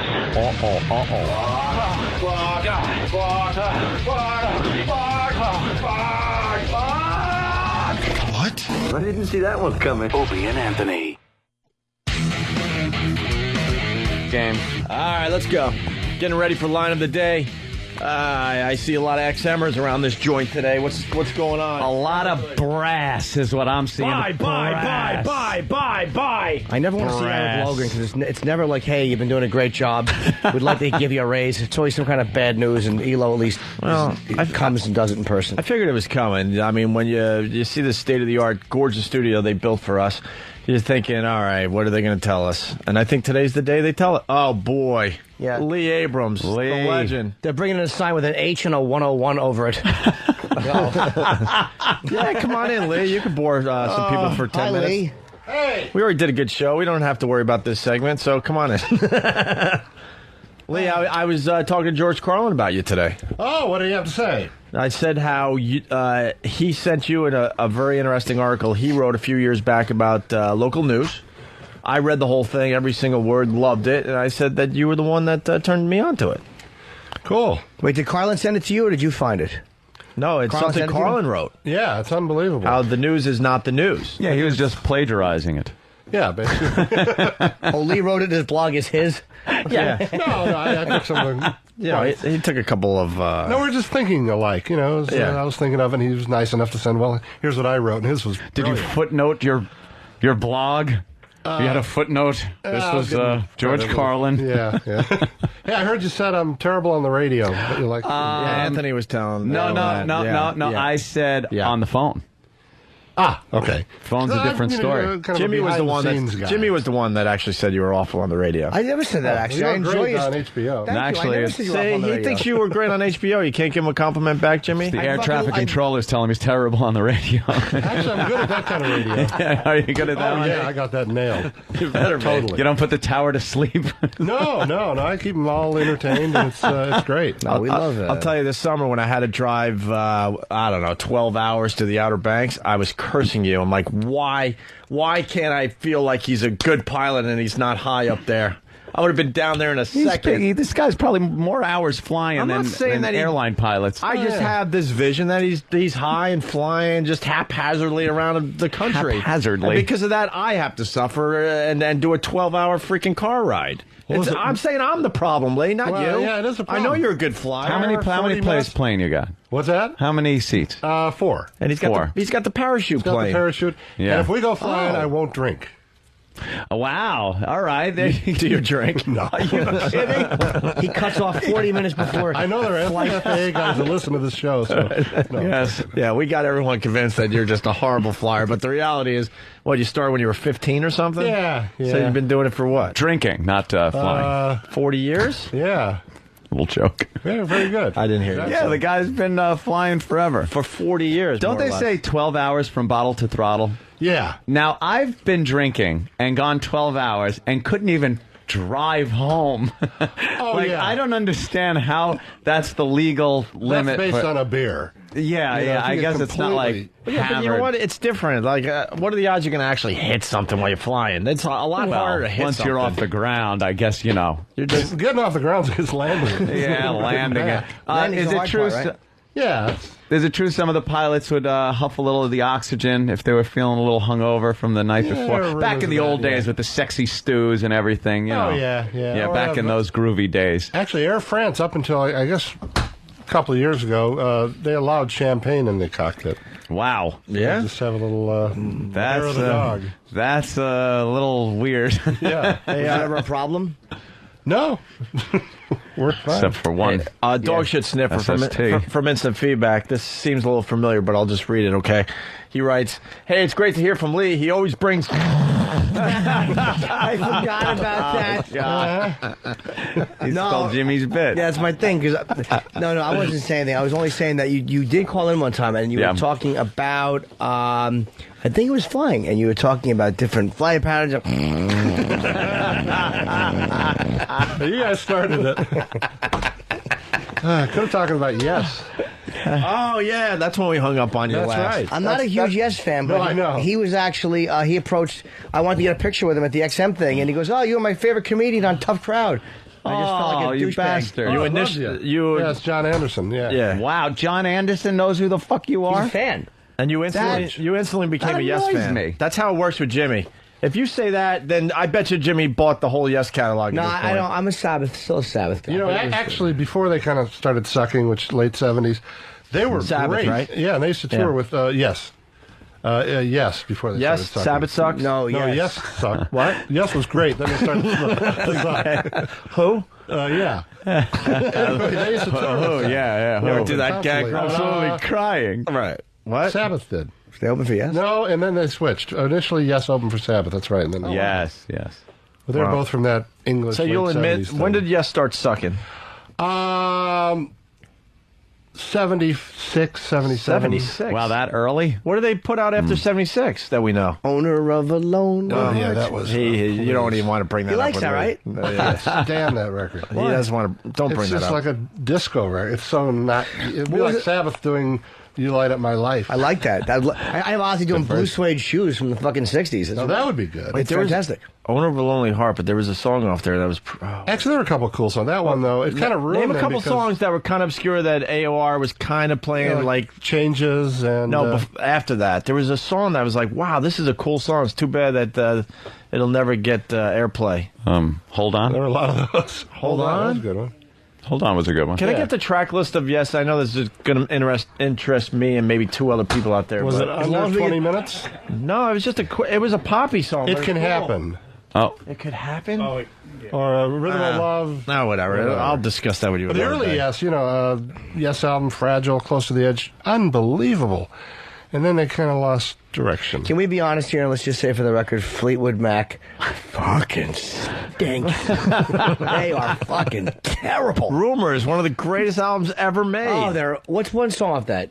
Don't Stop. I mean... Boom, boom, boom. Every fucking time I hear that, I want to smash you a wall. Yeah, I can't. They are horrendous.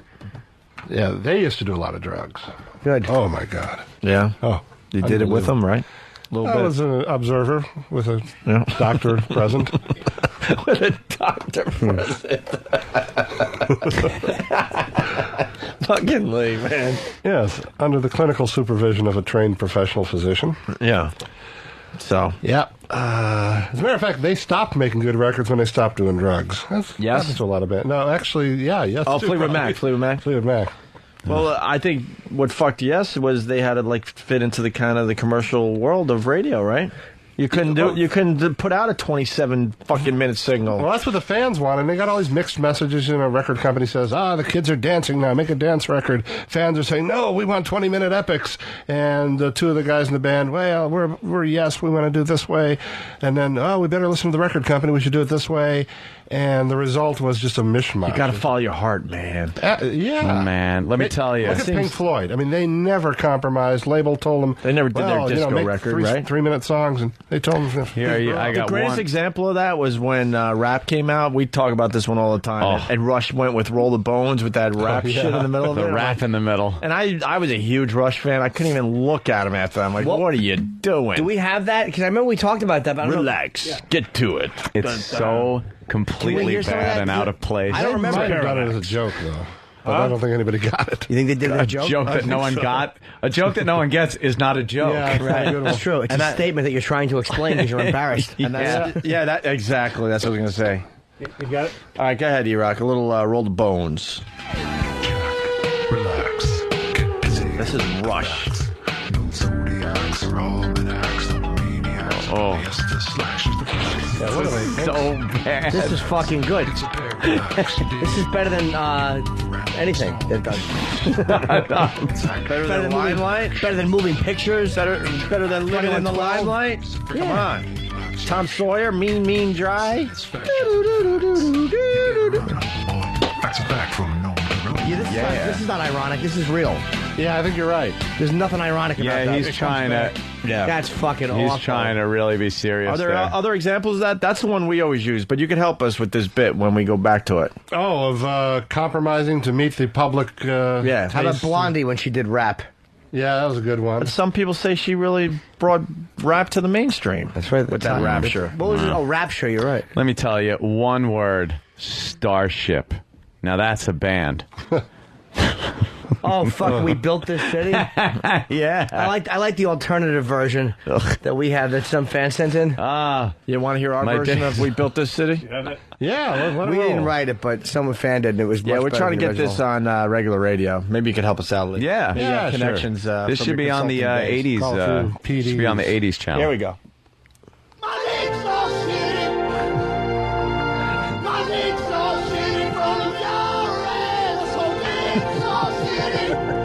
Dick's all shitty.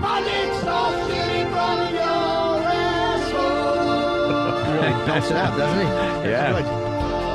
And then he just sings about his dick being shitty from your asshole. It's got a lot of potential. That's good. Could be huge. 80s on 8. That's where I see that being played. Absolutely. I brought it up when we were talking about We Built This City, where each market had their own traffic report that they could squeeze into the middle of the song. Oh, because there was the talking part where it was the traffic report talking about San Francisco. And I'm like, I'm in Rochester doing radio, when that record came out, I'm like, but we don't really have traffic here. But they're talking about all the local roads and stuff, trying to make it local. All you have to do is say overturned truck on the interstate, and it kind of fits anywhere. Right. Yeah. But they wanted the local streets. Yeah, and the road system up there is called the Can of Worms, so they had to work the Can of Worms into that song. Yeah, that's a problem. That's also what Jimmy's girlfriend had. Are you dozing off? Are you falling asleep over there? Oh boy, she's tired. She only got a couple hours last night. Nothing says that we're doing bad radio more than when someone falls asleep in front of our eyes. Especially a show member. Right. It happens. I dozed the other day for about 30 seconds. Yeah. It's hard sometimes. By this time, I'm dragging. Oh, believe me, I was whipping the camera around trying to get you really quick. I need a little vindication. Didn't work. You woke up, you bastard. Yeah, You'll be asleep. You'll be like dead asleep. And then you'll go... So when that album came out, you just wake up with a question. There are times where it appears I'm sleeping, where I'm just relaxing, but I'm listening. Right. I'm soaking it in. I'm resting my eyes. Nothing gets past these people. I said Tom Sawyer, mean, dry. I don't know how to sing. I don't know how to sing half these songs. You know, the question about good bands that have ruined their career by going disco or rap. That's good. I didn't think about that one. Oh, we gave you something good. Yeah. Your next blog could be all about it. That's right. Or have a contest. There have been a few. Kiss went disco, man. I was made for loving you. Disco song. It's a good song, though. I was made for loving you is a good song. I was made for loving it had the you, disco baby. beat. You were made for loving me. It had a disco beat to it. Rod Stewart, Yeah, Rod Stewart. Oh, he sucks. Do He you was think I'm always sexy? terrible. Right? He was always terrible. Lee, what else you got? Well, what do Give you us want to something know? interesting. Well, let's see. Stimulate my brain right now. What do you got? Right now? Oh, okay. What do you got? Anything from yes to do you think the terrorists are responsible for the wildfires? I think they are. Yeah, I think they obviously have something to do with it. Well, on the whole terrorist thing, this whole presidential election thing's kind of interesting. Is it? Yeah, I mean, it's everybody's on the... got to get into the middle. It's all that being in sync thing. You hear some of these guys talk, and then all of a sudden it's like, the fuck did you say that for? Nobody's going to buy that. That's and this. I don't pay attention to the process anymore. I got to be honest with you. And we're talking about the POTUS channel. POTUS stinks. Listen to me. Oh, Jesus! Wait a minute. Did you hear what the XM production department did last Friday? What was that? They had a poopus. Poopus? Which Good. was Good for an them. in-house chili cook-off. God bless the Poopus. Poopus, because POTUS stinks. You It's would pretty not crazy down believe there. how I'm not going to listen to a channel on XM that talks about the whole process of electing the next president. It sucks dick. You know what I'm noticing? I'm watching the news here about the fires. Yeah. And I guess there's a bunch of people, 10,000 or so, evacuated into Qualcomm Stadium. And I've never seen such a bunch of peaceful, well-behaved people Here we go. at a stadium being evacuated. Look! Look! They felt like confident enough where this stadium would be intact by the end of this. I don't Is that what you're understand. getting All at? I'm saying is they all look very white. Go ahead, No, say I it. didn't say Go ahead, that. say it. I wasn't talking skin color. I'm talking about their actions. Look, no one's screaming or yelling. Everybody's cooperating. Let's give it 3 days. We'll Let's see give what it happens 3 in days 3 without days. food or water. Yeah, I don't think that's a white-black thing. I think that's a human thing. And how come think I you- didn't Well, say New it? Orleans is such a shithole anyway, let's be honest, and Yeah, there's a high exactly. crime rate. If there was any group that was going to fucking misbehave anywhere, it was going to be people from New Orleans. I mean, let's be honest. Do you read those letters I send to the scammers? Yeah. Oh, dude. man. See, I knew he would come up with something. Lee Abrams is a freak. Don't mention my code name. The Nigerian scammers? Yeah, oh, it's great. Yeah, I love them. I've been reading along. It's like a soap opera. Lee Abrams. Why don't you explain? You engage these people that are trying to, the Nigerians, that with their money scam. Yeah, right? they'll send you a note that there's they are the wife of some guy who got murdered, and there's $50 million. They want you to have it. So I get into a full conversation with them, usually posing as a Ayatollah or something like that. And it goes on and on. Then we'll call them up, and they'll try to slink out of it and say, send us a money order for the $10,000 processing fee, and I will say, absolutely not. We must come and meet you. Name a place and a time. And then, okay. And then they'll set up a time and a place, and I will allegedly fly to them with the entire Iranian Air Force behind me, full security, and I'll take pictures of our security team. Scares the hell out of them. And of course, they don't show up, and then they are deemed an enemy of God, and eventually they end up apologizing. I got the apology. I got the apology email in front of me. Yes. Yeah. Obviously, he still smokes a lot of pot. That's what he's got to do. But dear holiness, and then your name that you probably don't want said. Abdul, I can say that much. Maybe. Too late. Well, no, there's more. Yeah, to it. there's much more. All right. His name is Mullah Ted. What, you don't want me to blow up your spot? That's right. He's a secret agent. He doesn't want me to blow up his spot. Yeah, blow his cover. Anyway, I'm it sure says, the Nigerians are all listening to XM202. right, it says, Dear Holiness, and it's Lee's name that he's using when he's communicating with these people. We thank you for the chance to apologize, and may Almighty Allah and God be with you and your family for your mail, and even willing to help a Christian. I had no idea you were an important Muslim, and I am sorry for the inconvenience. Wow. Please do not send your troops. We are poor and make mistake and have no arms and mean no problems. This is all misspelled, by the way. We are scared of your great power. Please, I will want to talk to you so I can explain man to you and get all problems cleared before we proceed. Till we take care. Till we talk, take care, and God bless. Regards, Mr. Blah, blah, blah, blah.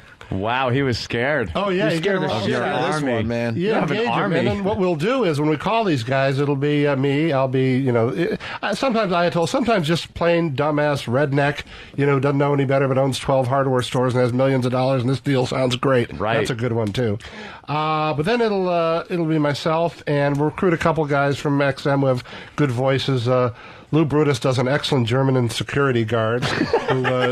And Martin Goldsmith from our class, who runs our classical station, is the perfect British intelligence person who is also translator, because I'll be speaking in some bizarre language. He will translate and tell, sir, you must listen to this gentleman. You actually get these guys on the phone? Oh, yeah, that's the key. Hysterical. And this is what I mean when I say this merger has to fucking go through. These guys are now play acting because they have absolutely nothing to do down there.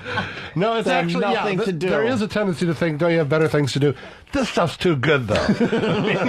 Come on, when they say there's $25 million waiting for you, this is not a trick. Okay. A multi-million-dollar compound down there in Washington being used so they could get their characters just right. The fucking jerky boys. Right. Doing prank calls. And of course, I do not use an XM email for all this. There's a yes, it's all done on your private.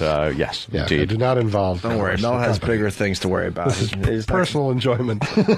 Look how paranoid you are. I love it. All right. Yeah, I forgot about that. I meant to bring it to these guys' attention. Why is Don Wicklund wearing a suit? That's hilarious. He always looks very well dressed. Merger. Hilarious. That's true. That's Mel's favorite color. Are we gonna get fired, Elo, if it happens? Yeah, Elo. Let's hear from you. Oh, I didn't know he was there. We're very worried. What's up? What are you worried about? They're going to give us a boot. Well, you don't wear the pin. What's your problem? He's got a you know when the Nazis would wear their little Nazi pin to show loyalty to the party.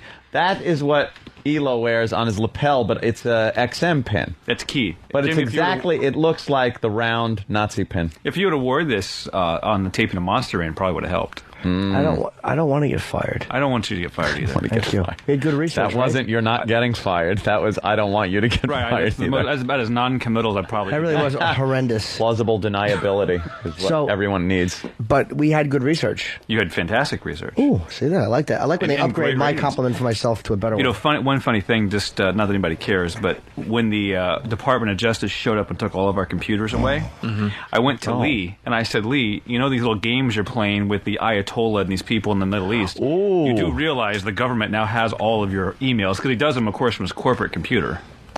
Wow, I can't wait till You see that look on his face right there? I can't wait till you're at Guantanamo. However, if the government looks at those and says, this is a problem, it's much worse.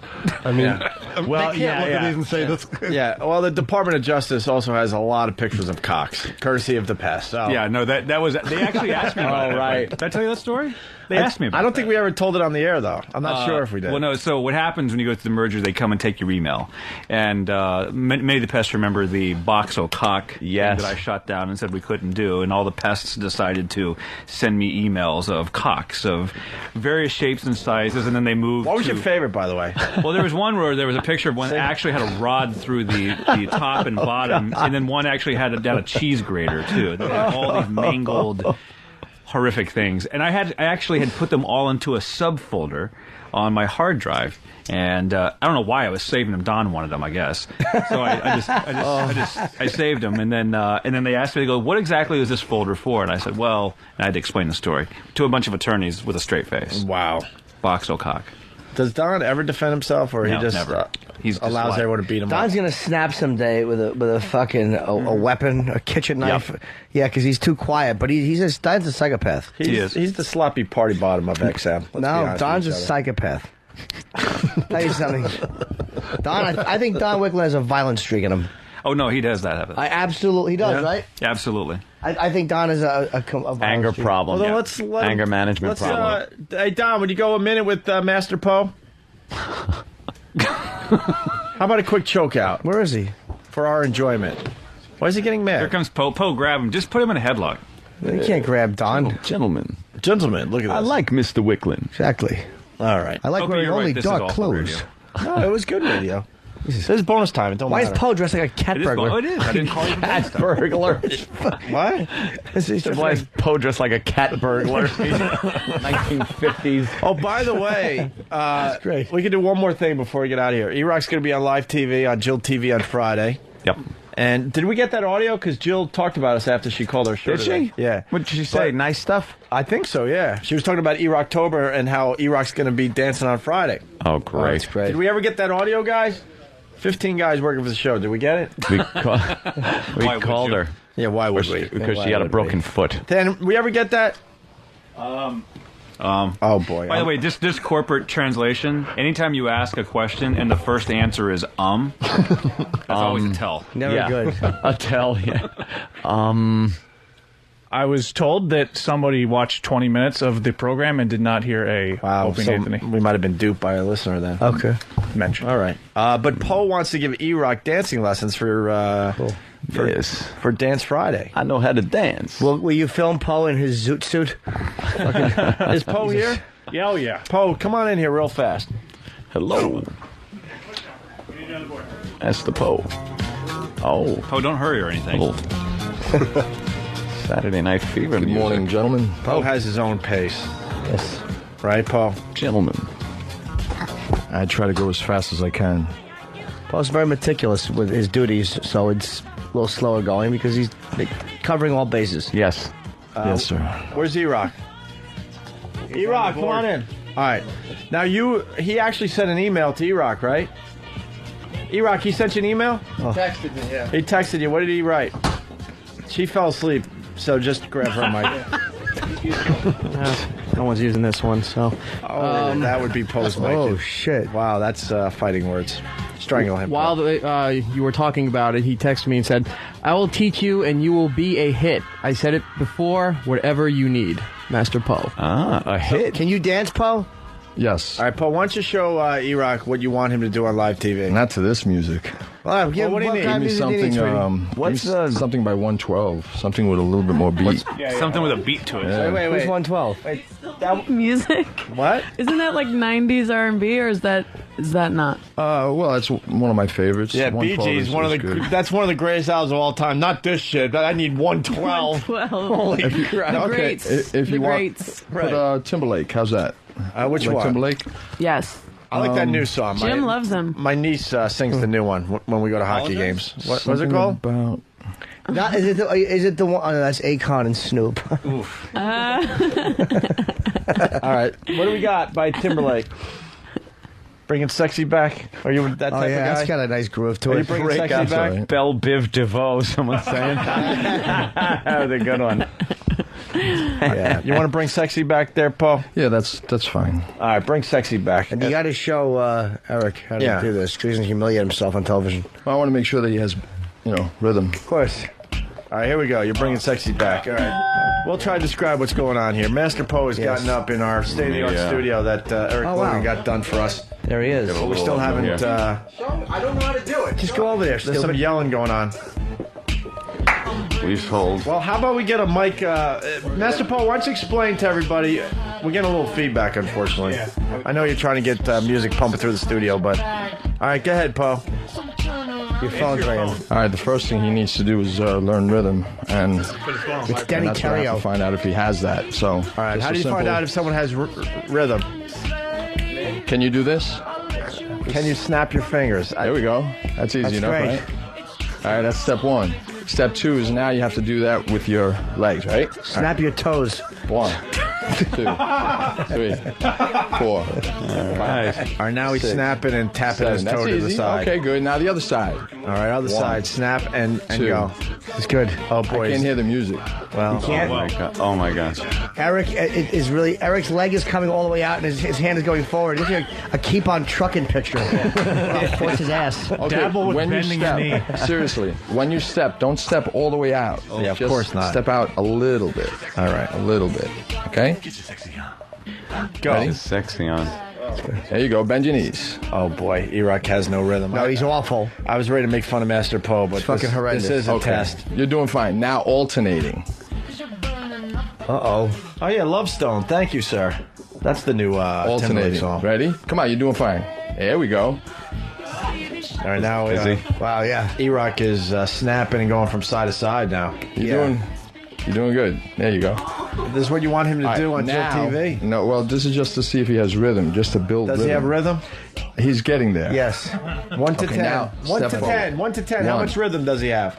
5, 4, 4. Right now, 4. Right now, 4. Okay. All right. Working now, up to a go 3. forward.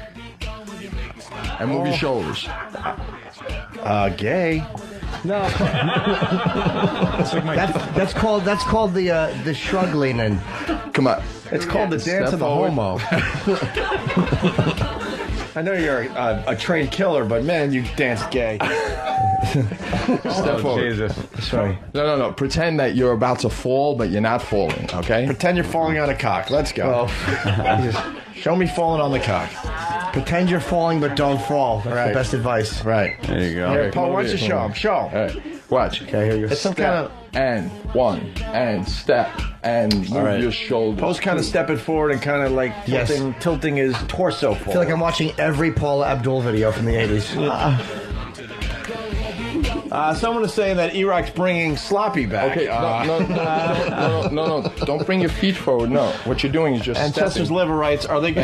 All you're doing is stepping. Are they going to start Dirty Dancing soon? Nobody puts Fatty in the corner.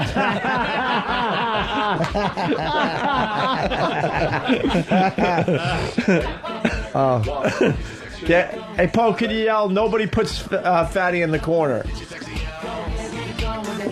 Yeah, why try to do a joke? Nobody puts Fatty in the corner. Oh, wow. Got great timing. E-Rock dances like fucking Ratso Rizzo. There we go. Nothing on that? Oh. In front of your girlfriend and everything. That's all right. She's seen me bomb before. Oh.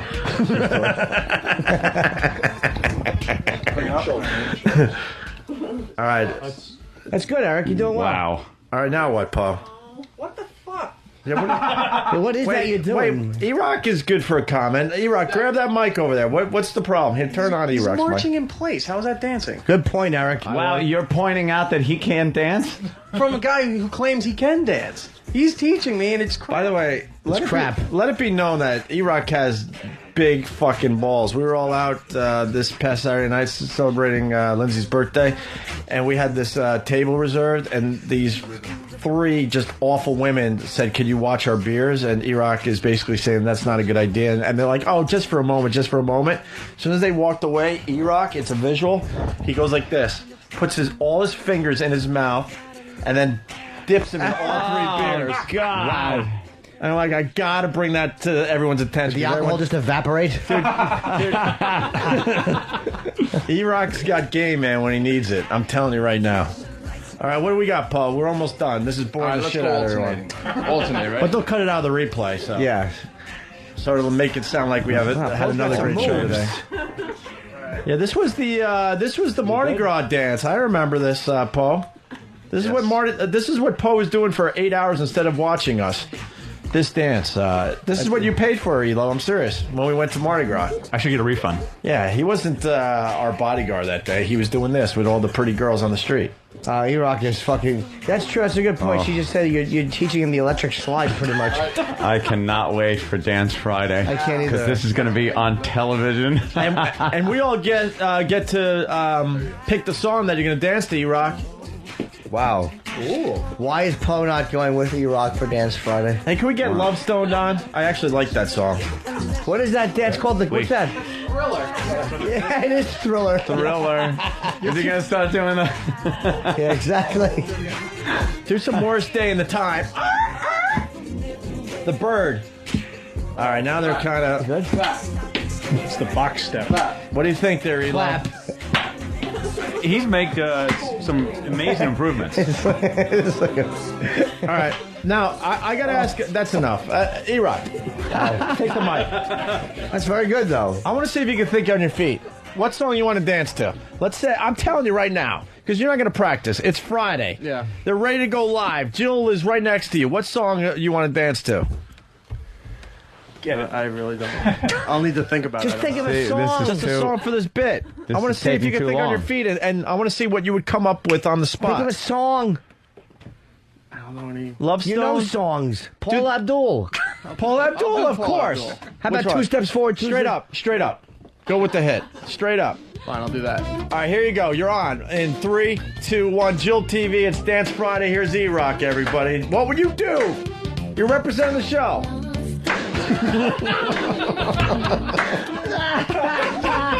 Jimmy could explain this. Yeah. Picture someone just making a total asshole out of themselves. I don't know how to explain it. The Elaine dance should be on Dancing with the Stars compared to this. It's like a dance version of the Randall from Clerks. Okay. He's almost doing like a one-step the Randall. All right, now he's holding Now he's the doing the microphone Randall. Yeah, do it for real, Boogie, because you're on television. Yeah, you're man. on TV. Let's go. Shake the hips. What do you got? He's Let's sexy go. it up a little, would you, for Christ's sake? Super Bowl shuffle. He's like, he's doing, what's that move? That's funny. Where he's jiggling his, like, shoulders. Yeah. It's almost like a shoulder wiggle. Yeah. Wow. Downwards. Those are you should be on your back and, like, you should be paralyzed and people should be exercising you. Wow. I knew where I wanted to go with that. But apparently I steered off into the humorless zone. I saw a joke and I just drove away into the fucking grass. E-Rock, you're going to be on Jill TV Friday, so. All right. All right, turn off That this was crap. good. Are you going to make us all look like a bunch of dopes, you know that? Man, that was hard to capture with the camera. I had to move the camera around. You were moving so much. Boy, were you. Do you need oxygen? Did you almost pass out like Marie Osmond? No, I'm good. You're good? You see the Marie Osmond clip yet? That was fantastic. You saw Yeah. it, right, Lee? No. She passed out on live TV yesterday. No. Yeah, it was hilarious. And why do they go to commercial? That was the dumbest thing. We agree. Watch her flounder on the ground. I know. You like our observations, don't you? I do. Why'd she pass? What was the Elo's convinced that's terrorists. She was with the fires. exhausted. Yep. exhaust? I should run the earnings call script by you for Thursday. Space Shuttle just blew up. No, it didn't. Did it really? No. Don't put out erroneous reports like that. You had us go. You said Van Halen were canceling their tour a couple of Oh, my Yeah, that was a good man. one. We got you on that one? Oh, totally. That's one you could actually say. Yeah. Yeah, but it also we're writing to the manager, oh, sorry about the tour, you know, I understand. And they write back, what? Oh, my God. You really did that? Oh, yeah. Did you hear Van Halen Out of Tune? We played that on our show yesterday. No, I didn't hear that yesterday. Oh, man. You know, reading your blogs, it makes it sound like you listen to us a lot. But I do all the I guess time. you don't Constantly. really. Huh? What time were you? I think I was writing to Nigeria at that time. Of course. This is, we'll end with this. Yeah, give me a little taste. Hey, is the Mad Mexican still at XM? Oh, of course.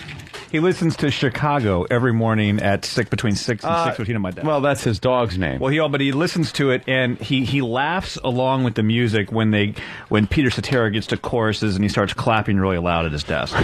Actually, when he does it, I'll call you and let you hear it. I mean, I swear to God. What's wrong You with do him? realize you have an insane person working there. Yeah, I know. Yeah. He's a mental patient. He's absolutely crazy. They used to write drug songs. You did? No, they did. Chicago. Really? Well, like yeah. which one? Saturday in 25 the or Park? 6 to 4. What's that about? That's LSD 25. Apparently wrote it, in like 4 o'clock in the morning. Should they take some more acid or should they sleep from 6:24. 624. So, and if you listen to the lyrics, they deny it, of course, but it was Is there any other songs like that? Color My World. Oh, my world, of course. Acid Trip, right? Yep. Tracers, right, Lee? Oh, yeah. Under the Bridge. Yeah, man. About heroin addiction, man, and what it can do to your soul. That's right. What about I Am the Man Who Will Fight for Your Honor? That's right. From the Karate Kid. Somebody badmouthed pot. That was a good movie. That was actually a good song. I had that on my iPod. That's a fucking good tune, man. Shut up, it I isn't. do. I swear to God. I know you do, but Lee? it isn't. For Lee, because he didn't hear it, this is Van Halen Out of Tune. This is actually during their concert. This wasn't their rehearsal. Okay. This was late September.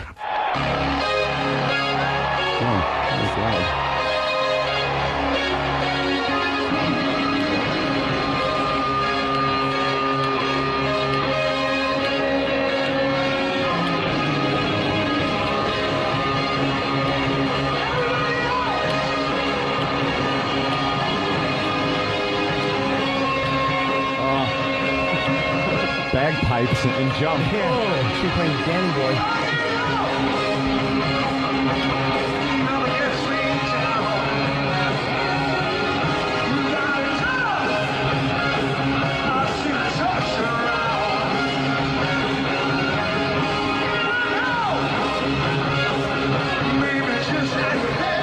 Eddie sounds good.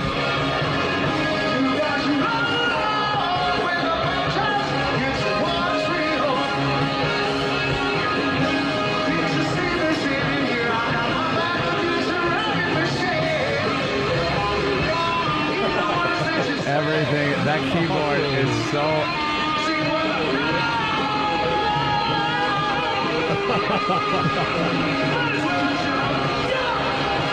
Like a bunch of junior high kids getting together and playing Jump for the first time. They almost have it, They right? need practice.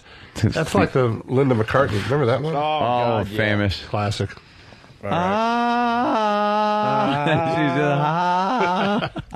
All right, what did we learn? POTUS sucks. Sucks a big dick. No, I like it. Did you listen to it at all? It's very informative. Why would you? Why? I'm kidding. I'm just kissing up. Wants to follow the process in this Poopus day was and good. age. Poopus was terrific. Yeah. Oh, the craziness down there. Fucking Yes, sucked after 76. 76, yeah. Used to warm up for Black Sabbath, although Yes, they Black did. Sabbath warmed up for Yes as well. Yes. What else we learned? We also learned that George Carlin draws his material from 4 places. It's Silly. Mouth, ass, dick. What was the F? Balls. Balls. We learned that George Carlin is a big fan of ass to mouth. Jimmy Norton. Yes, we learned that. I wish he was, but he did remember me, and that's all I cared about. He remembered us too. Yes. No, our remembrance was fake. I could tell. Oh yeah. I go. You were on our show once a few years back. He's just sitting by himself in the green room, and I walk in. I'm just like, that's fucking Carlin, just sitting there by himself. Still relevant. 50 years later, right there, Lee. Abso-fucking-lutely. The guy is better than ever. By the way, I make fun of this guy, but he is a radio god, Lee Abrams. Oh, yeah. A radio fucking god. Dude, you want was to consulting radio when he was 15. What were you doing at 15, Jimmy? A lot of time I was probably listening to what Lee did, because when you look at the way, like Lee always explains how AM was one way and then FM kind of.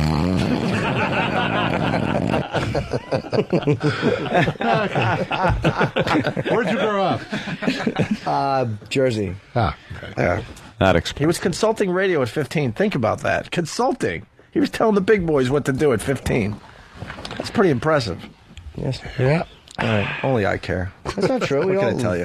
What'd you learn, Logan? About a nice studio here for you guys. You did, thank you. Yeah. We're almost willing to Really forget. nice. It's nice. We're not getting a boot, though. We're Well, here for a while. didn't say that. I didn't say that. My say comment that. on the record, if we go to the replay, I think will show that my statement was, I hope you don't get fired. Why would we, though? We did good research. I did good research. That's my answer. Doesn't matter. Who knows? Who knows? I don't need to do this anymore anyway. Who gives a shit? Really? Yeah, you just bought a place. You did. Must have made some good investments. I over the saved years. money all these years. Saved money. I'm in the I don't give a fuck part of my career. It started a week ago. Why? What would you do if you weren't doing radio? No, figure something else out. You'd be bored. I'll figure something else out. You'd be up walking around like, all right. I'll just be walking around all right. Oh, we got to do line of the day because it's brought to you by a fine website, bodogfantasy.net. If you're playing fantasy football this year, here's where the copy's different. Do the smart thing. Yeah. Right there? That's correct, Opie. And head over to bodogfantasy.net for everything you need to win this season. Wow. Here's a runner-up line of the day. By the way, for the trick-or-treaters, we're health-free. Sally and I are health conscious. The kids come to the door, they get a B12 shot. That's what I want them to know. And we go to the next one. Runner-up line of the day. The inconsolable family of Delhi's Deputy Mayor, S.S. Bajwa. Hello, Dell Customer Service? Hello? Oh, that was awesome. That was very funny. BodogFantasy.net, thank you. Here's another runner-up line of the day. It's going to be on screen with you. No one's going to be looking at you. They probably will. They'll be like, why is Jill dancing with Pugsley Adams?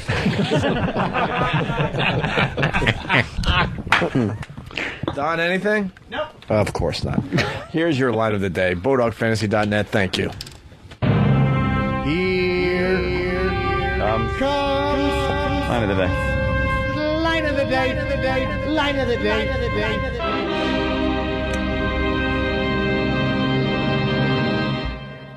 It's a long game. We look at it as like this generation. Yeah, right. They're in for the long haul, man. That's right. And they're in for the long haul. Time is on their side, and we're so anxious to look at the next quarterly dividened.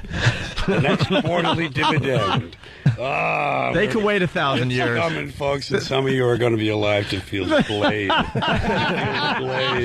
It's going to be wonderful.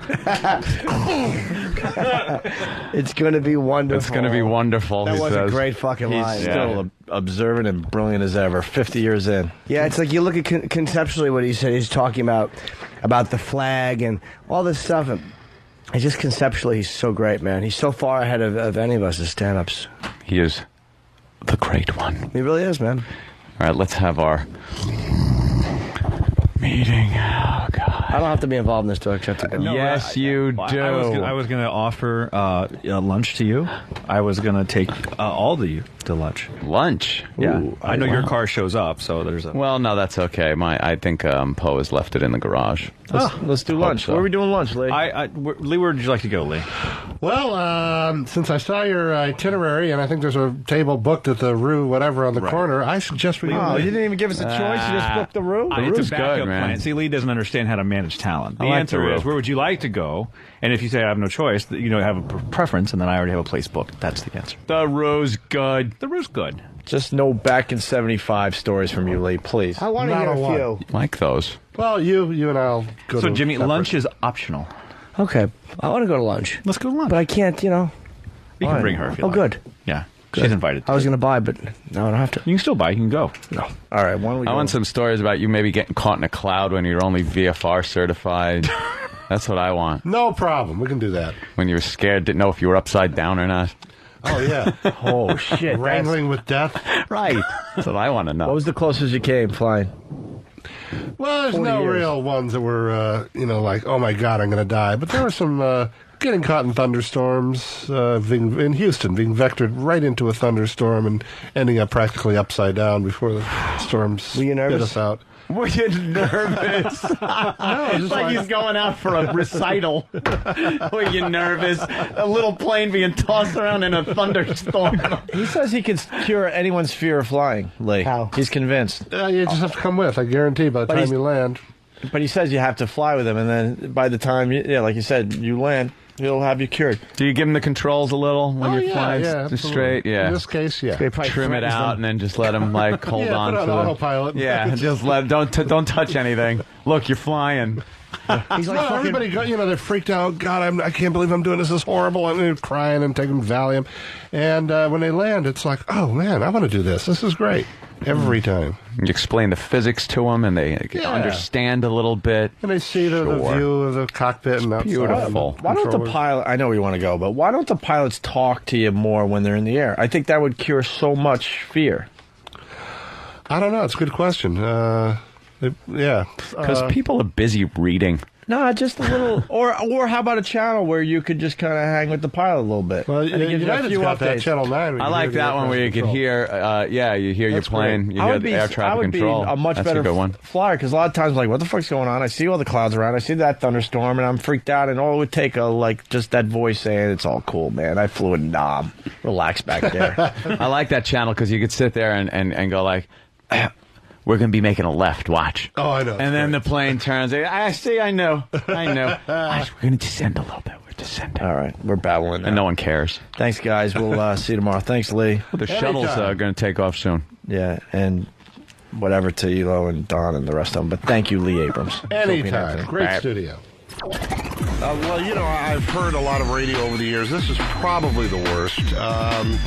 Way back in the middle 60s, there was a small station outside of Moline, Illinois. I believe it was WRCW, not sure of the call letters, 1590 daytimer, signed off at sunset rather.